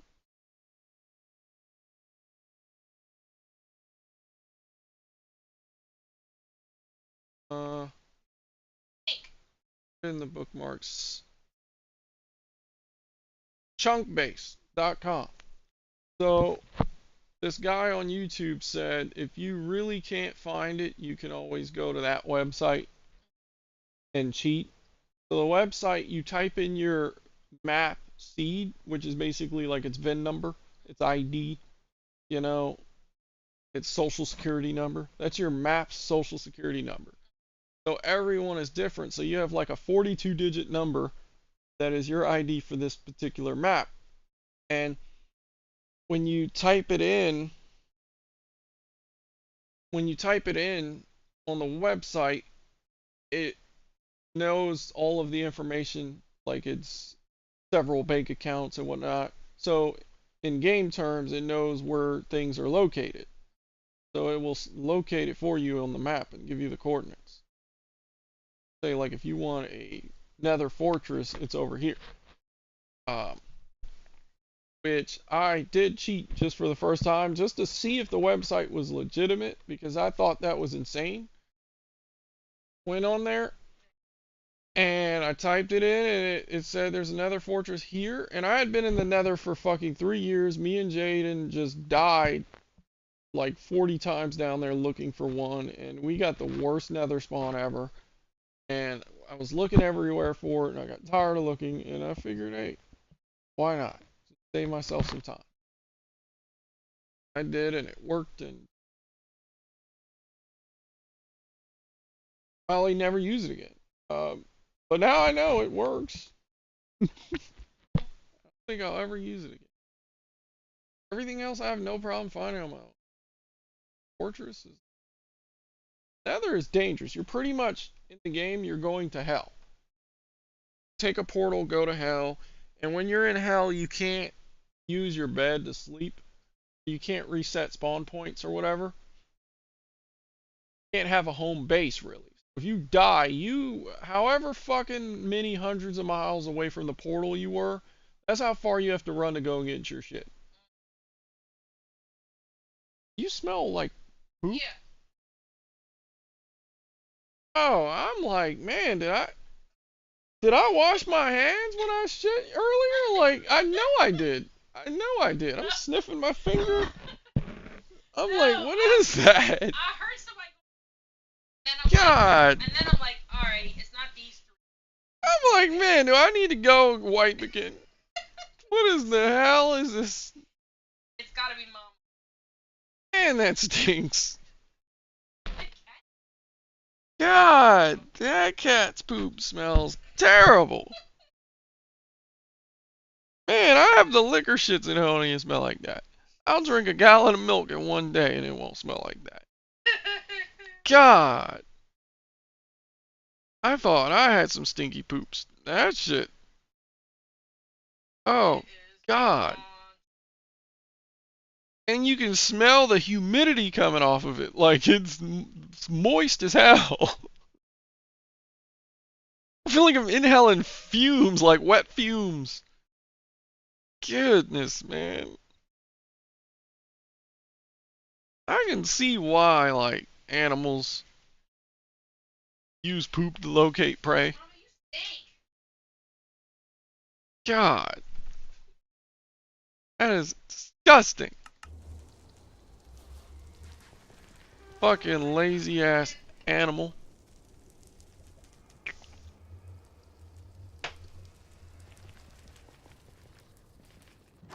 Lazy ass animal. Can't even cover up your own poop. I can't even be mad because humans are lazy like that too. Can you believe we have toilets and all you have to do is press a lever down to flush it. And people just leave it there. How? That shit makes me want to ban people from the store. Like, don't come back. If you can't flush a toilet. It was one thing when you took an item off the shelf, looked at it, moved it all the way down 2 aisles, and then decided, hey, nope, I don't want it, and then just put it back randomly. I hate that shit. But this, not being able to flush the toilet, that's so much worse. You don't even deserve to exist. I feel like that's an act of war. Honestly. If I have my own country, like let's say I'm Putin and I own Russia, and you didn't flush a toilet, I'm sending agents after you. Like, just we're deporting you now. Like, we don't need that in our country. I'm sorry. We'll be the country of flushed toilets. Better now. Yeah. And I covered it.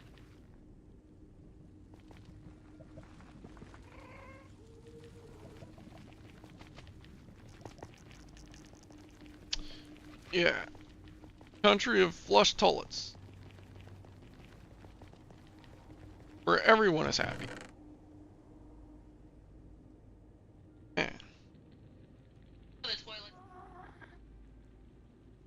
Yeah, but that's if the employer is willing to do that, because the problem with those toilets is you didn't even intend to flush yet, and it flushes. I hate that. So, like, let's say you're a guy like me that likes to roll a little bit of the toilet paper into the toilet water so that when you poop, it doesn't splash on you.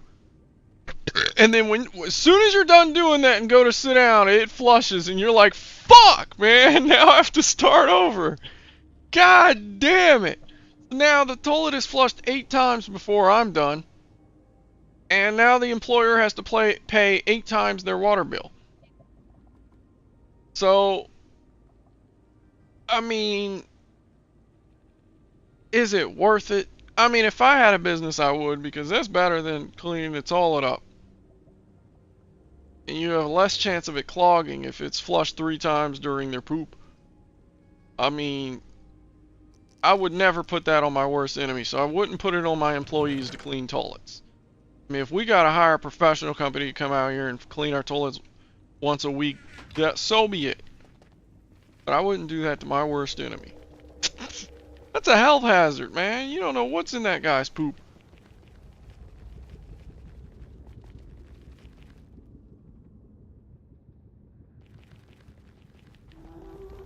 I just realized I don't have any blocks. Put blocks in the chest or not? Did.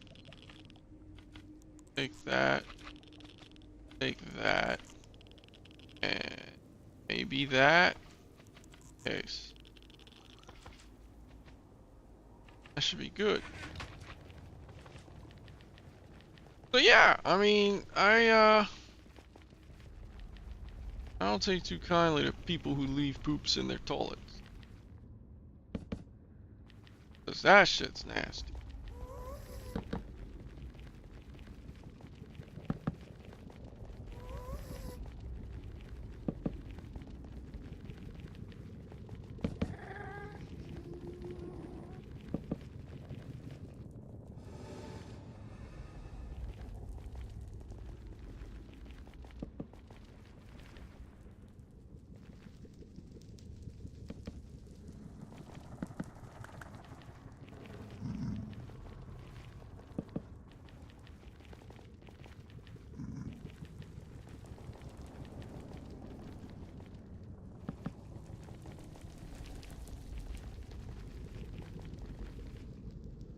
Alright, this means war.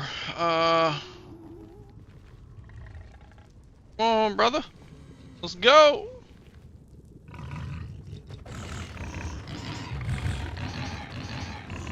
Not gonna waste my sword, I'm just gonna punch him to death. See, in this game, you don't want your swords to break. I mean, I only have a cheap-ass stone sword that's pretty much free, but I still don't feel like repairing it or crafting a new one. So, I'm a hoarder. There's different types of players. I'm a guy that doesn't like to waste anything. Whereas, like, when I play with Jaden, he's like more of the might as well kind of guy. Like, you know, I mean, why play? Which I can understand. I have an illness. I need to start using shit I get, because otherwise, what's the point? But at the same time, like, never know when you need that shit, you know? So I'm the kind of guy that you ask for something, I got it. It's in a chest somewhere. Because I don't use it. Because he's the kind of guy that's like, hey, I've used it. Do you have any? And then he uses yours too, so it's like... Yeah, but that because of that, we're the perfect team. Because, like, I always have it and he always uses it. Fucking hilarious.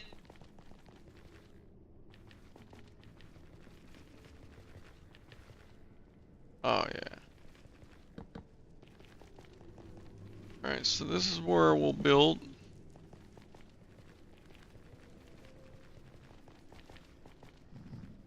Let's explore the area a little bit.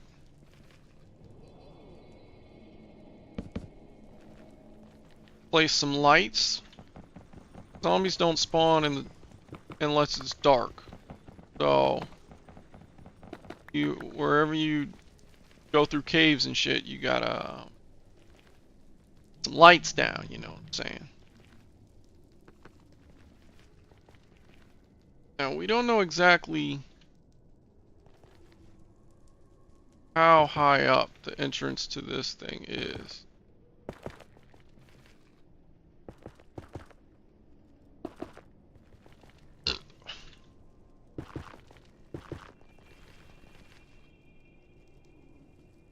We're trying to get into this fort.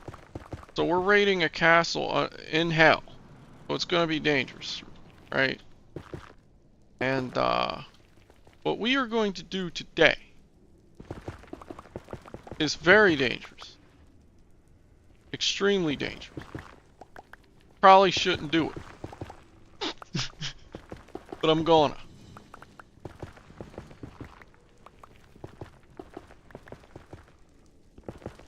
I'm gonna keep close to this wall.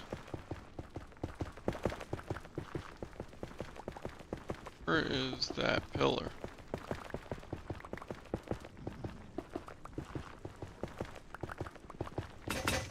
Okay, so what we're gonna do is go this way now.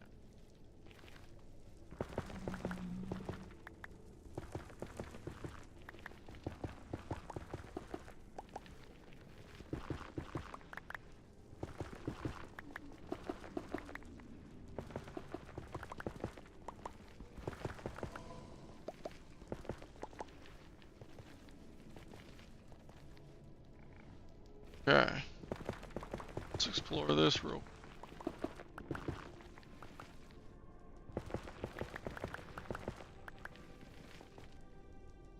Wouldn't mind having some glowstone back at the house. Do I have to,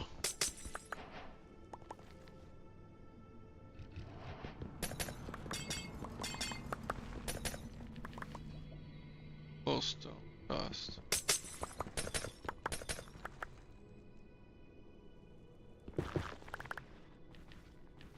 Alright, so what we'll do is...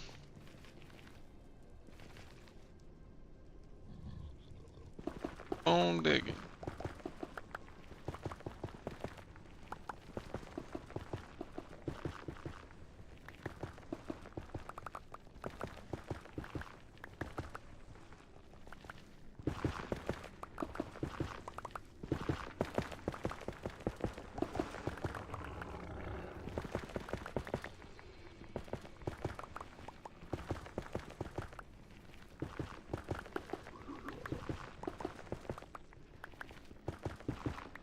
Whew.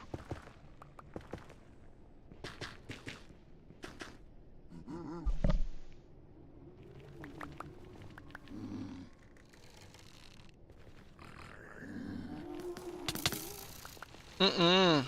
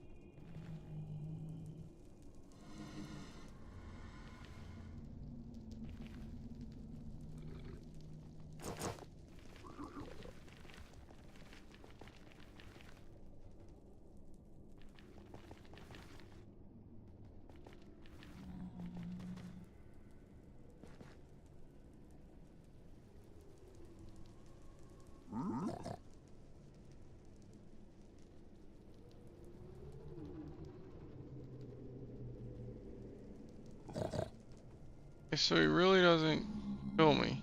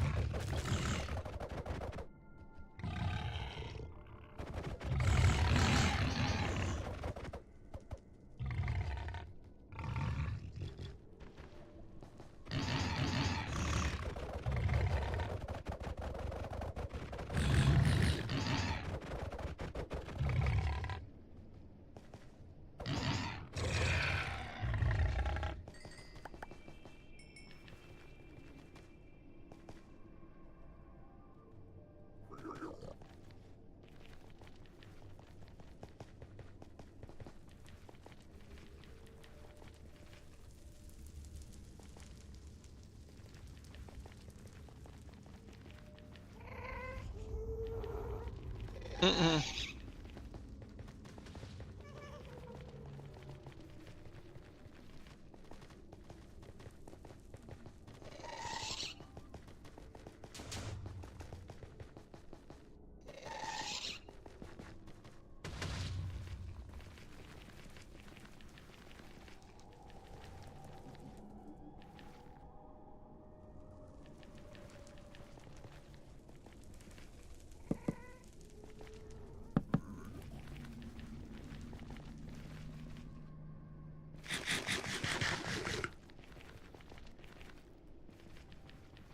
Okay, so that's strange.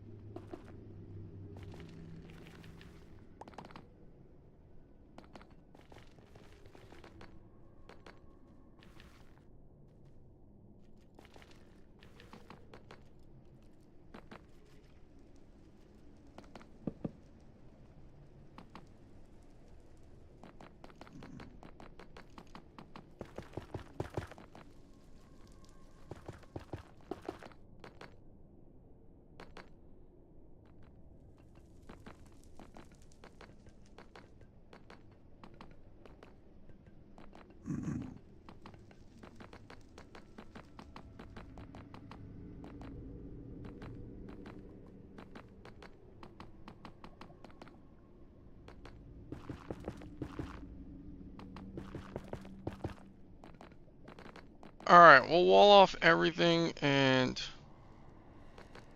thumbs down will be not explored. Thumbs up be explored.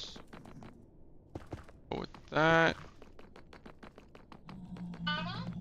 If it was explored, I'll go on top.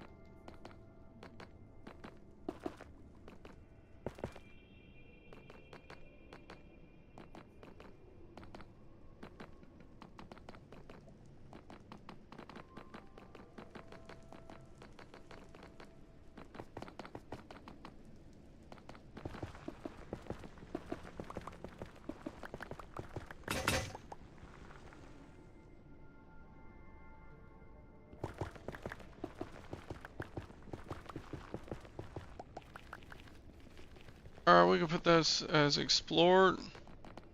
Meaning there ain't a goddamn thing.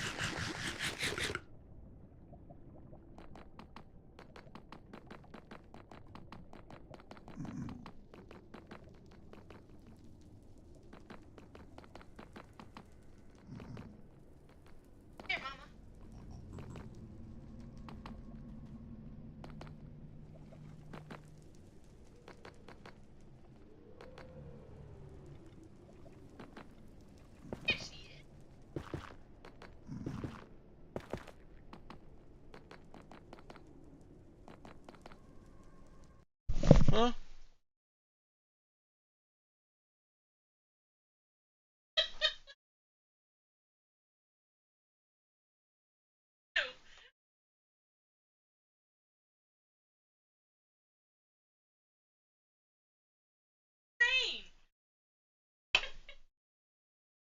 Baby.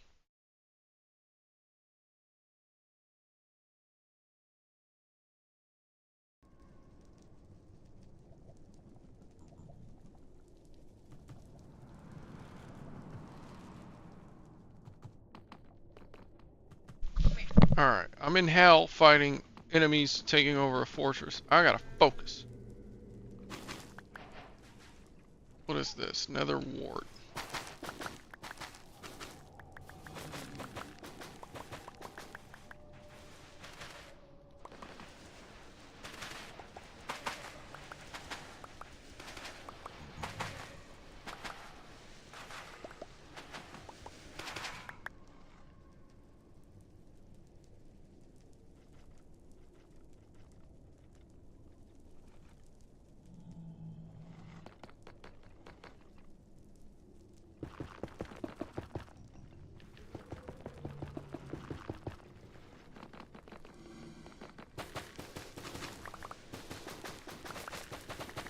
I don't remember what this is used for, but I remember I used to find it to be important, so all I need to know.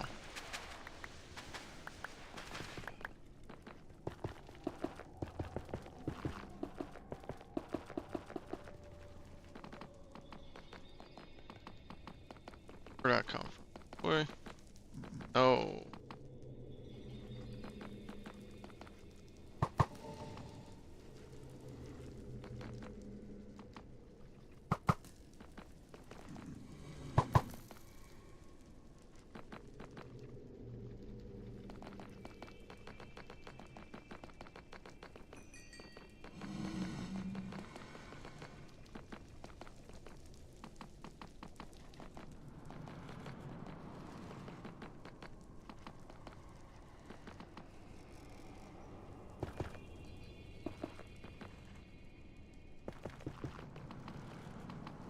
So I haven't explored the stairs. Downward.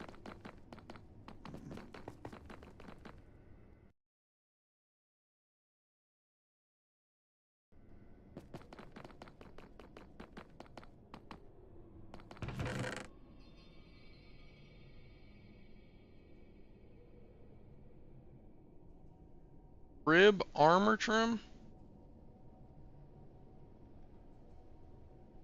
Smithing temp. Oh, hell yeah.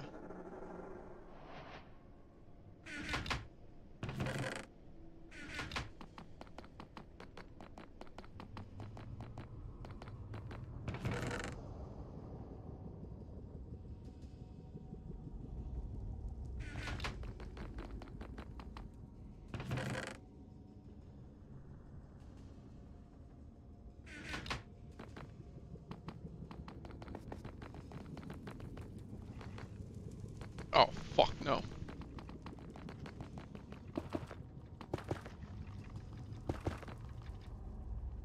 Oh, yeah?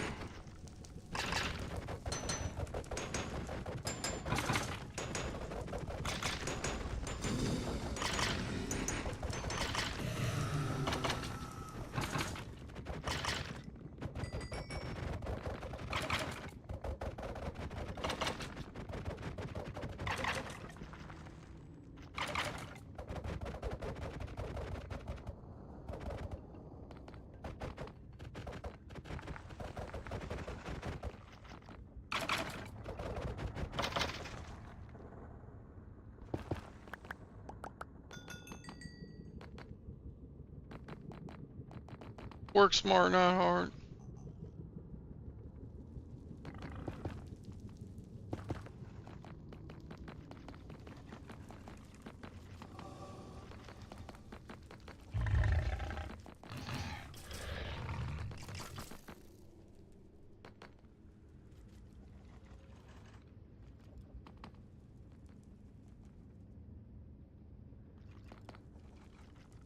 A move?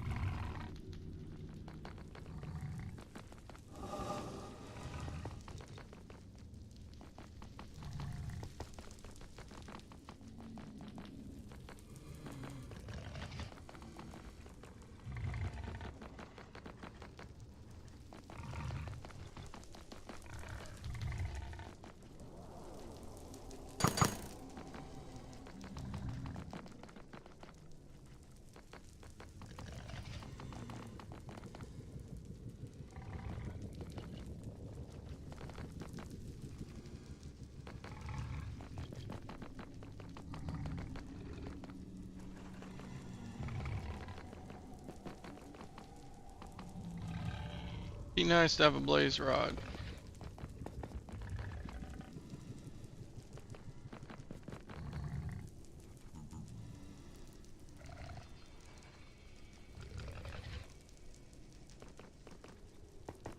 They're just sitting up there, so when I shoot them, all their stuff goes.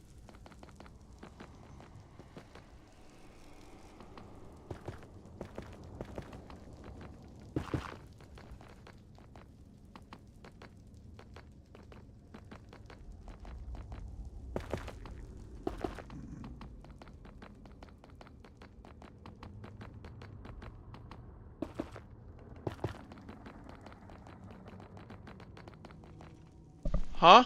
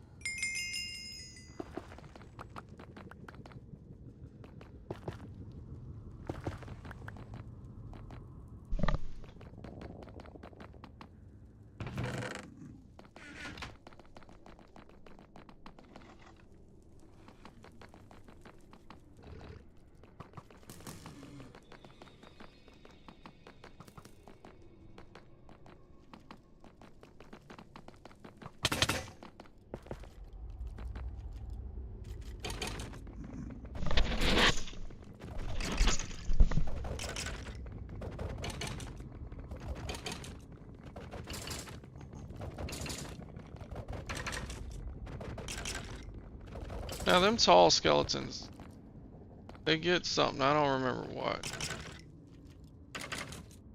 Drop something when you kill them that's good.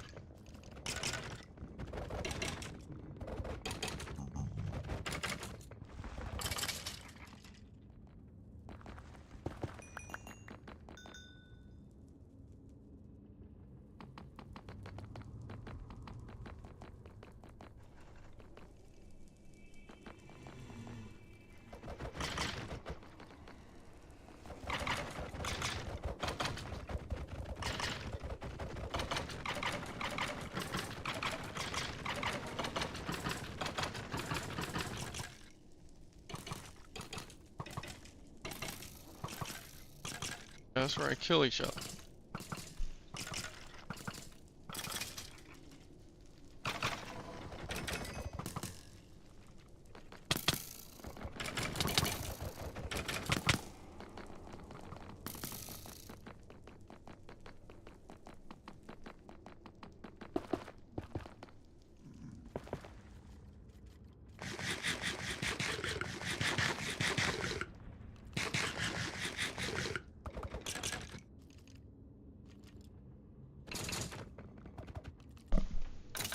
Gotta take a picture.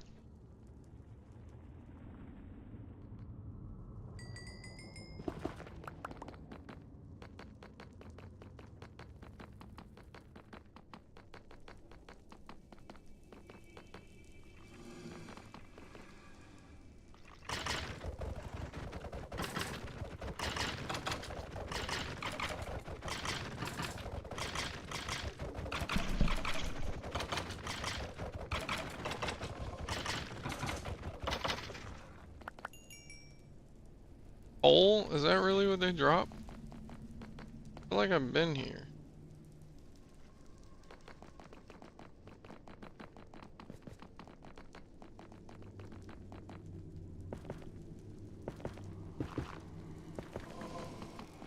Oh wait.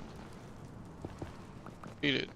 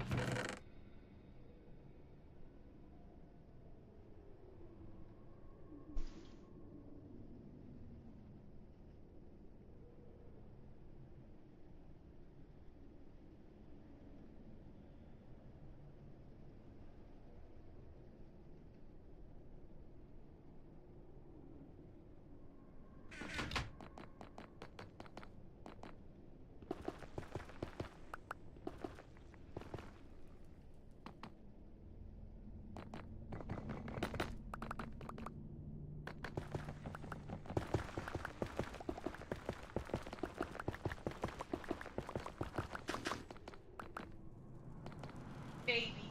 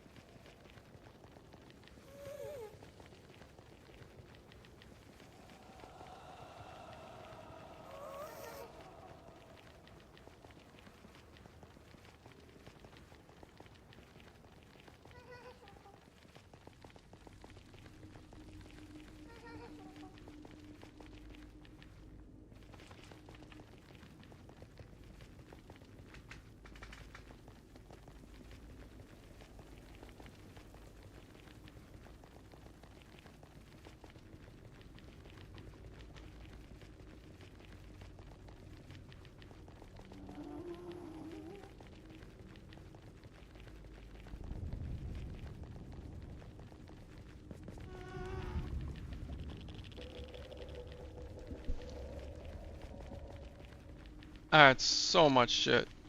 I gotta get that back.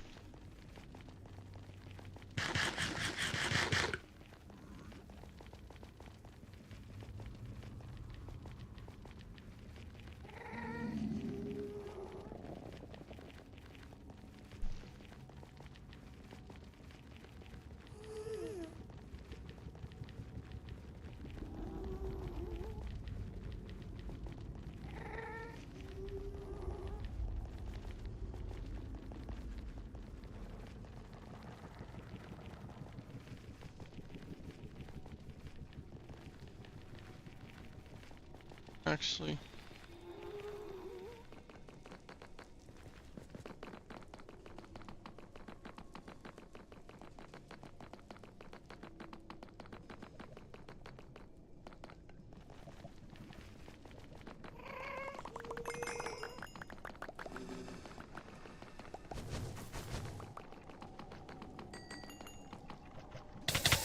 oh no. Come on!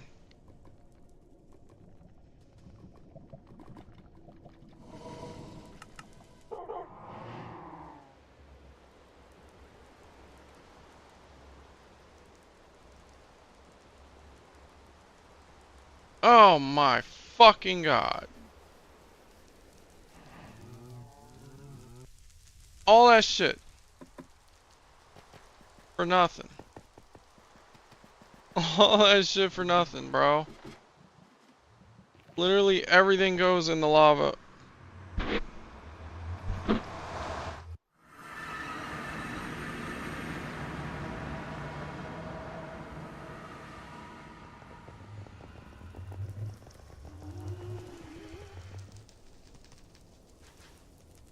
There's nothing to lose now. Just... This is dumb. Now on every single bit of lava on the planet is getting filled in with dirt. This is a new OSHA rule. No more lava. It's dangerous.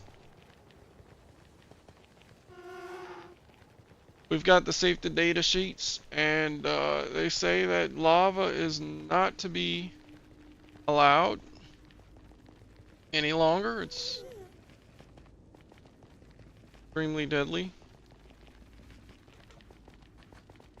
So that skeleton came out of nowhere and punched me into the lava, and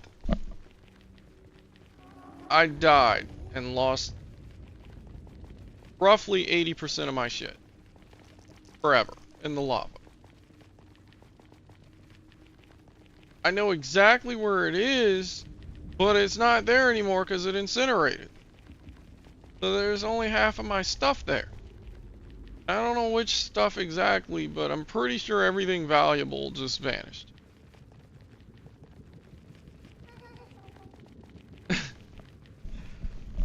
God fucking damn it.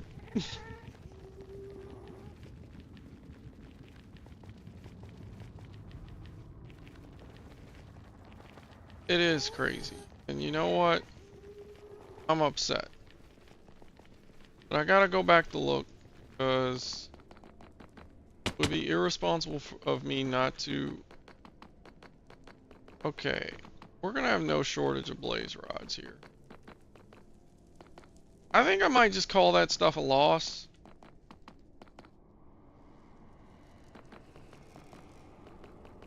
At this point, I'm just gonna run by. And if I die, I die. Calling it a loss.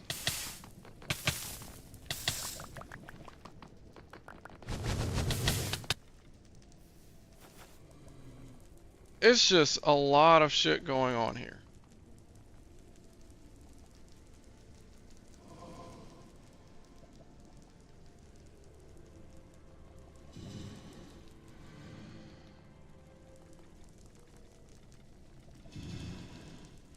Okay, so they want to play that game. This is fine. Now I know where a lot of enemies spawn in there. And we can just go straight there and kill them for fun. If they want to play this game. I'm just exploring at this point. Alright. Now I'm in attack mode, which means I'm gearing up, and they're gonna have a tough time explaining to me why I should let them live. Allow me to go to my storage room and pull out my diamond sword.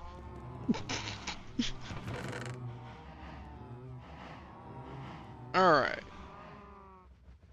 Torches.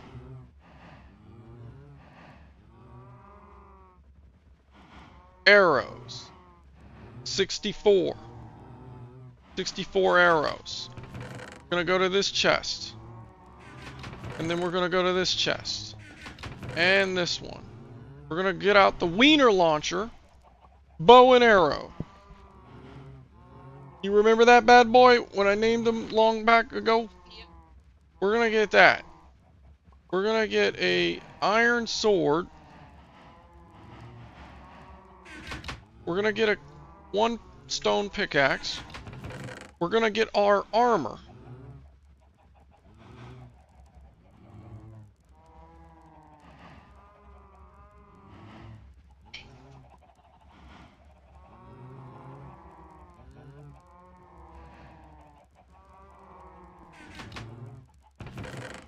We're getting everything.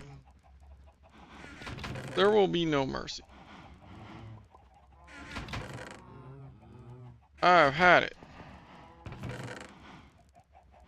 Get some stone. Full sand.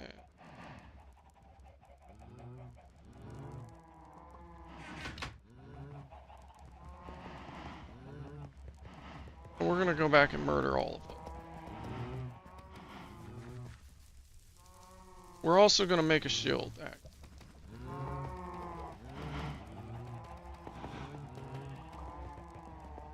Using our iron ore.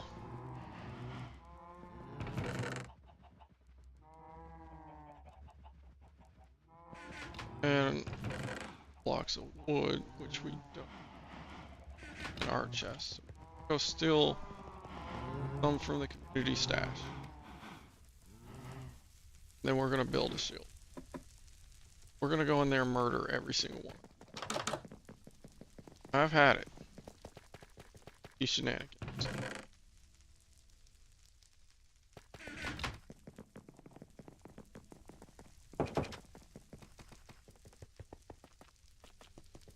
There will be no mercy. I'm not here for loot anymore. I'm just here to murder. Okay.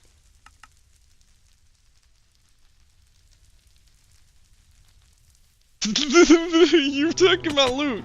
You've took my loot. What else is there? You fucked up. Big time. Big time.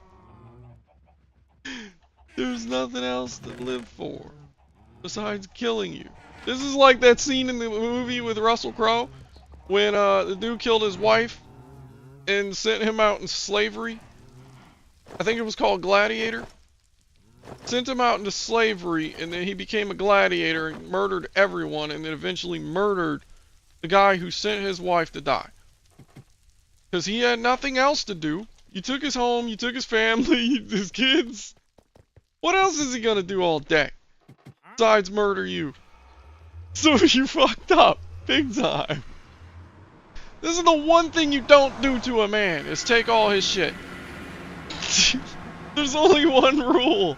You can put us in slave labor for the rest of our lives under taxes and we won't complain, but you take our shit? Oh yeah. It's over.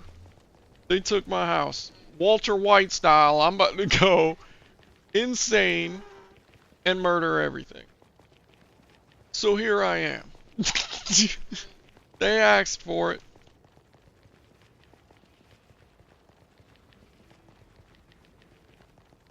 Everything's dying. I don't care what it is, except for the piglins. They're neutral. They don't attack. I haven't had a problem with them. Pig goblins, they're gonna die. Piglins, they're good.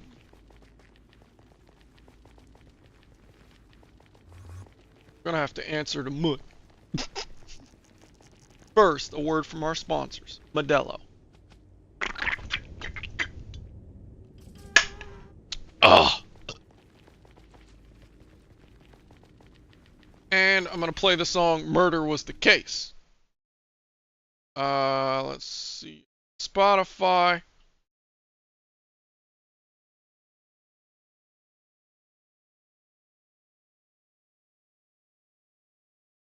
"Murder Was the Case" by Snoop Dogg. Hey, JC. What's up, Aaron? Ain't that Snoop Dogg over there? What's that nigga with that blue collar? Hell yeah. Roll up on the side of him, man. Roll your window down. Man, hand me my motherfucking Glock, man. Give me another clip. Smoke this fool. Hey, man, you Snoop Dogg? Snoop? Huh? Snoop Dogg, you Snoop Dogg. Fuck that nigga, man. Man, get up, phone, man. Get up, man. He trying to run, man. Jump on that phone, man. I don't give a fuck. Fuck. Yeah, nigga. What's up? Nigga? Yeah, motherfucker. Yeah, nigga. What's up, nigga? Yeah, nigga. You's a dead motherfucker now. As I look up at the sky, my mind starts tripping, a tear drops my eye. My body temperature falls. I'm shaking and they breaking, trying to save the dough. Pumping on my chest and I'm screaming. I stop breathing, damn, I see demons. Dear God, I wonder, can you save me? I can't die, my boo-boo's about to have my baby. I think it's too late for praying. Hold up, her voice spoke to me and it slowly started saying, Bring your lifestyle to me, I make it better. how long will I live? Eternal life and forever. Or will I be the G that I was? I'll make your life better than you can imagine or even dream of. So relax your soul, let me take control. Close your eyes, my son. My eyes are closed. Murder was the case that they gave me. Murder was the case that they gave me. I'm fresh up out my coma. I got my mama and my daddy and my homies in my corner. It's gonna take a miracle, they say, for me to walk again and talk again. But anyway, I get fronted some keys to get back on my feet. And everything that nigga said came to reality. Living like a baller low, having money and blowing hella chronic smoke. I bought my mama a Benz and bought my boo-boo a Jag. And now I'm rolling in a 9 Triz AL dog rag. Just remember who changed your mind, cause when you start set tripping, that ass is mine. Indeed, agree, proceed to smoke weed. Never have a want, never have a need. They say I'm greedy, but I still want more. Cause my eyes wanna journey some more. Really though. Check it out. Now I lay me down to sleep. I pray the Lord, my soul to keep. If I should die before I wake, I pray the Lord, my soul to take. No more endo, gin and juice. I'm on my way to Chino, rolling on the Grey Goose, Shackled from head to toe. 25 with an Izzel with nowhere to gizzo. I know them niggas from the other side recognize my face, cause it's the OG Eagle, double G, LBC. Mad dogging niggas cause I don't care. Red jumpsuit with 2 braids in my hair. Niggas stare as I enter the center. They send me to a level 3 yard, that's where I stay late night. I hear toothbrushes scraping on the floor. Niggas getting they shanks, just in case the war pops off. Cause you can't tell what's next. My little homie, baby boo, took a pencil in his neck. And he probably won't make it to C22. I put that on my mama, I'ma ride for you, baby boo. Murder was the case that they gave me. Murder was the case that they gave me. Murder was the case that they gave me. Murder was the case that they gave me. Pencil. That was the Dog Pound here, right on W Balls 187.4 on your FM. All right. That was beautiful. That was almost too easy. Wow. So I ran all the way back, geared up, playing Snoop Dogg, Murder Was the Case, and literally murdered everything in there. Got the remainder of the stuff back that didn't incinerate. Now we gotta do an inventory count. Alright. What did we save? Oh yeah?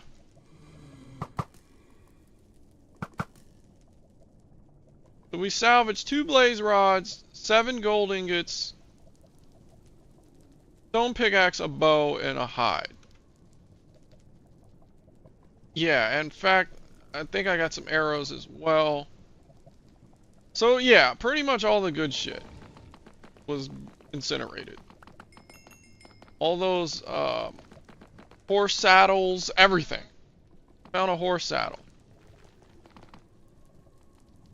And it's gone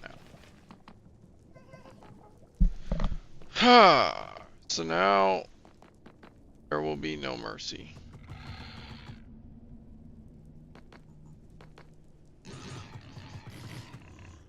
Fucking idiot.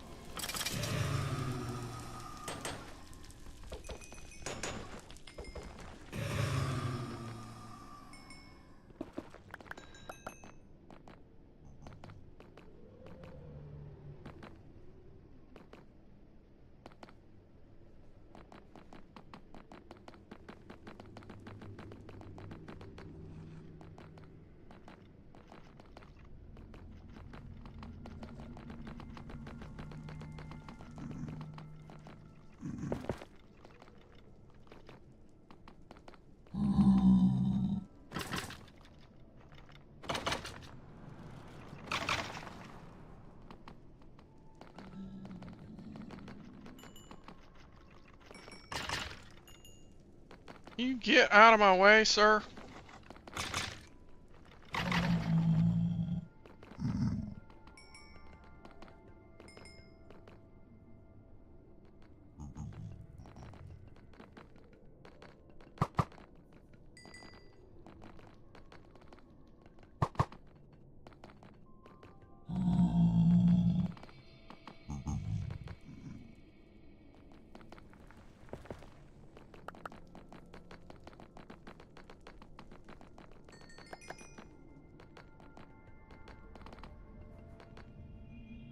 Okay, that's a blaze spawner.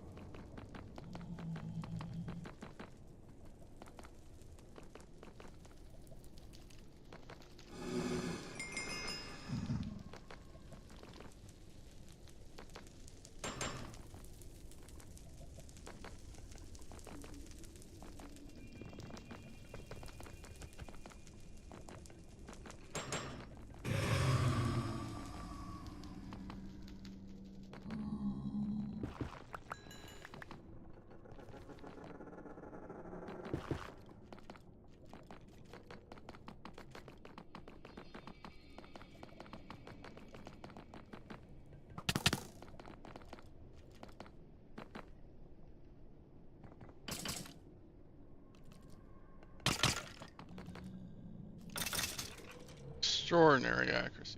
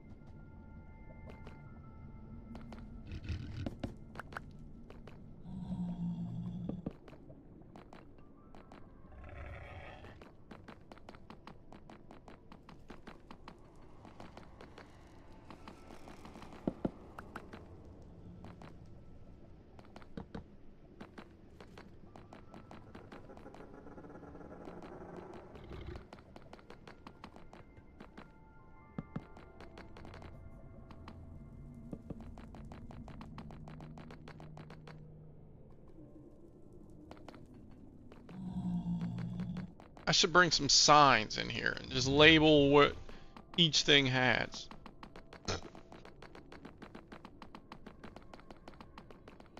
But other than that, I think I'm ready to go back home, take all this shit I got.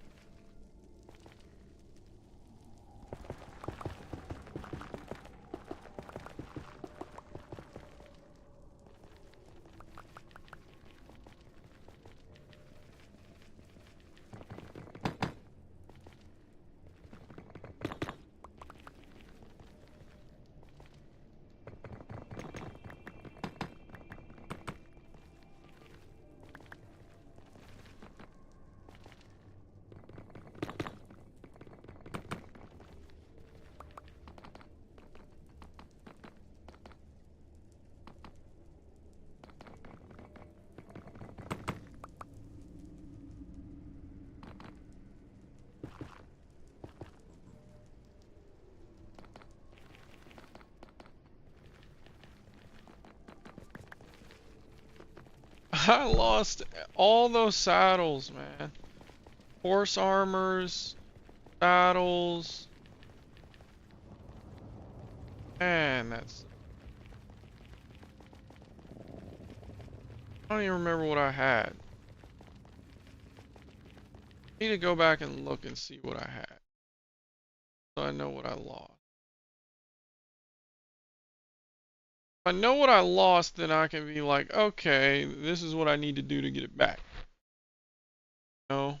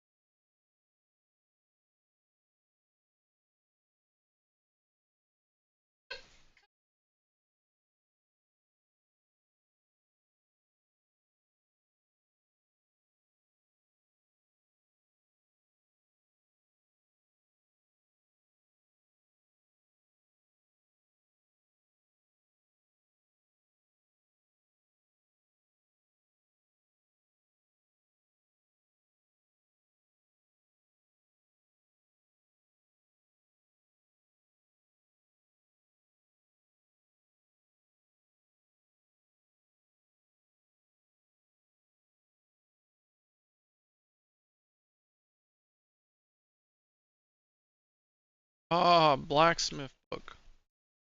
That's important.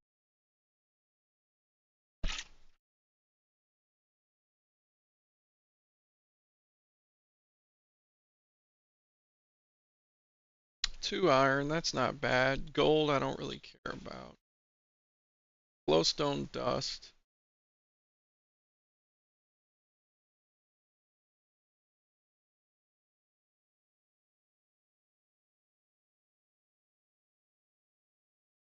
Flint and steel, but I can make that. Yeah, that blacksmith book was like the.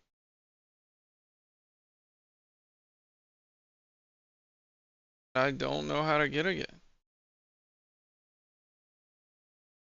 And the saddle.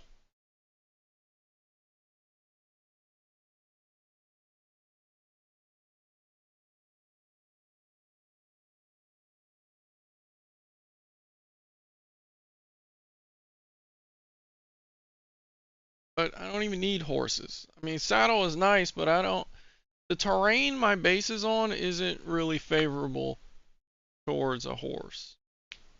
Like, it's mostly water and hills and trees everywhere. Not an open plain, you know?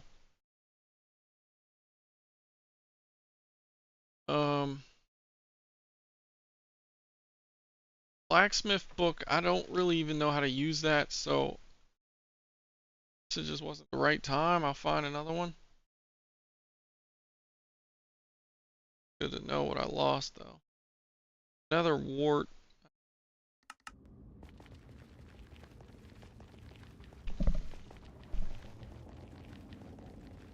But I have blaze rods now. I have 5 of them. Really, main reason I came down here. And I found a blaze spawner, so we can come back for blaze any point.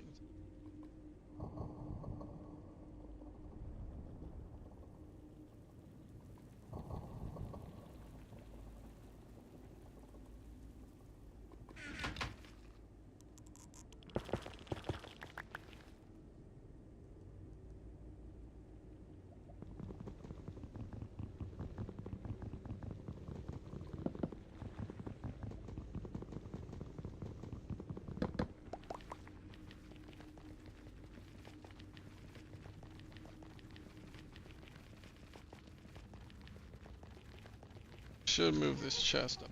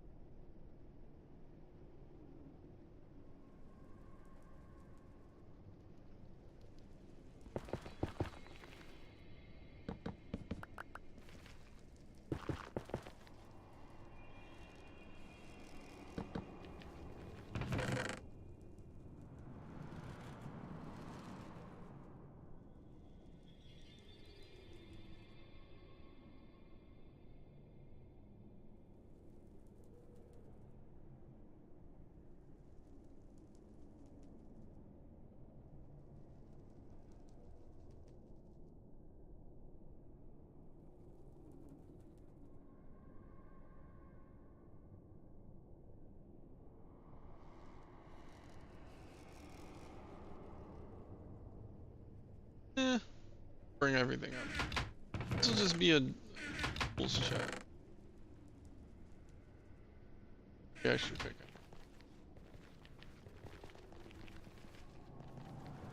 And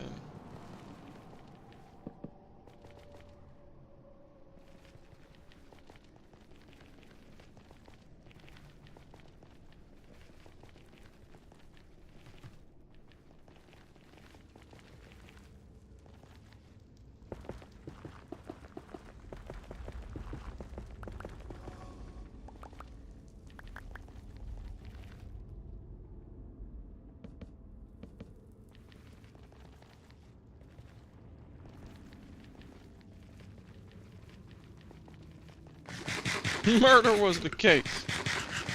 They thought they could just fuck with me and take my shit. If I can't have it, no one can.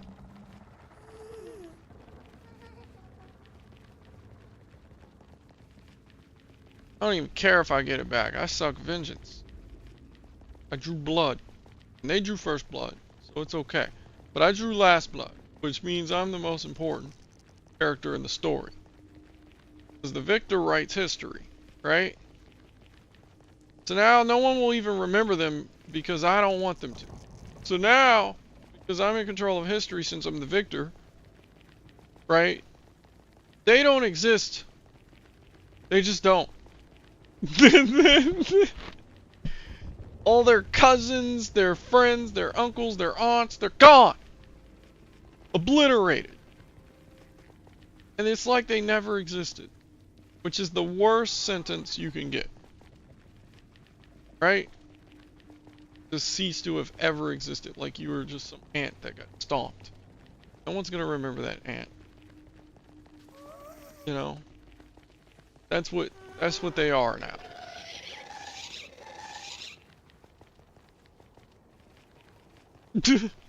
I know that sounds evil, but that's just me fighting fire with fire, baby. Fighting fire with fire. Can't blame me. I didn't choose this. I was just exploring. Everything that was not hostile towards me, I wasn't hostile towards it. I wasn't just killing random shit. You know? Oh, but they just see me and want to light me on fire, and then another one wants to come and smack me in the back, knock me into lava. Dying, I wouldn't have cared. I would have been like, you beat me. But you knocked me into lava, you're an asshole. Now I can't get my stuff back. This means war. Brewing stand. Okay. Blaze rods work with the brewing stand. Man, Jade's not even gonna recognize this place when he gets. I have changed so much.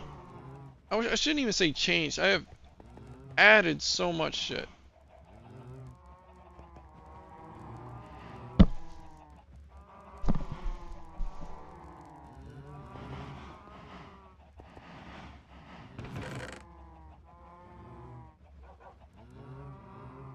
Let's do blaze rod.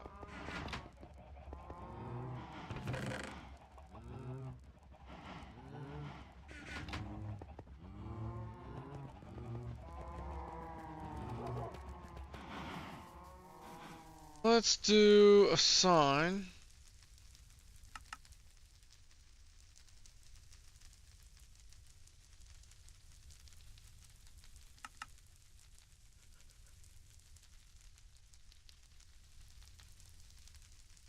Thick, huh? Okay.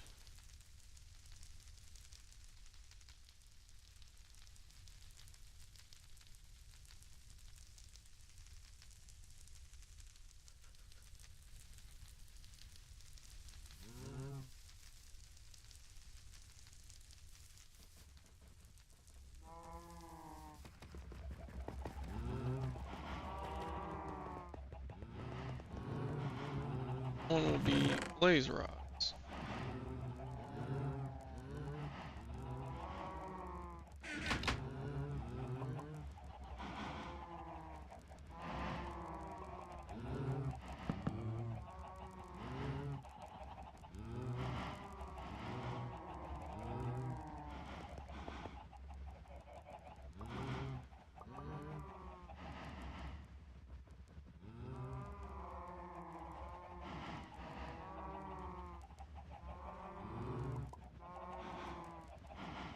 I should do one for, so I have one for armor. I have one for weapons and tools. I should do a chest for shit armor and shit weapons. Keep my good ones in a separate one.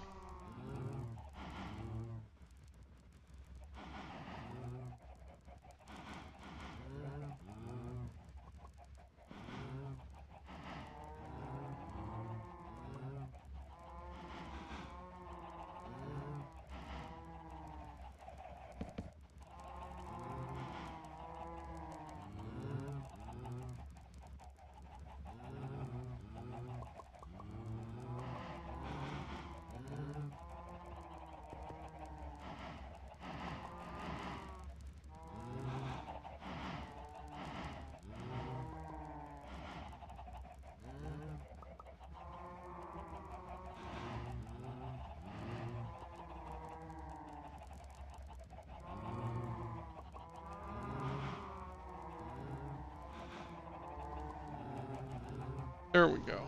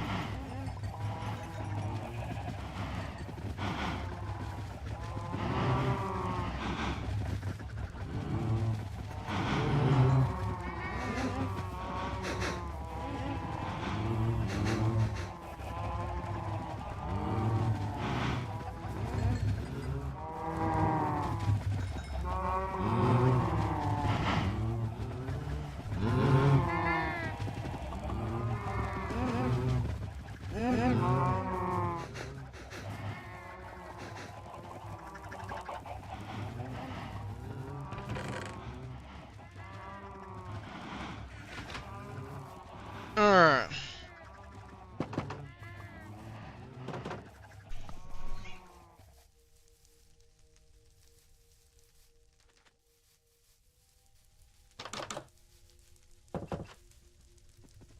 Alright, so what's the next thing we want to do today?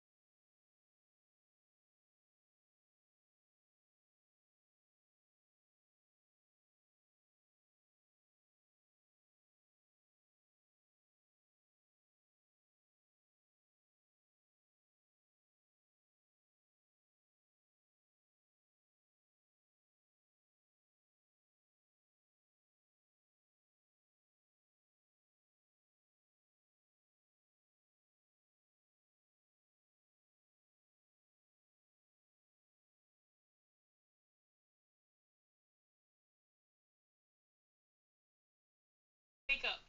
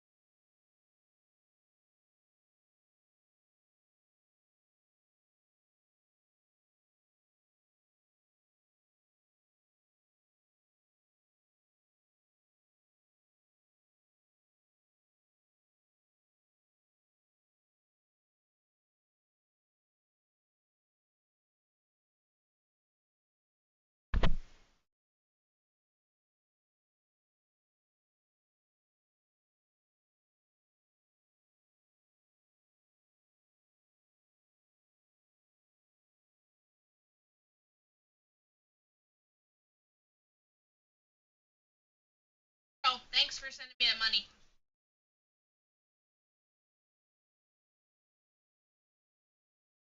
Yo. Right. Walmart.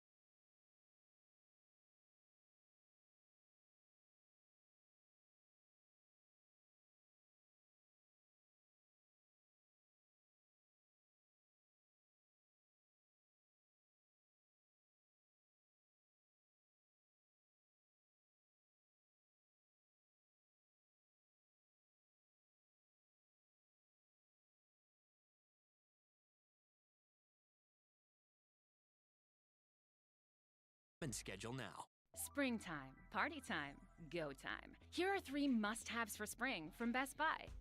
Potions are one of the most underrated Minecraft items. And maybe that's because brewing potions isn't that easy, but don't worry, because today I have for you guys the ultimate Minecraft 1.21 guide. You're first gonna need a brewing stand. This is the crafting recipe for it: 1 blaze rod, which blazes in nether fortresses, drop when killed, and 3 cobblestone. Once you have yourself a brewing stand, you'll need some blaze powder to fuel it. To get blaze powder, simply place a blaze rod in a crafting grid like so, and once you have a decent amount of powder, simply place it in the top left corner of the brewing stand. As you can see, this fuel bar is now full. Get yourself some bottles crafted with 3 glass blocks, and fill those bottles with water. Place the filled bottles in the stand, and we're now ready to brew some potions. There are 19 different potions in Minecraft, each yielding unique effects, but what all of them have in common, excluding one, is they all require you to turn these water bottles into awkward potions. To make an awkward potion, simply place a piece of nether wart in this top slot right here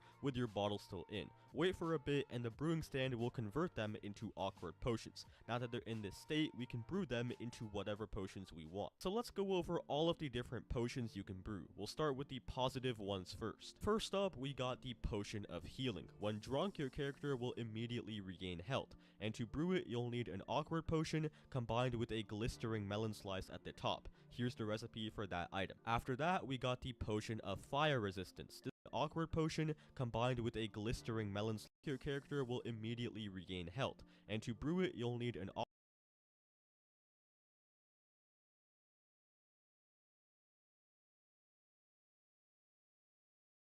Alright, so we're going to make a little notepad with all the recipes for potions.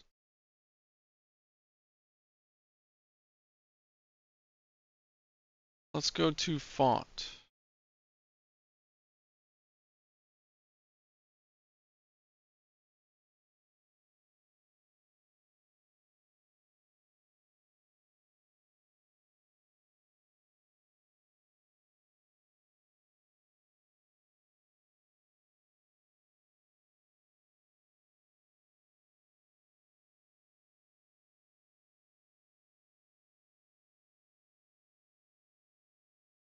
Okay.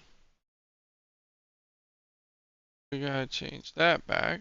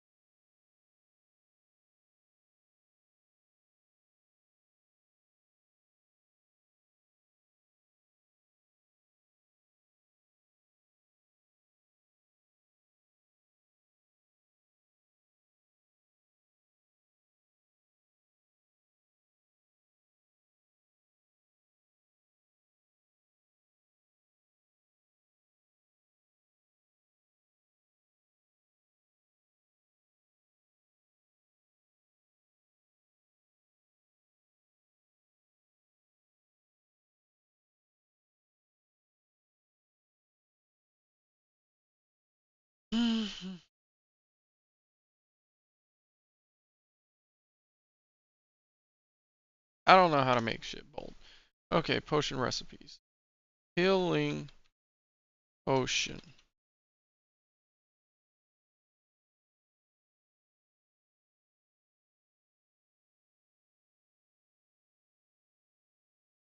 awkward potion combined with a glistering melon slice at the top.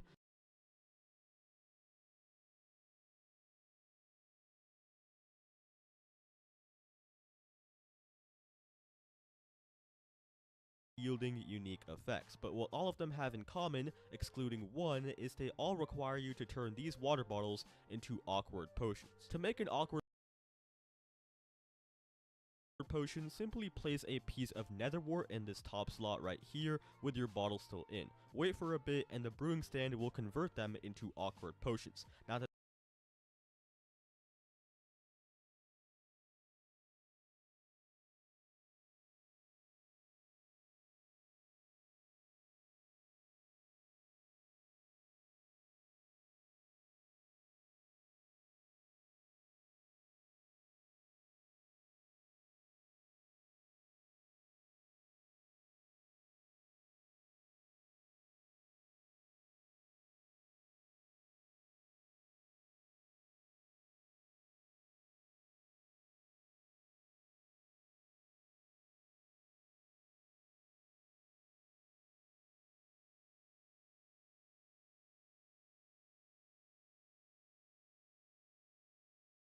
that they're in this state, we can brew them into whatever potions we want. So let's go over all of the different potions you can brew. We'll start with the positive ones first. First up, we got the potion of healing. When drunk, your character will immediately regain health, and to brew it, you'll need an awkward potion combined with a glistering melon slice at the top. Here's the rest.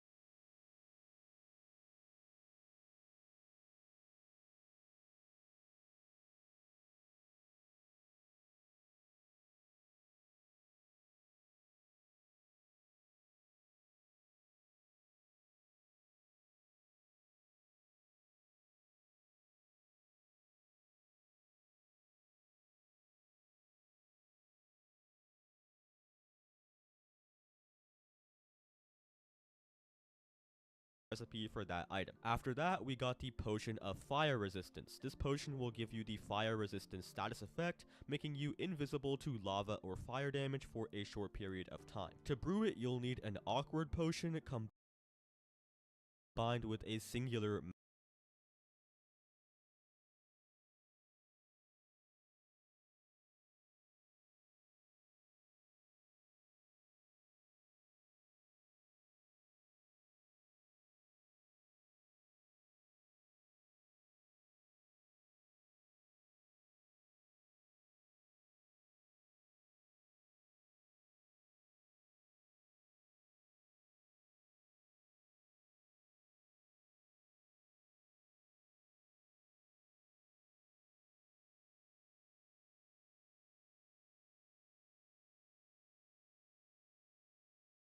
magma cream. These can be obtained through killing magma cubes in the nether. Potions of regeneration give you the regeneration status effect. When active,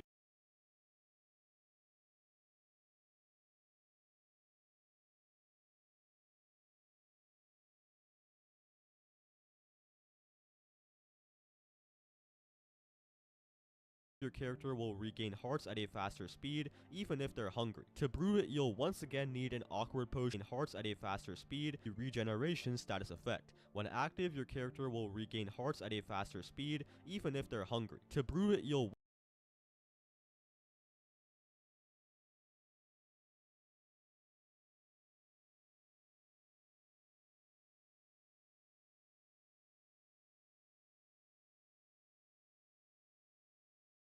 once again need an awkward potion along with a gas tier. To get gas tiers, you'll need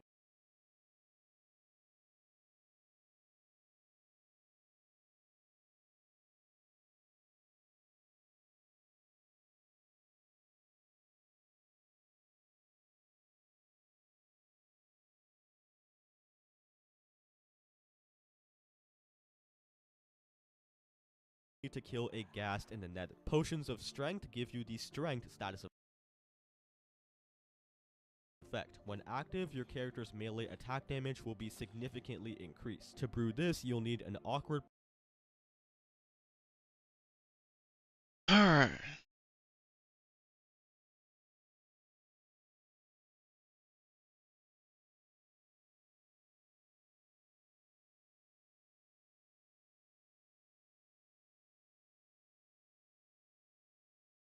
potion and blaze powder. The potion of swift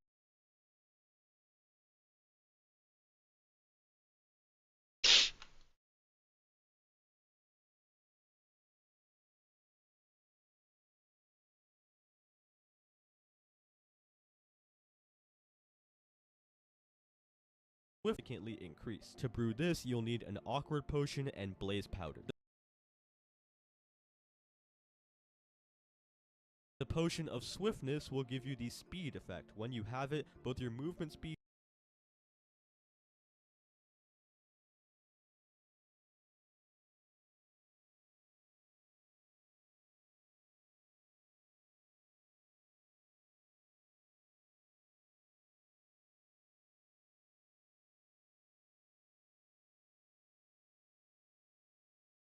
and your jump length will increase. To brew it, you'll need an awkward potion and some sugar, which And that's easy.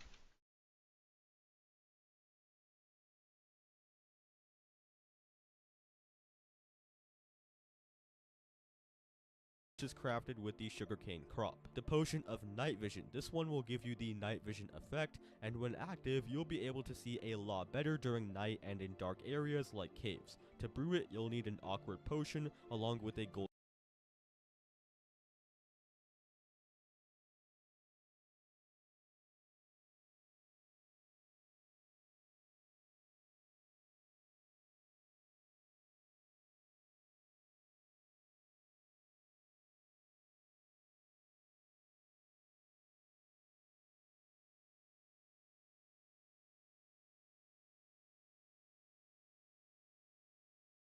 golden carrot, recipe for which is on screen right now. The potion of water breathing will give you the water breathing effect. When it's on, your character will be able to breathe underwater and will not lose bubbles. This potion is brewed with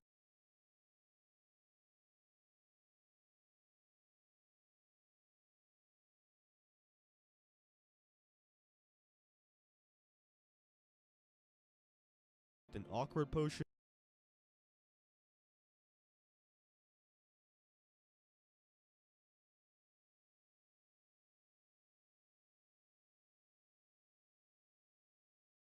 along with a pufferfish, so you'll need to do some fishing. Potions of leaping will give you the jump boost effect. When on, your character will simply jump higher. To brew it, you'll need an awkward potion and a rabbit's foot, which you can get from killing rabbits. Potions of slow falling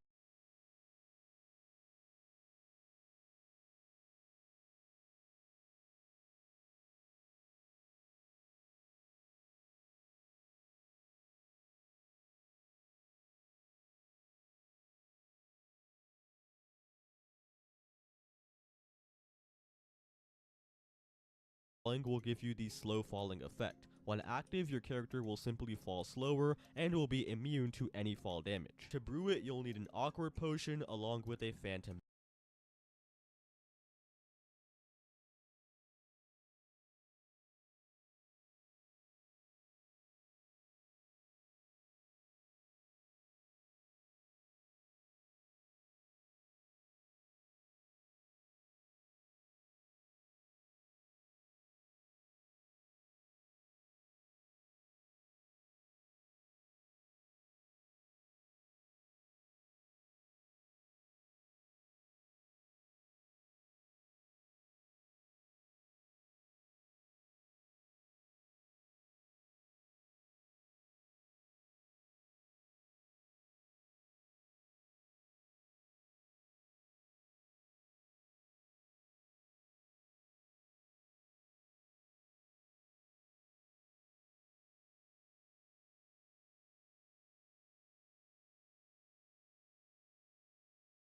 membrane. Phantoms are mobs that spawn when you don't sleep, so if you want to brew this, you'll need to pull a few all-nighters and then kill some of them. Potions of invisibility will give you the invisibility effect. When active, your player character will be completely invisible, and mobs will not detect you as easily. However, any items or armor that you have equipped will still show. This potion is quite complicated to brew as you need a fermented spider eye, this is the recipe for that, and you need a potion of night vision, so you need to brew the night vision first, and then combine it with the fermented spider eye to get the invisibility. Yeah, fuck that.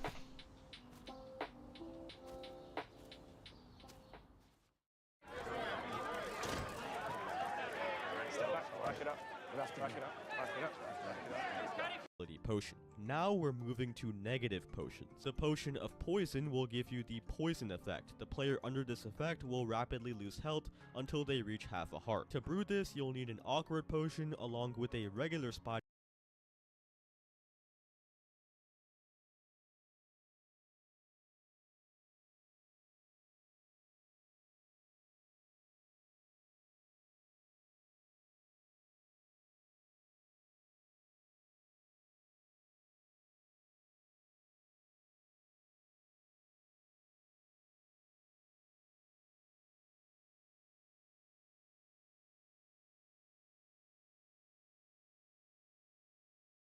eye, which you can get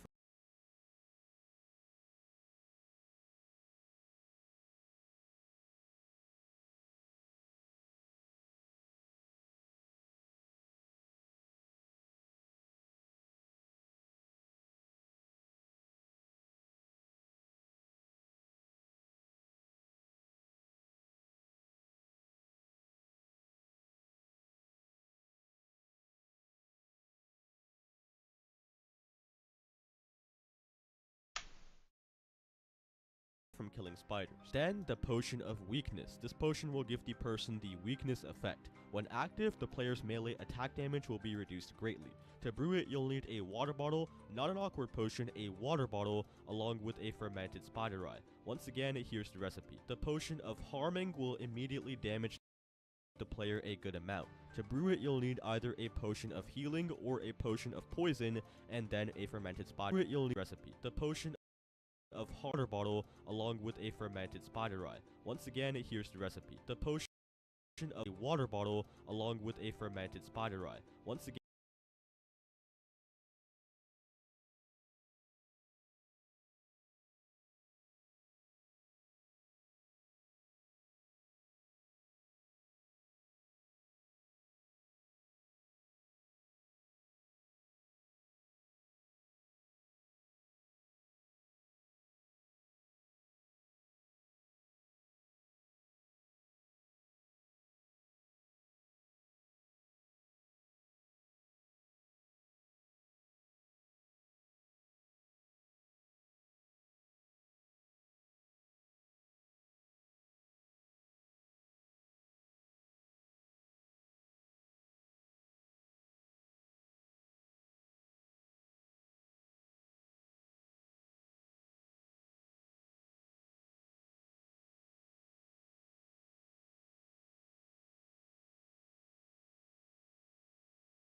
here's the recipe. The potion of harming will immediately damage the player a good amount. To brew it, you'll need either a potion of healing or a potion of poison, and then a fermented spider eye. Potions of slowness will give or a potion of poison damage the player a good amount. To brew it, you'll need either a potion of healing or a potion of poison, and then a fermented spider eye. Potions of slowness will give the player the slowness effect. When active, the player's movement speed will be decreased. To brew it, you need either a potion of swiftness or a potion of leaping combined with a fermented spider eye. Oozing potions will make the entity under effect spawn slimes when they die. To brew this potion, you'll need an awkward potion and then a slime block. Infestation potions will affect entities with a chance of spawning silverfish whenever they get damaged. To brew this, you'll need an awkward potion along with a regular stone block. These next few potions are kind of in their own category. The potion of the Turtle Master will give you a high slowness effect along with a high damage resistance effect. So essentially,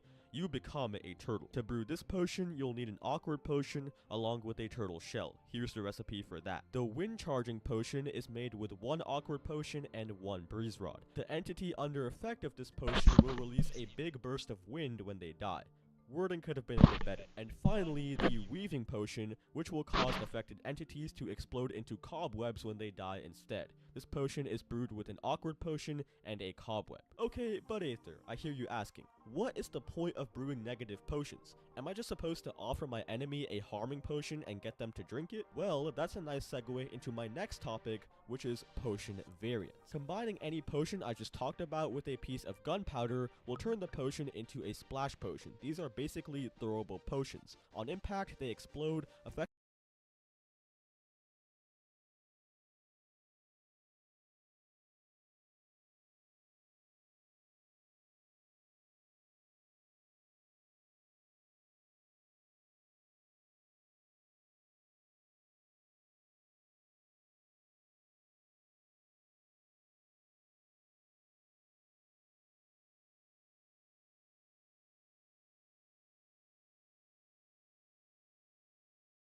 affecting nearby entities with the status effect. Obviously, when you have a negative splash potion, these can be used as a weapon against your enemy to affect them with a negative effect and gain the upper hand. You can also use them if you want to quickly gain an effect for yourself without spending the time to drink the potion to do so. If you get hit with an effect that you don't want, like poison, you can always drink milk, which will remove all the effects that you have, whether negative or positive. Lingering potions are another variant of potions. They're like splash potions, but upon impact, the effect pool will linger there for a short period of time. To make these, you'll need to get the Ender Dragon's breath in a bottle, and then combine it with a splash potion in a brewing stand. Lingering potions can also be combined with arrows to make tipped arrows, basically arrows with an extra effect attached onto them. On Bedrock Edition, you can actually put regular potions in a cauldron instead, and then tip the arrows that way without the need for Dragon's Breath. And now we get to the final segment of the video. Potion enhancements. Combining almost any potion, whether normal, splash, or lingering,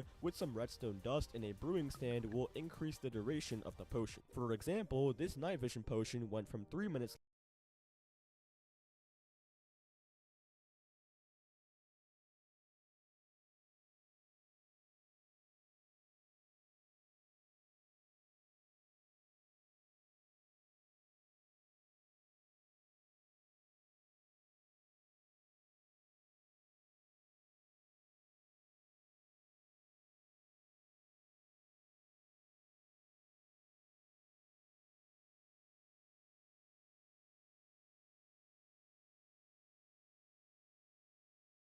long to 8 minutes. A few potions cannot be lengthened, however, such as healing and harming potions, as they are only a one-time impact to your health. They don't really provide any effect timer that can be lengthened. Other potions that can't be lengthened include potions of wind charging, weaving, oozing, and infestation. They can all only be 3 minutes long. Besides that, combining any potion with a glowstone dust instead will result in a potion with a stronger status effect. So for example, regular speed will become speed 2 when enhanced, which is much faster and better than speed 1. There is a catch though, in that the duration of the potion will be cut significantly once you strengthen it. These 10 potions also cannot be strengthened,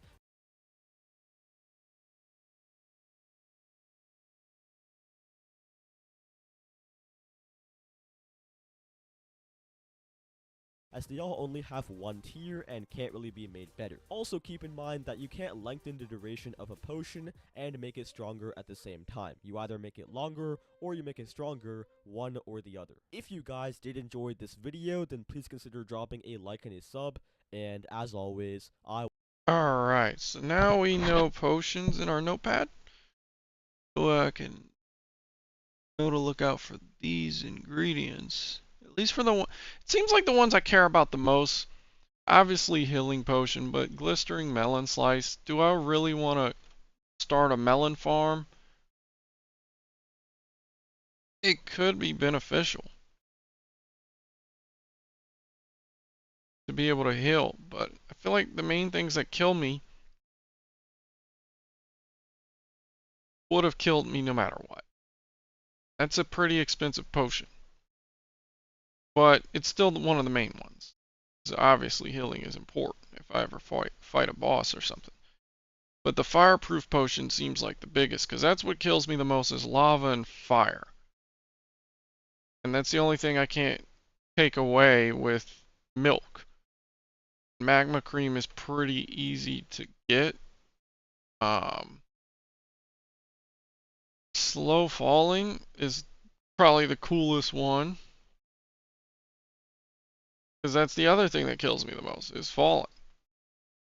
So immune to falling damage, bro. And you fall slowly, so it's like you're gliding. That's cool as shit. It's only one phantom membrane. So I need to get a shit ton of, I need to build another wart farm. I need to maybe perhaps build an infinite water source in my house.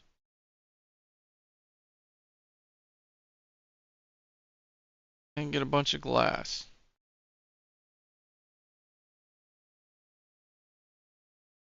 Poisons are cool.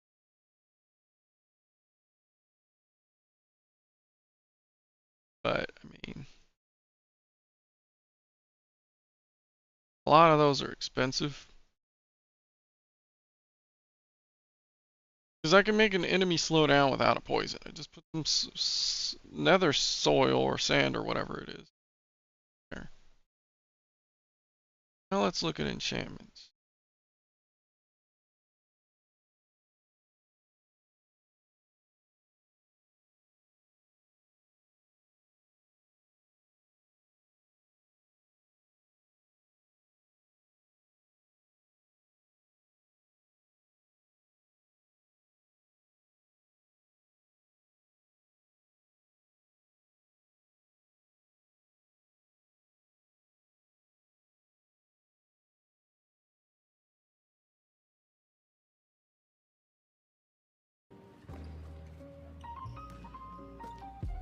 How is it going, everyone? Today I present to you the best Minecraft enchantments for every tool, weapon, and armor piece in Minecraft 1.21. Timestamps are there if you're looking for something specific.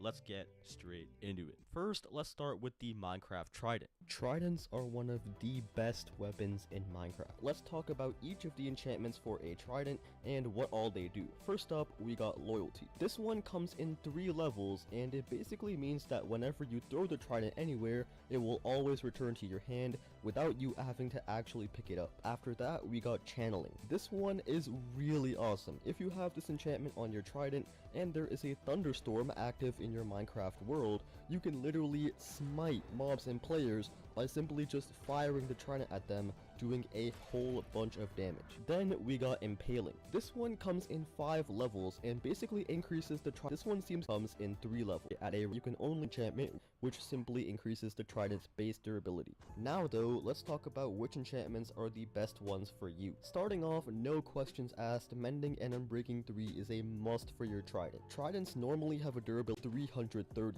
and with Mending, you can literally regenerate your trident's durability by collecting XP.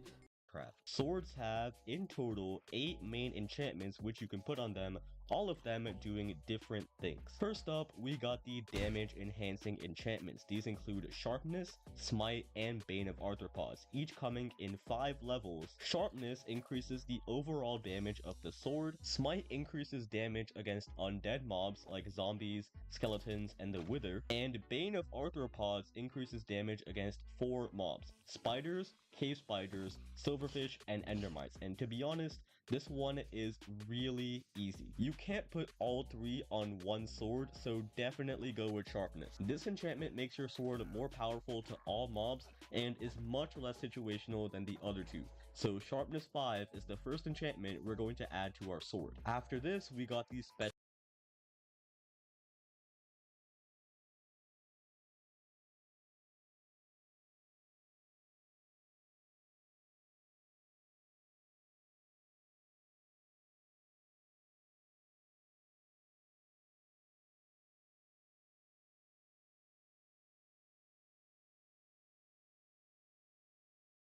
special power enchantments. I know, amazing name. These include Fire Aspect, Looting, and Knockback. Fire Aspect and Knockback come in 2 levels, while the Looting enchantment comes in 3. Looting increases the amount of drops that you get from mobs, and also increases the chance of mobs dropping rare items. So for example, Blazes will drop blaze rods more often and at a higher rate when you kill them with a looting sword. Fire Aspect will cause any mob you hit to be immediately set on fire for a short period, doing some extra damage after the initial strike. This will not work on nether mobs, however, nor any boss mobs. And then Knockback will simply knock your enemies further back when you hit them. This can be quite useful for when a bunch of mobs are crowded. Knock your nether mob period, doing some extra damage after the initial strike. This will not work on nether mobs, however, nor any boss mobs. And then Knockback will simply knock your enemies further back when you hit them. This can be quite useful for when a bunch of mobs are crowding you and you need some breathing room or time to escape. So out of all the special power enchantments, I'd say the ones we'll take are Looting and Fire Aspect. Looting makes survival a lot easier in general, and Fire Aspect makes the sword do even more damage than it already does. Knockback is good, but it's completely useless against ranged mobs as you're literally just helping them out, and it also makes killing mobs a lot harder in general since you have to keep running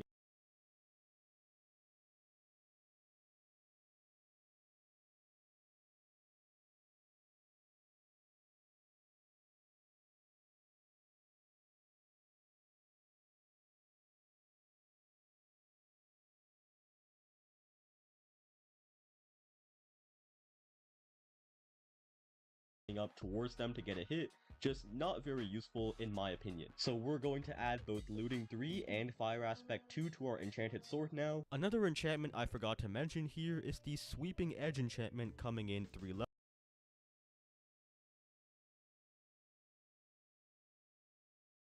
levels, which is Java exclusive. In the Java edition, when there's a mob in close proximity to another mob, we definitely have to go over each one in detail.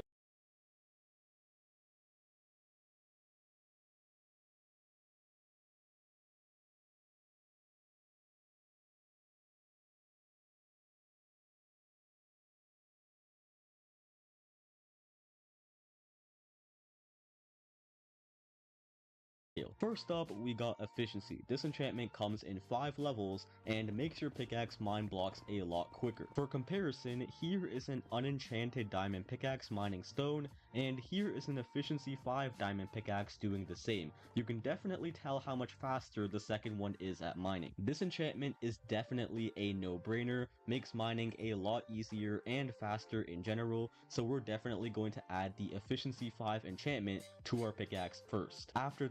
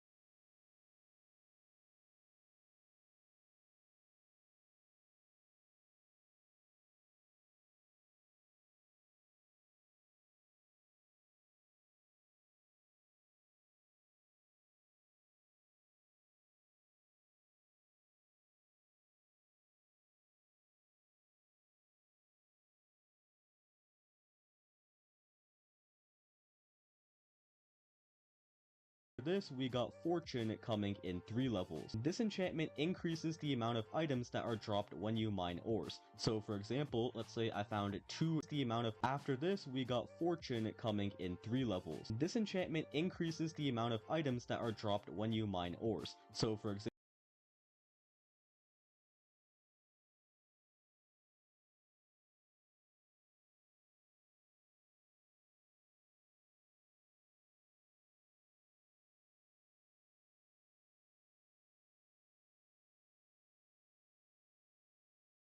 example, let's say I found 2 diamond ore. If I'm mining with a fortune pickaxe, it has the potential to drop 3 to 8 diamonds from just these 2 ore. And this is true not only for diamonds, but also for mining iron ore, gold ore, redstone ore, coal ore, copper ore, and nether quartz. This enchantment will not work on ancient debris, however, unfortunately. But wait! Before we add Fortune 3 to our pickaxe, we need to talk about the next enchantment, Silk Touch. This enchantment is incompatible with Fortune, and what it does is it guarantees that the block that you mine will be in its original, unchanged form when you collect it. Let me explain more. Mining stone blocks usually gives you cobblestone, right? But with a Silk Touch pickaxe, it will give you stone. Mining grass blocks will give you actual grass blocks, not dirt, and mining diamonds will give you the diamond ore block itself, not diamonds. And like I said, this enchantment does conflict with Fortune, so what exactly do we do here? Well, I'd say to go with Fortune,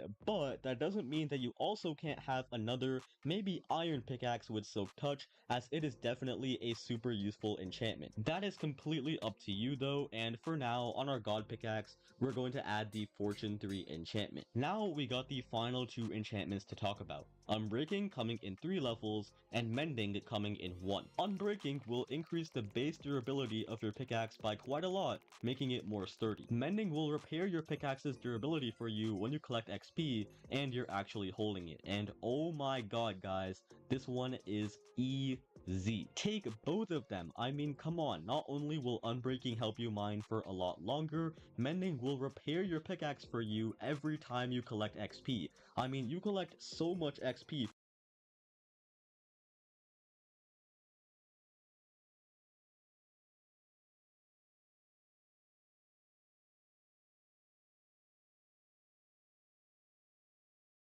from mining ores and killing monsters in caves. It is amazing. So, in conclusion, the best enchantments for a pickaxe in Minecraft are as follows. Efficiency 5, followed by Fortune 3, Unbreaking 3, and Mending. Make sure to have a second pickaxe with Silk Touch though. Trust me, it is an underrated enchantment. Then, axes are an extremely versatile and useful Minecraft tool. First, let's talk 2 enchantments that you're going to be putting on your axe no matter what. Unbreaking and Mending. Unbreaking comes in 3 levels and simply increases your axe's base durability, meaning it won't break as quickly. And Mending, which is just 1 level, will repair your axe's durability when you collect XP orbs, for example when you kill mobs. You need these 2 enchantments. They will significantly increase your axe's lifespan, and you won't have to devote so many resources just so your axe doesn't break. Now that we've gotten that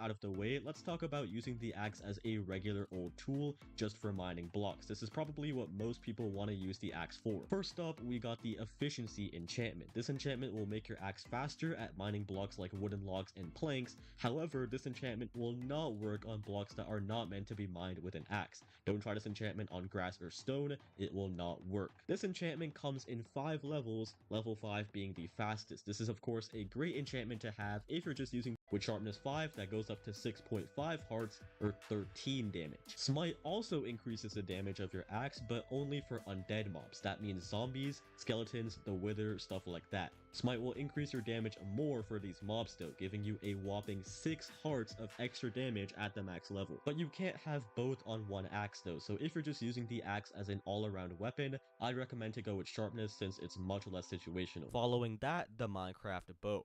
Following that, the Minecraft bow. I'd recommend to go with sharpness since it's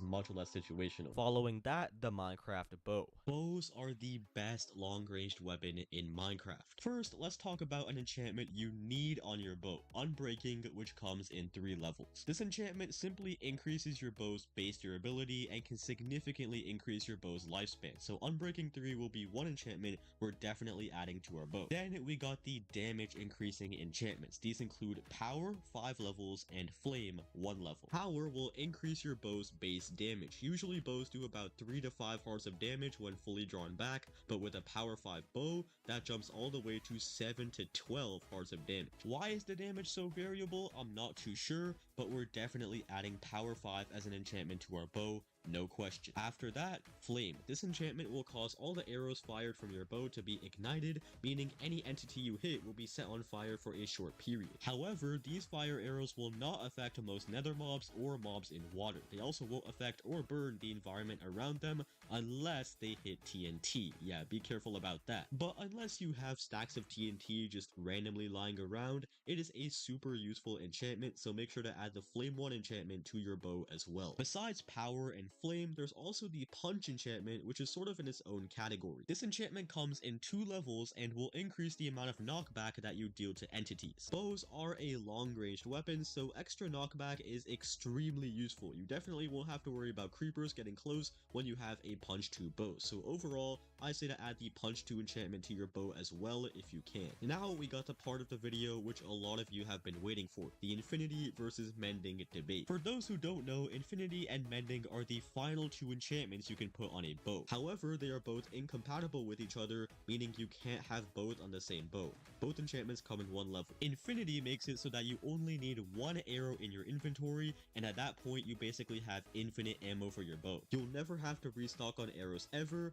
However, you won't be able to recollect any arrows fired. Mending is an enchantment that repairs your bow's durability when you collect XP orbs and when the bow is in your hand. This means as long as you're killing mobs and stuff, your bow will automatically repair itself. So which one is better? On one hand, mending makes your bow unbreakable, but you'll always need to keep stacks of arrows on hand. Infinity makes it so that you don't need many arrows, but then repairing your bow over and over again becomes kind of a pain. You'll need a lot of XP levels. Well, in my opinion, which enchantment is better depends on your current situation. If you're a player with a skeleton farm and who doesn't really have a problem collecting arrows, then mending might benefit you a lot more. Likewise, if you're a player who doesn't have or doesn't want to spend time collecting arrows, but has levels and XP in hand, then Infinity might be a bit more convenient for you. Of course, let me know what you guys think. So in conclusion, here are the best enchantments for a bow in Minecraft. Unbreaking 3, Power 5, Flame 1, Punch 2, and Infinity 1 or Mending 1, again depending on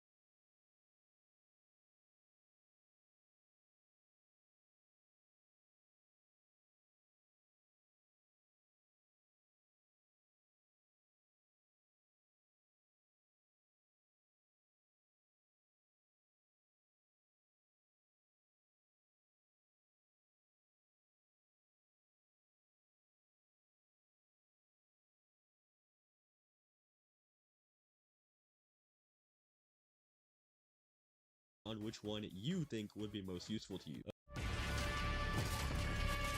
I think I'll go for Infinity.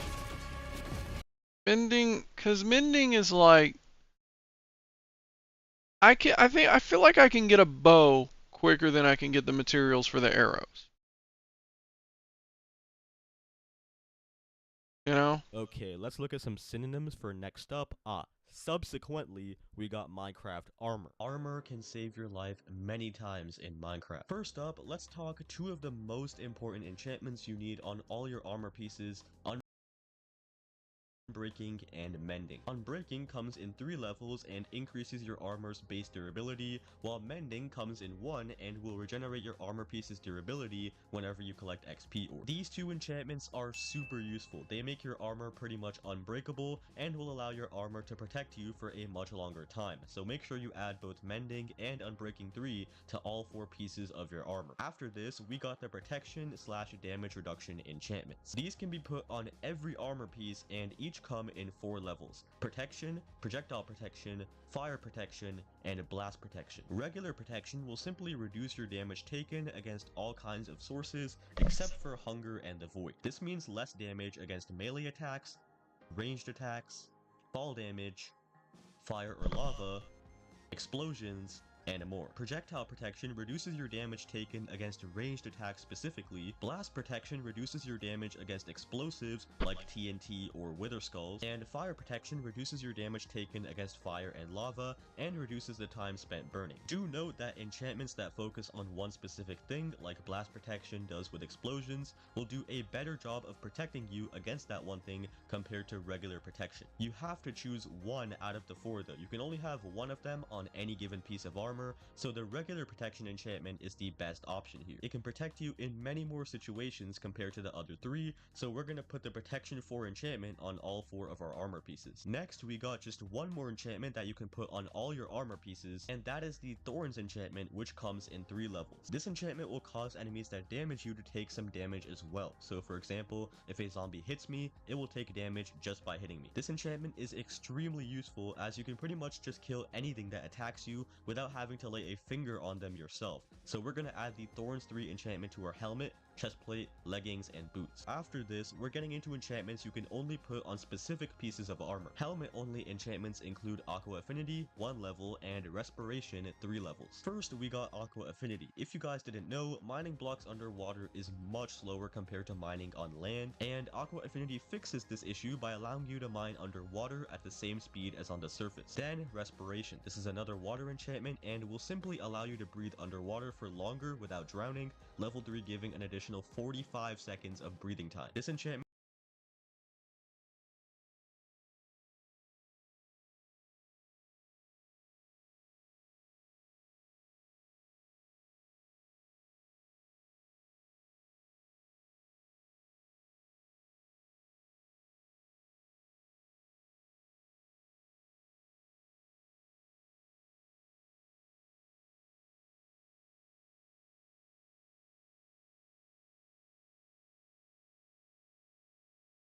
also makes you take less drowning damage. Both of these enchantments are nice, but not necessary unless you spend a lot of time underwater, so I'm gonna leave this up to you guys. Then we got only one leggings only enchantment, and that is Swift Sneak, which comes in 3 levels. This enchantment does exactly what it says. It increases your speed when sneaking, and at level 3, you'll be moving at 75% of your regular walking speed. It's another nice to have, but not necessary enchantment. You can also only find it in ancient cities, a rare and dangerous structure, so once again, I'll leave this one up to you guys. After that, we got the boots only enchantments. These are Feather Falling, 4 levels, Frost Walker, 2 levels, Depth Strider, 3 levels, and Soul Speed, 3 levels. Feather Falling will simply reduce the amount of fall damage that you take, and it, combined with Protection, it does a much better job with reducing fall damage than just the Protection enchantment. So Feather Falling 4 is a must-have enchantment for your boots. Frost Walker will basically make you Elsa. Whenever you touch water with this enchantment, the water will temporarily freeze into ice. This sounds really cool, but can be kind of annoying since the ice is really buggy, you can't sprint jump,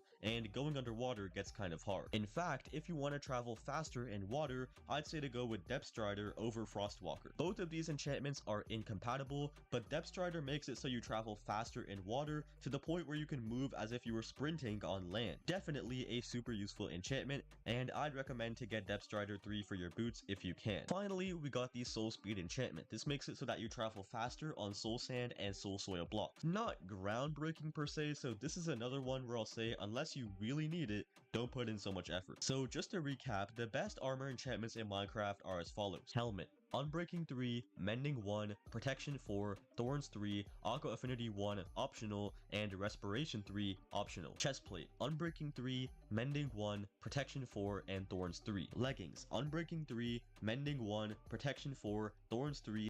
Longevity. Upcoming, we got the Minecraft shovel. Shovels are an extremely underrated Minecraft tool. First, let's talk about 2 enchantments you need on your shovel: Unbreaking, which comes in 3 levels, and Mending, which comes in 1. Unbreaking significantly increases your shovel's durability to almost double. This means your shovel can do the dirty work for you a lot longer.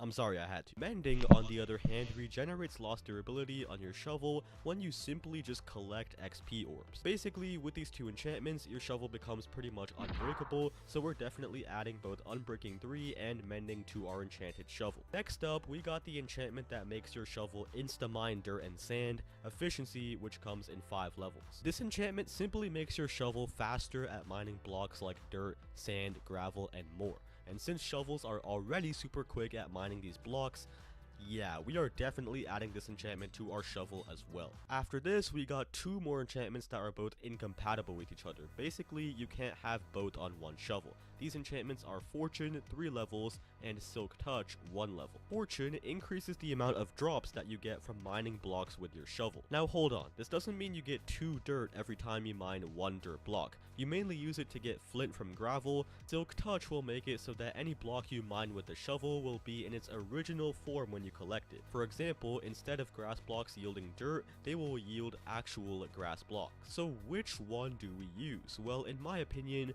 Fortune hands down. Combining Fortune with Efficiency is literally going to make you rich, plus Silk Touch is an enchantment you can just slap on a pickaxe and it has the exact same effect. It's even better actually, because with the pickaxe, you can mine stone and ores as well. Now in this video, I did say Fortune was a better enchantment, but you can definitely use Silk Touch if you think it's more useful to you in your world. It's just a personal preference, really. So just to recap, the best enchantments for a shovel in Minecraft are as follows: Unbreaking 3, Mending, Efficiency 5, and Fortune 3. Although you don't need Fortune, it's just nice to have, especially for villager trading. Finally, we...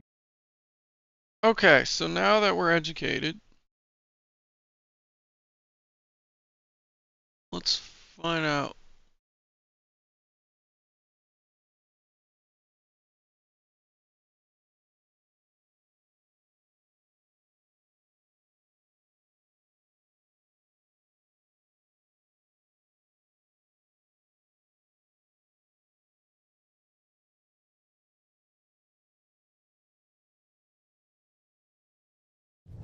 Return the new salted caramel butterfingers.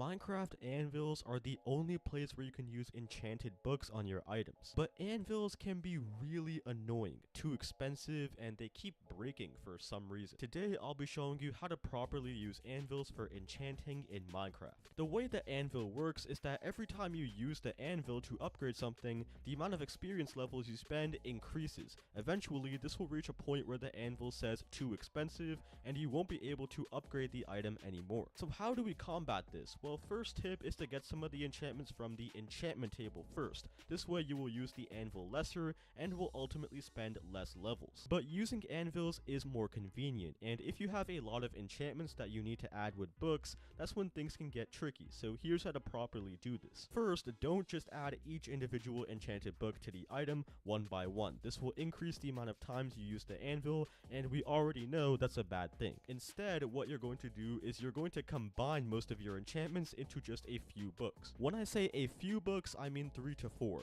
Please do not put all of your enchantments on one single book. That is maybe the worst thing you could possibly do. Now listen carefully. If you're trying to apply 5 enchantments to an item, like a bow, first we're going to take a single enchantment book and another single enchantment book, and now we have a book with 2 enchantments. Combine another set of single enchantment books like so to create another book with 2 enchantments, and from here you can simply add the books to your item. For 6 enchantments, like on a helmet, it's quite similar. We're going to again combine 2 single enchantment books to make a book with 2 enchantments, and we're going to do it again with another set of enchanted books. So now we have 2 books with 2 enchantments each, and 2 single enchantment books left. We're going to combine these 2 books that are left over to create a third book with 2 enchantments, and after that, we can simply add all the books to our item. For 7 enchantments, the best way to conserve XP, we're gonna have 3 books with 2 enchantments each, and 1 book with a single enchantment. Keep in mind when you're combining books, the order of the books in each slot of the anvil also affects how much XP you're going to spend combining them. Different enchanted books also take different amounts of XP. Usually, you don't want to combine the most expensive enchantments together because you'll wind up spending more XP. Instead, it's better to combine the expensive enchantments with cheap ones like Unbreaking or Mending. If you guys did enjoy this video, then please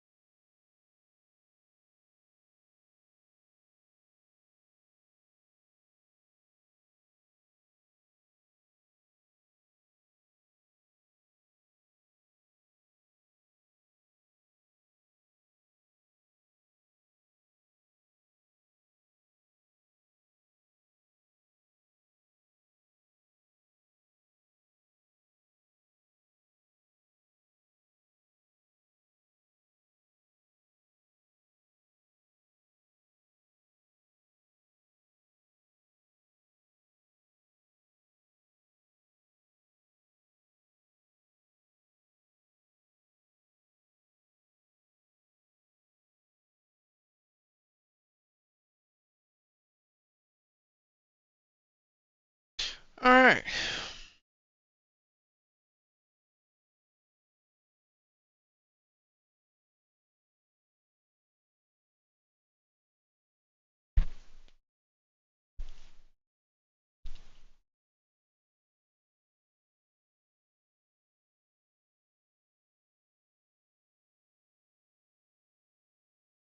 Alright, so now that we got that down,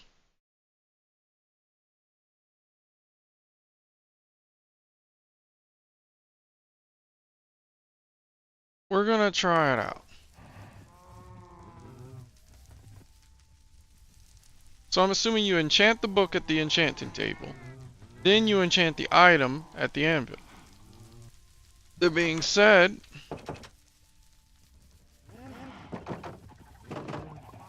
let's get some books.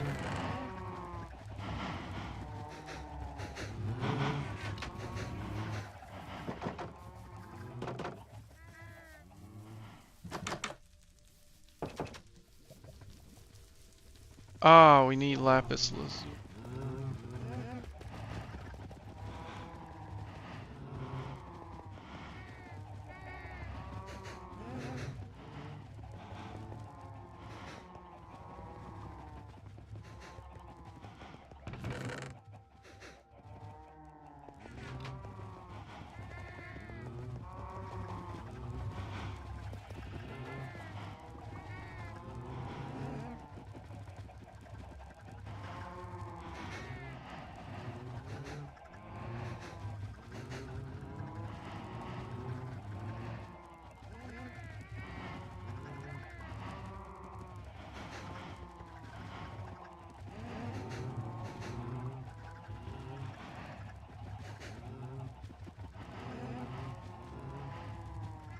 Alright, so it's looking like we're gonna need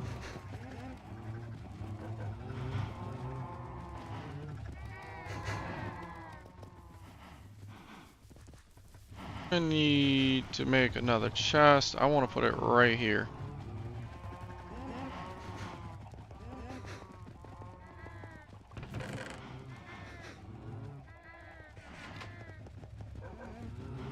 That's where we'll put the lapis lazuli.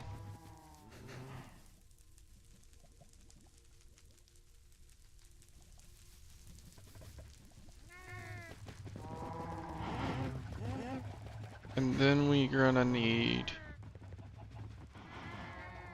I need to go for mending first. I need a pickaxe.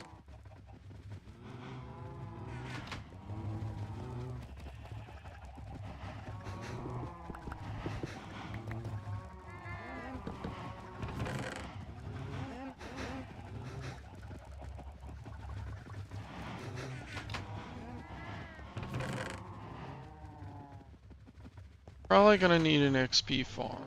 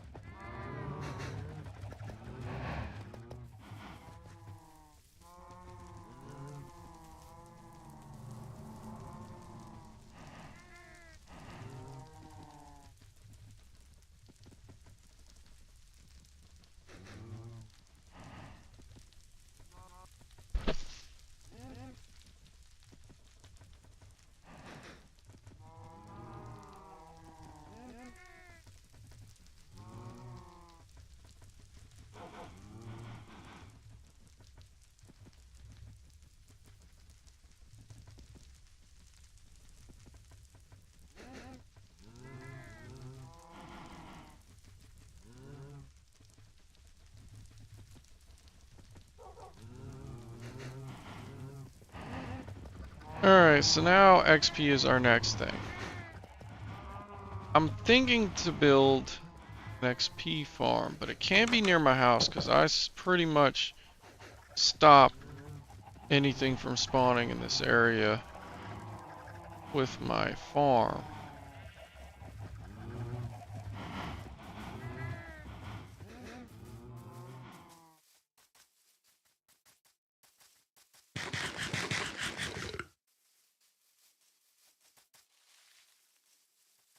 this, so it's gotta be about, yeah, chickens.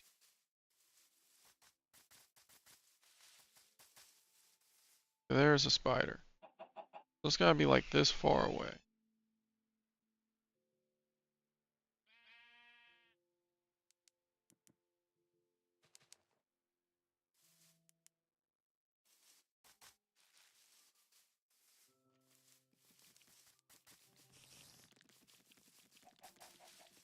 Alright, so we're gonna need some material.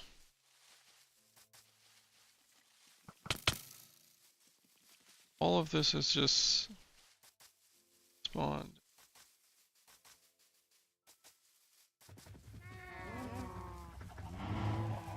I might even do it across the way. Let's do an inventory check on material.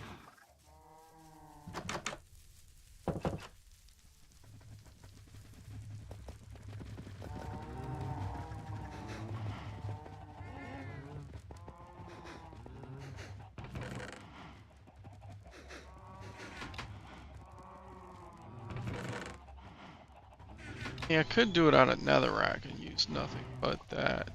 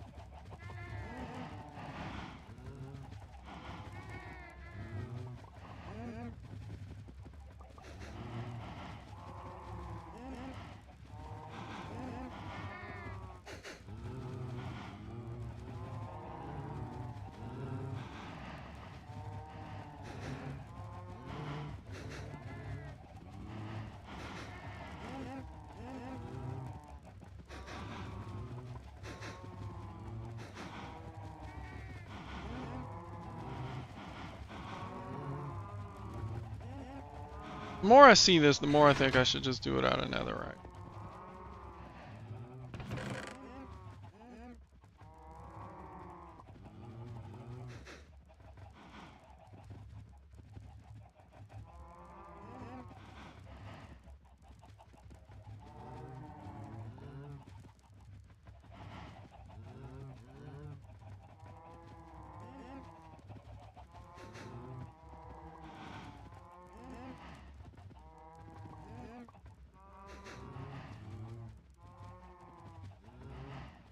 Let's make some stairs.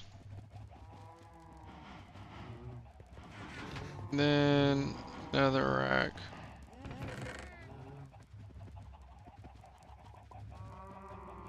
I might have to go to the nether right quick. Or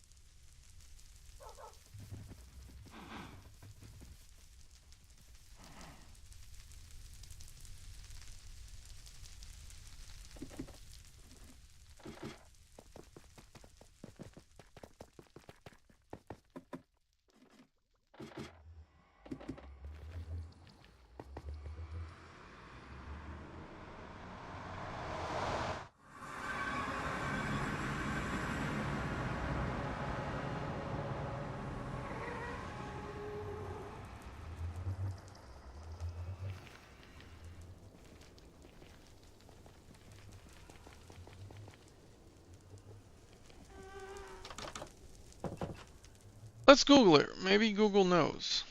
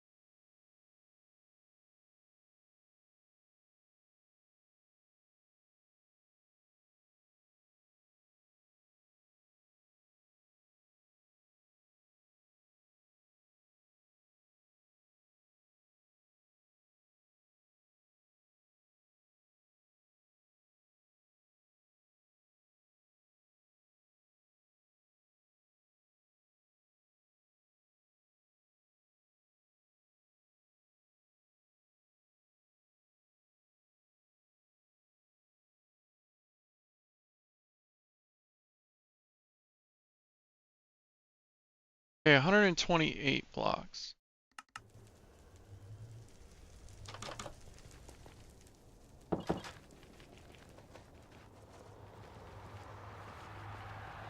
So it's gotta be 128 blocks high. Guy.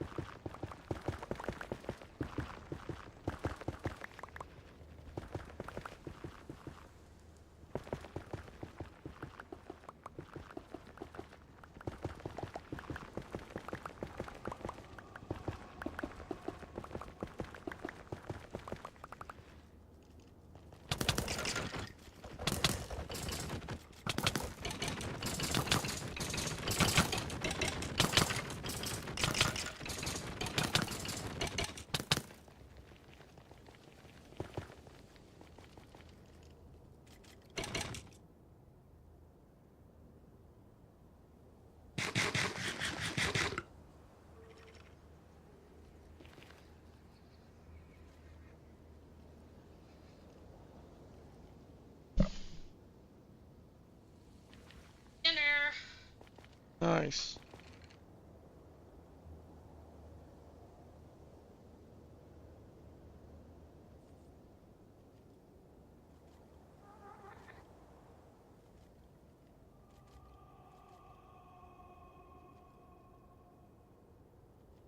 Brother Red Bull in Alright.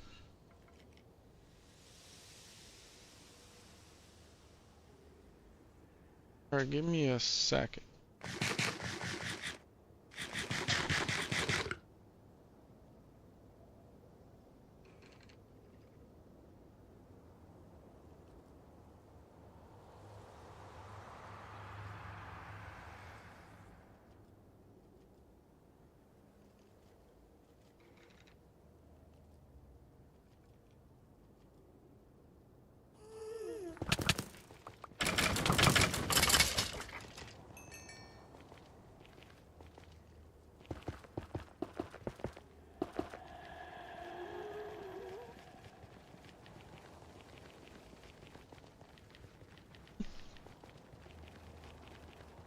Yeah.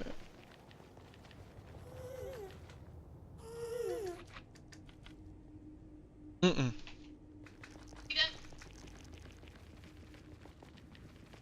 Yeah, but I do have I got a brilliant idea to build a building.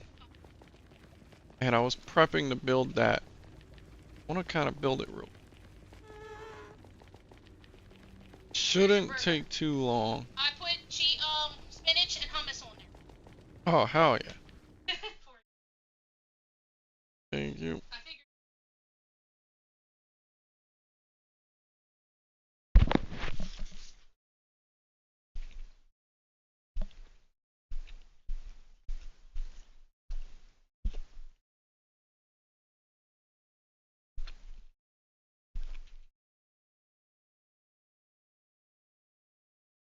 They joke with me because I always cook on propane grill. They're like, you probably don't know how to cook on a charcoal grill. I'm like, man, I cook better than them.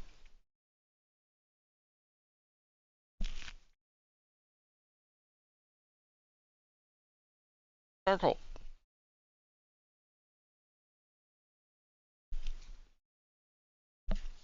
Bread wasn't mushy, so I used the same bread for me. I just heated the burger, didn't heat the bun. Now, I don't mind using charcoal, but it's more expensive. And it takes longer because you have to make sure all the coal's light, then you gotta make sure they turn white before you put the food on. And everybody started getting propane. I love propane. I love the way. Yeah.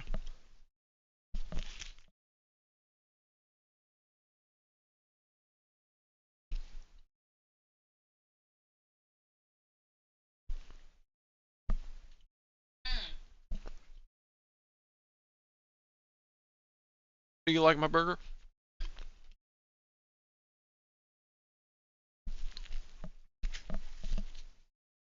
Mine and gravy.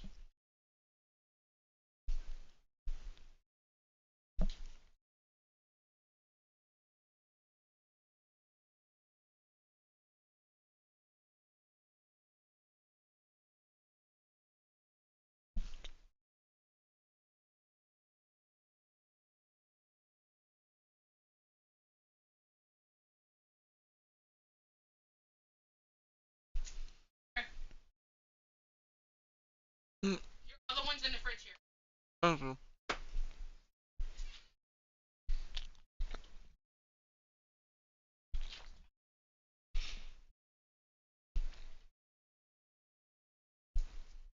Juice here. Come here.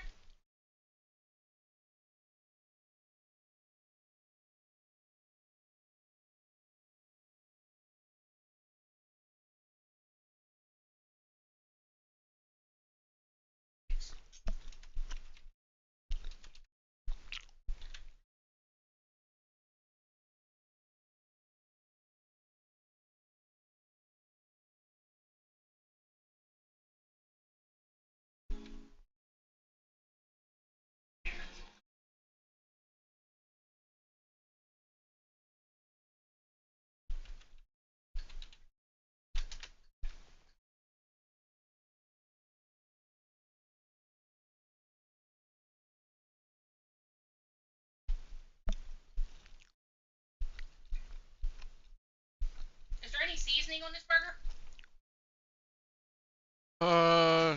I think there is. They were mixed. Some were with and some were without. But you'll see it on there.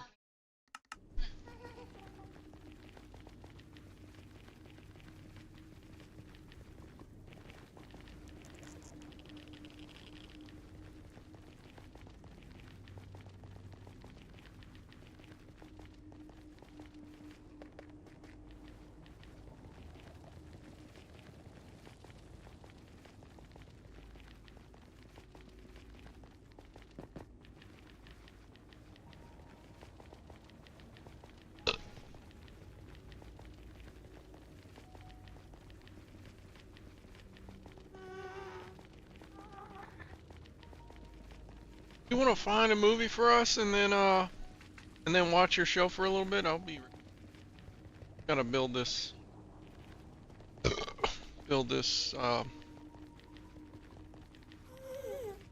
building. Build the building. Why in English is building a noun but it ends in ing? As if it's a verb or a...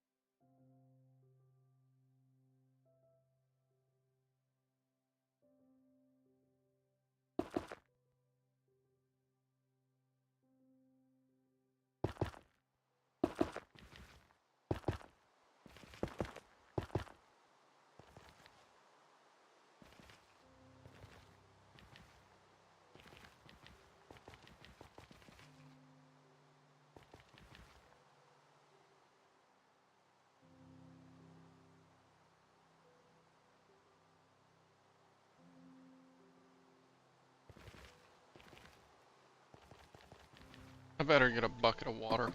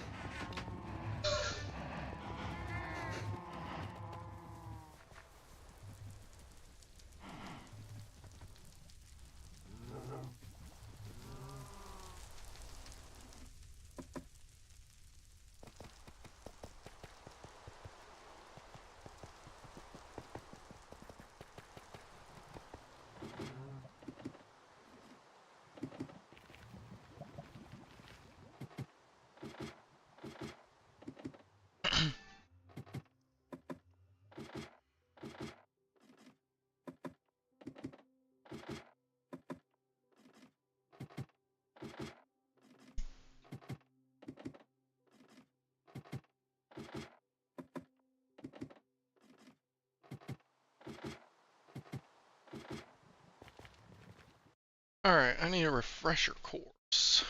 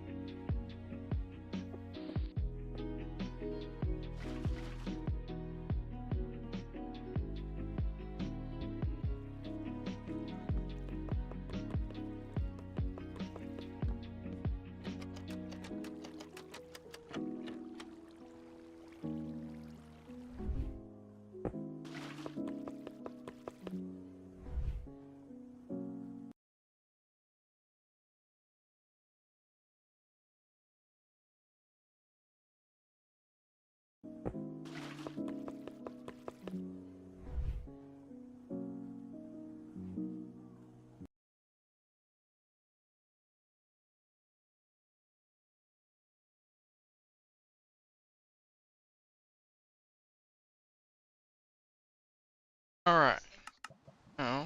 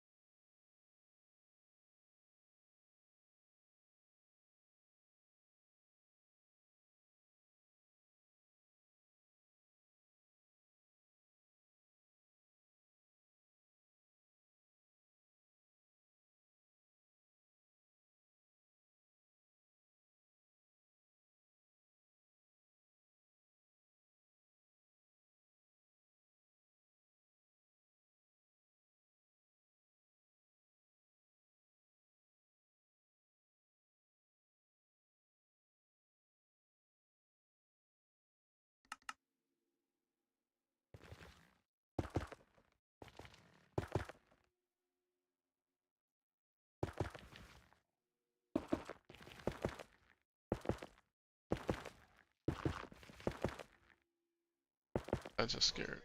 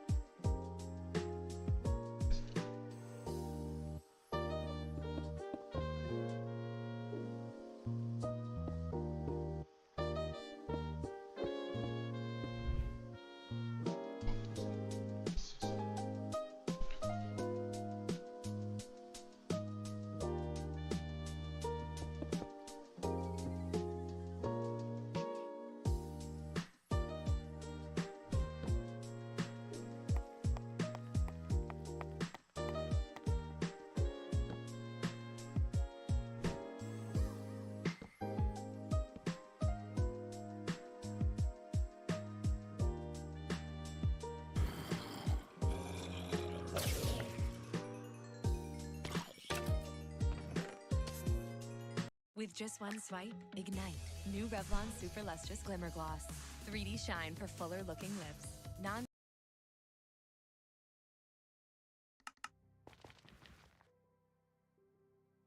I didn't even bring water. I'm a fucking idiot.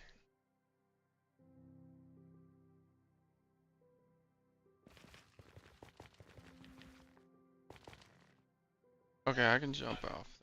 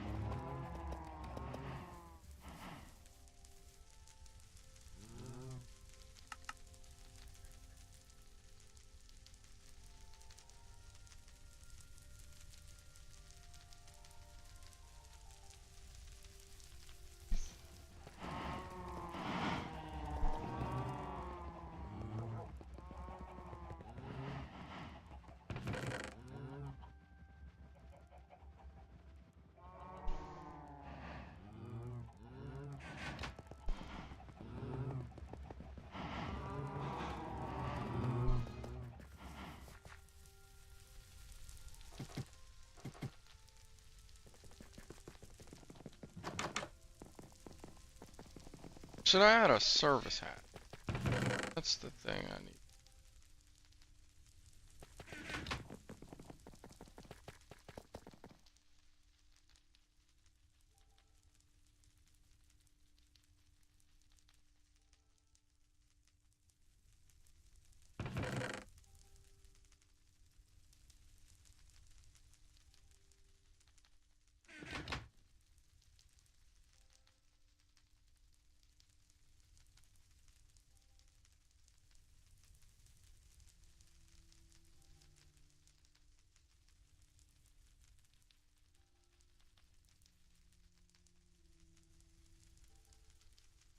That should be enough.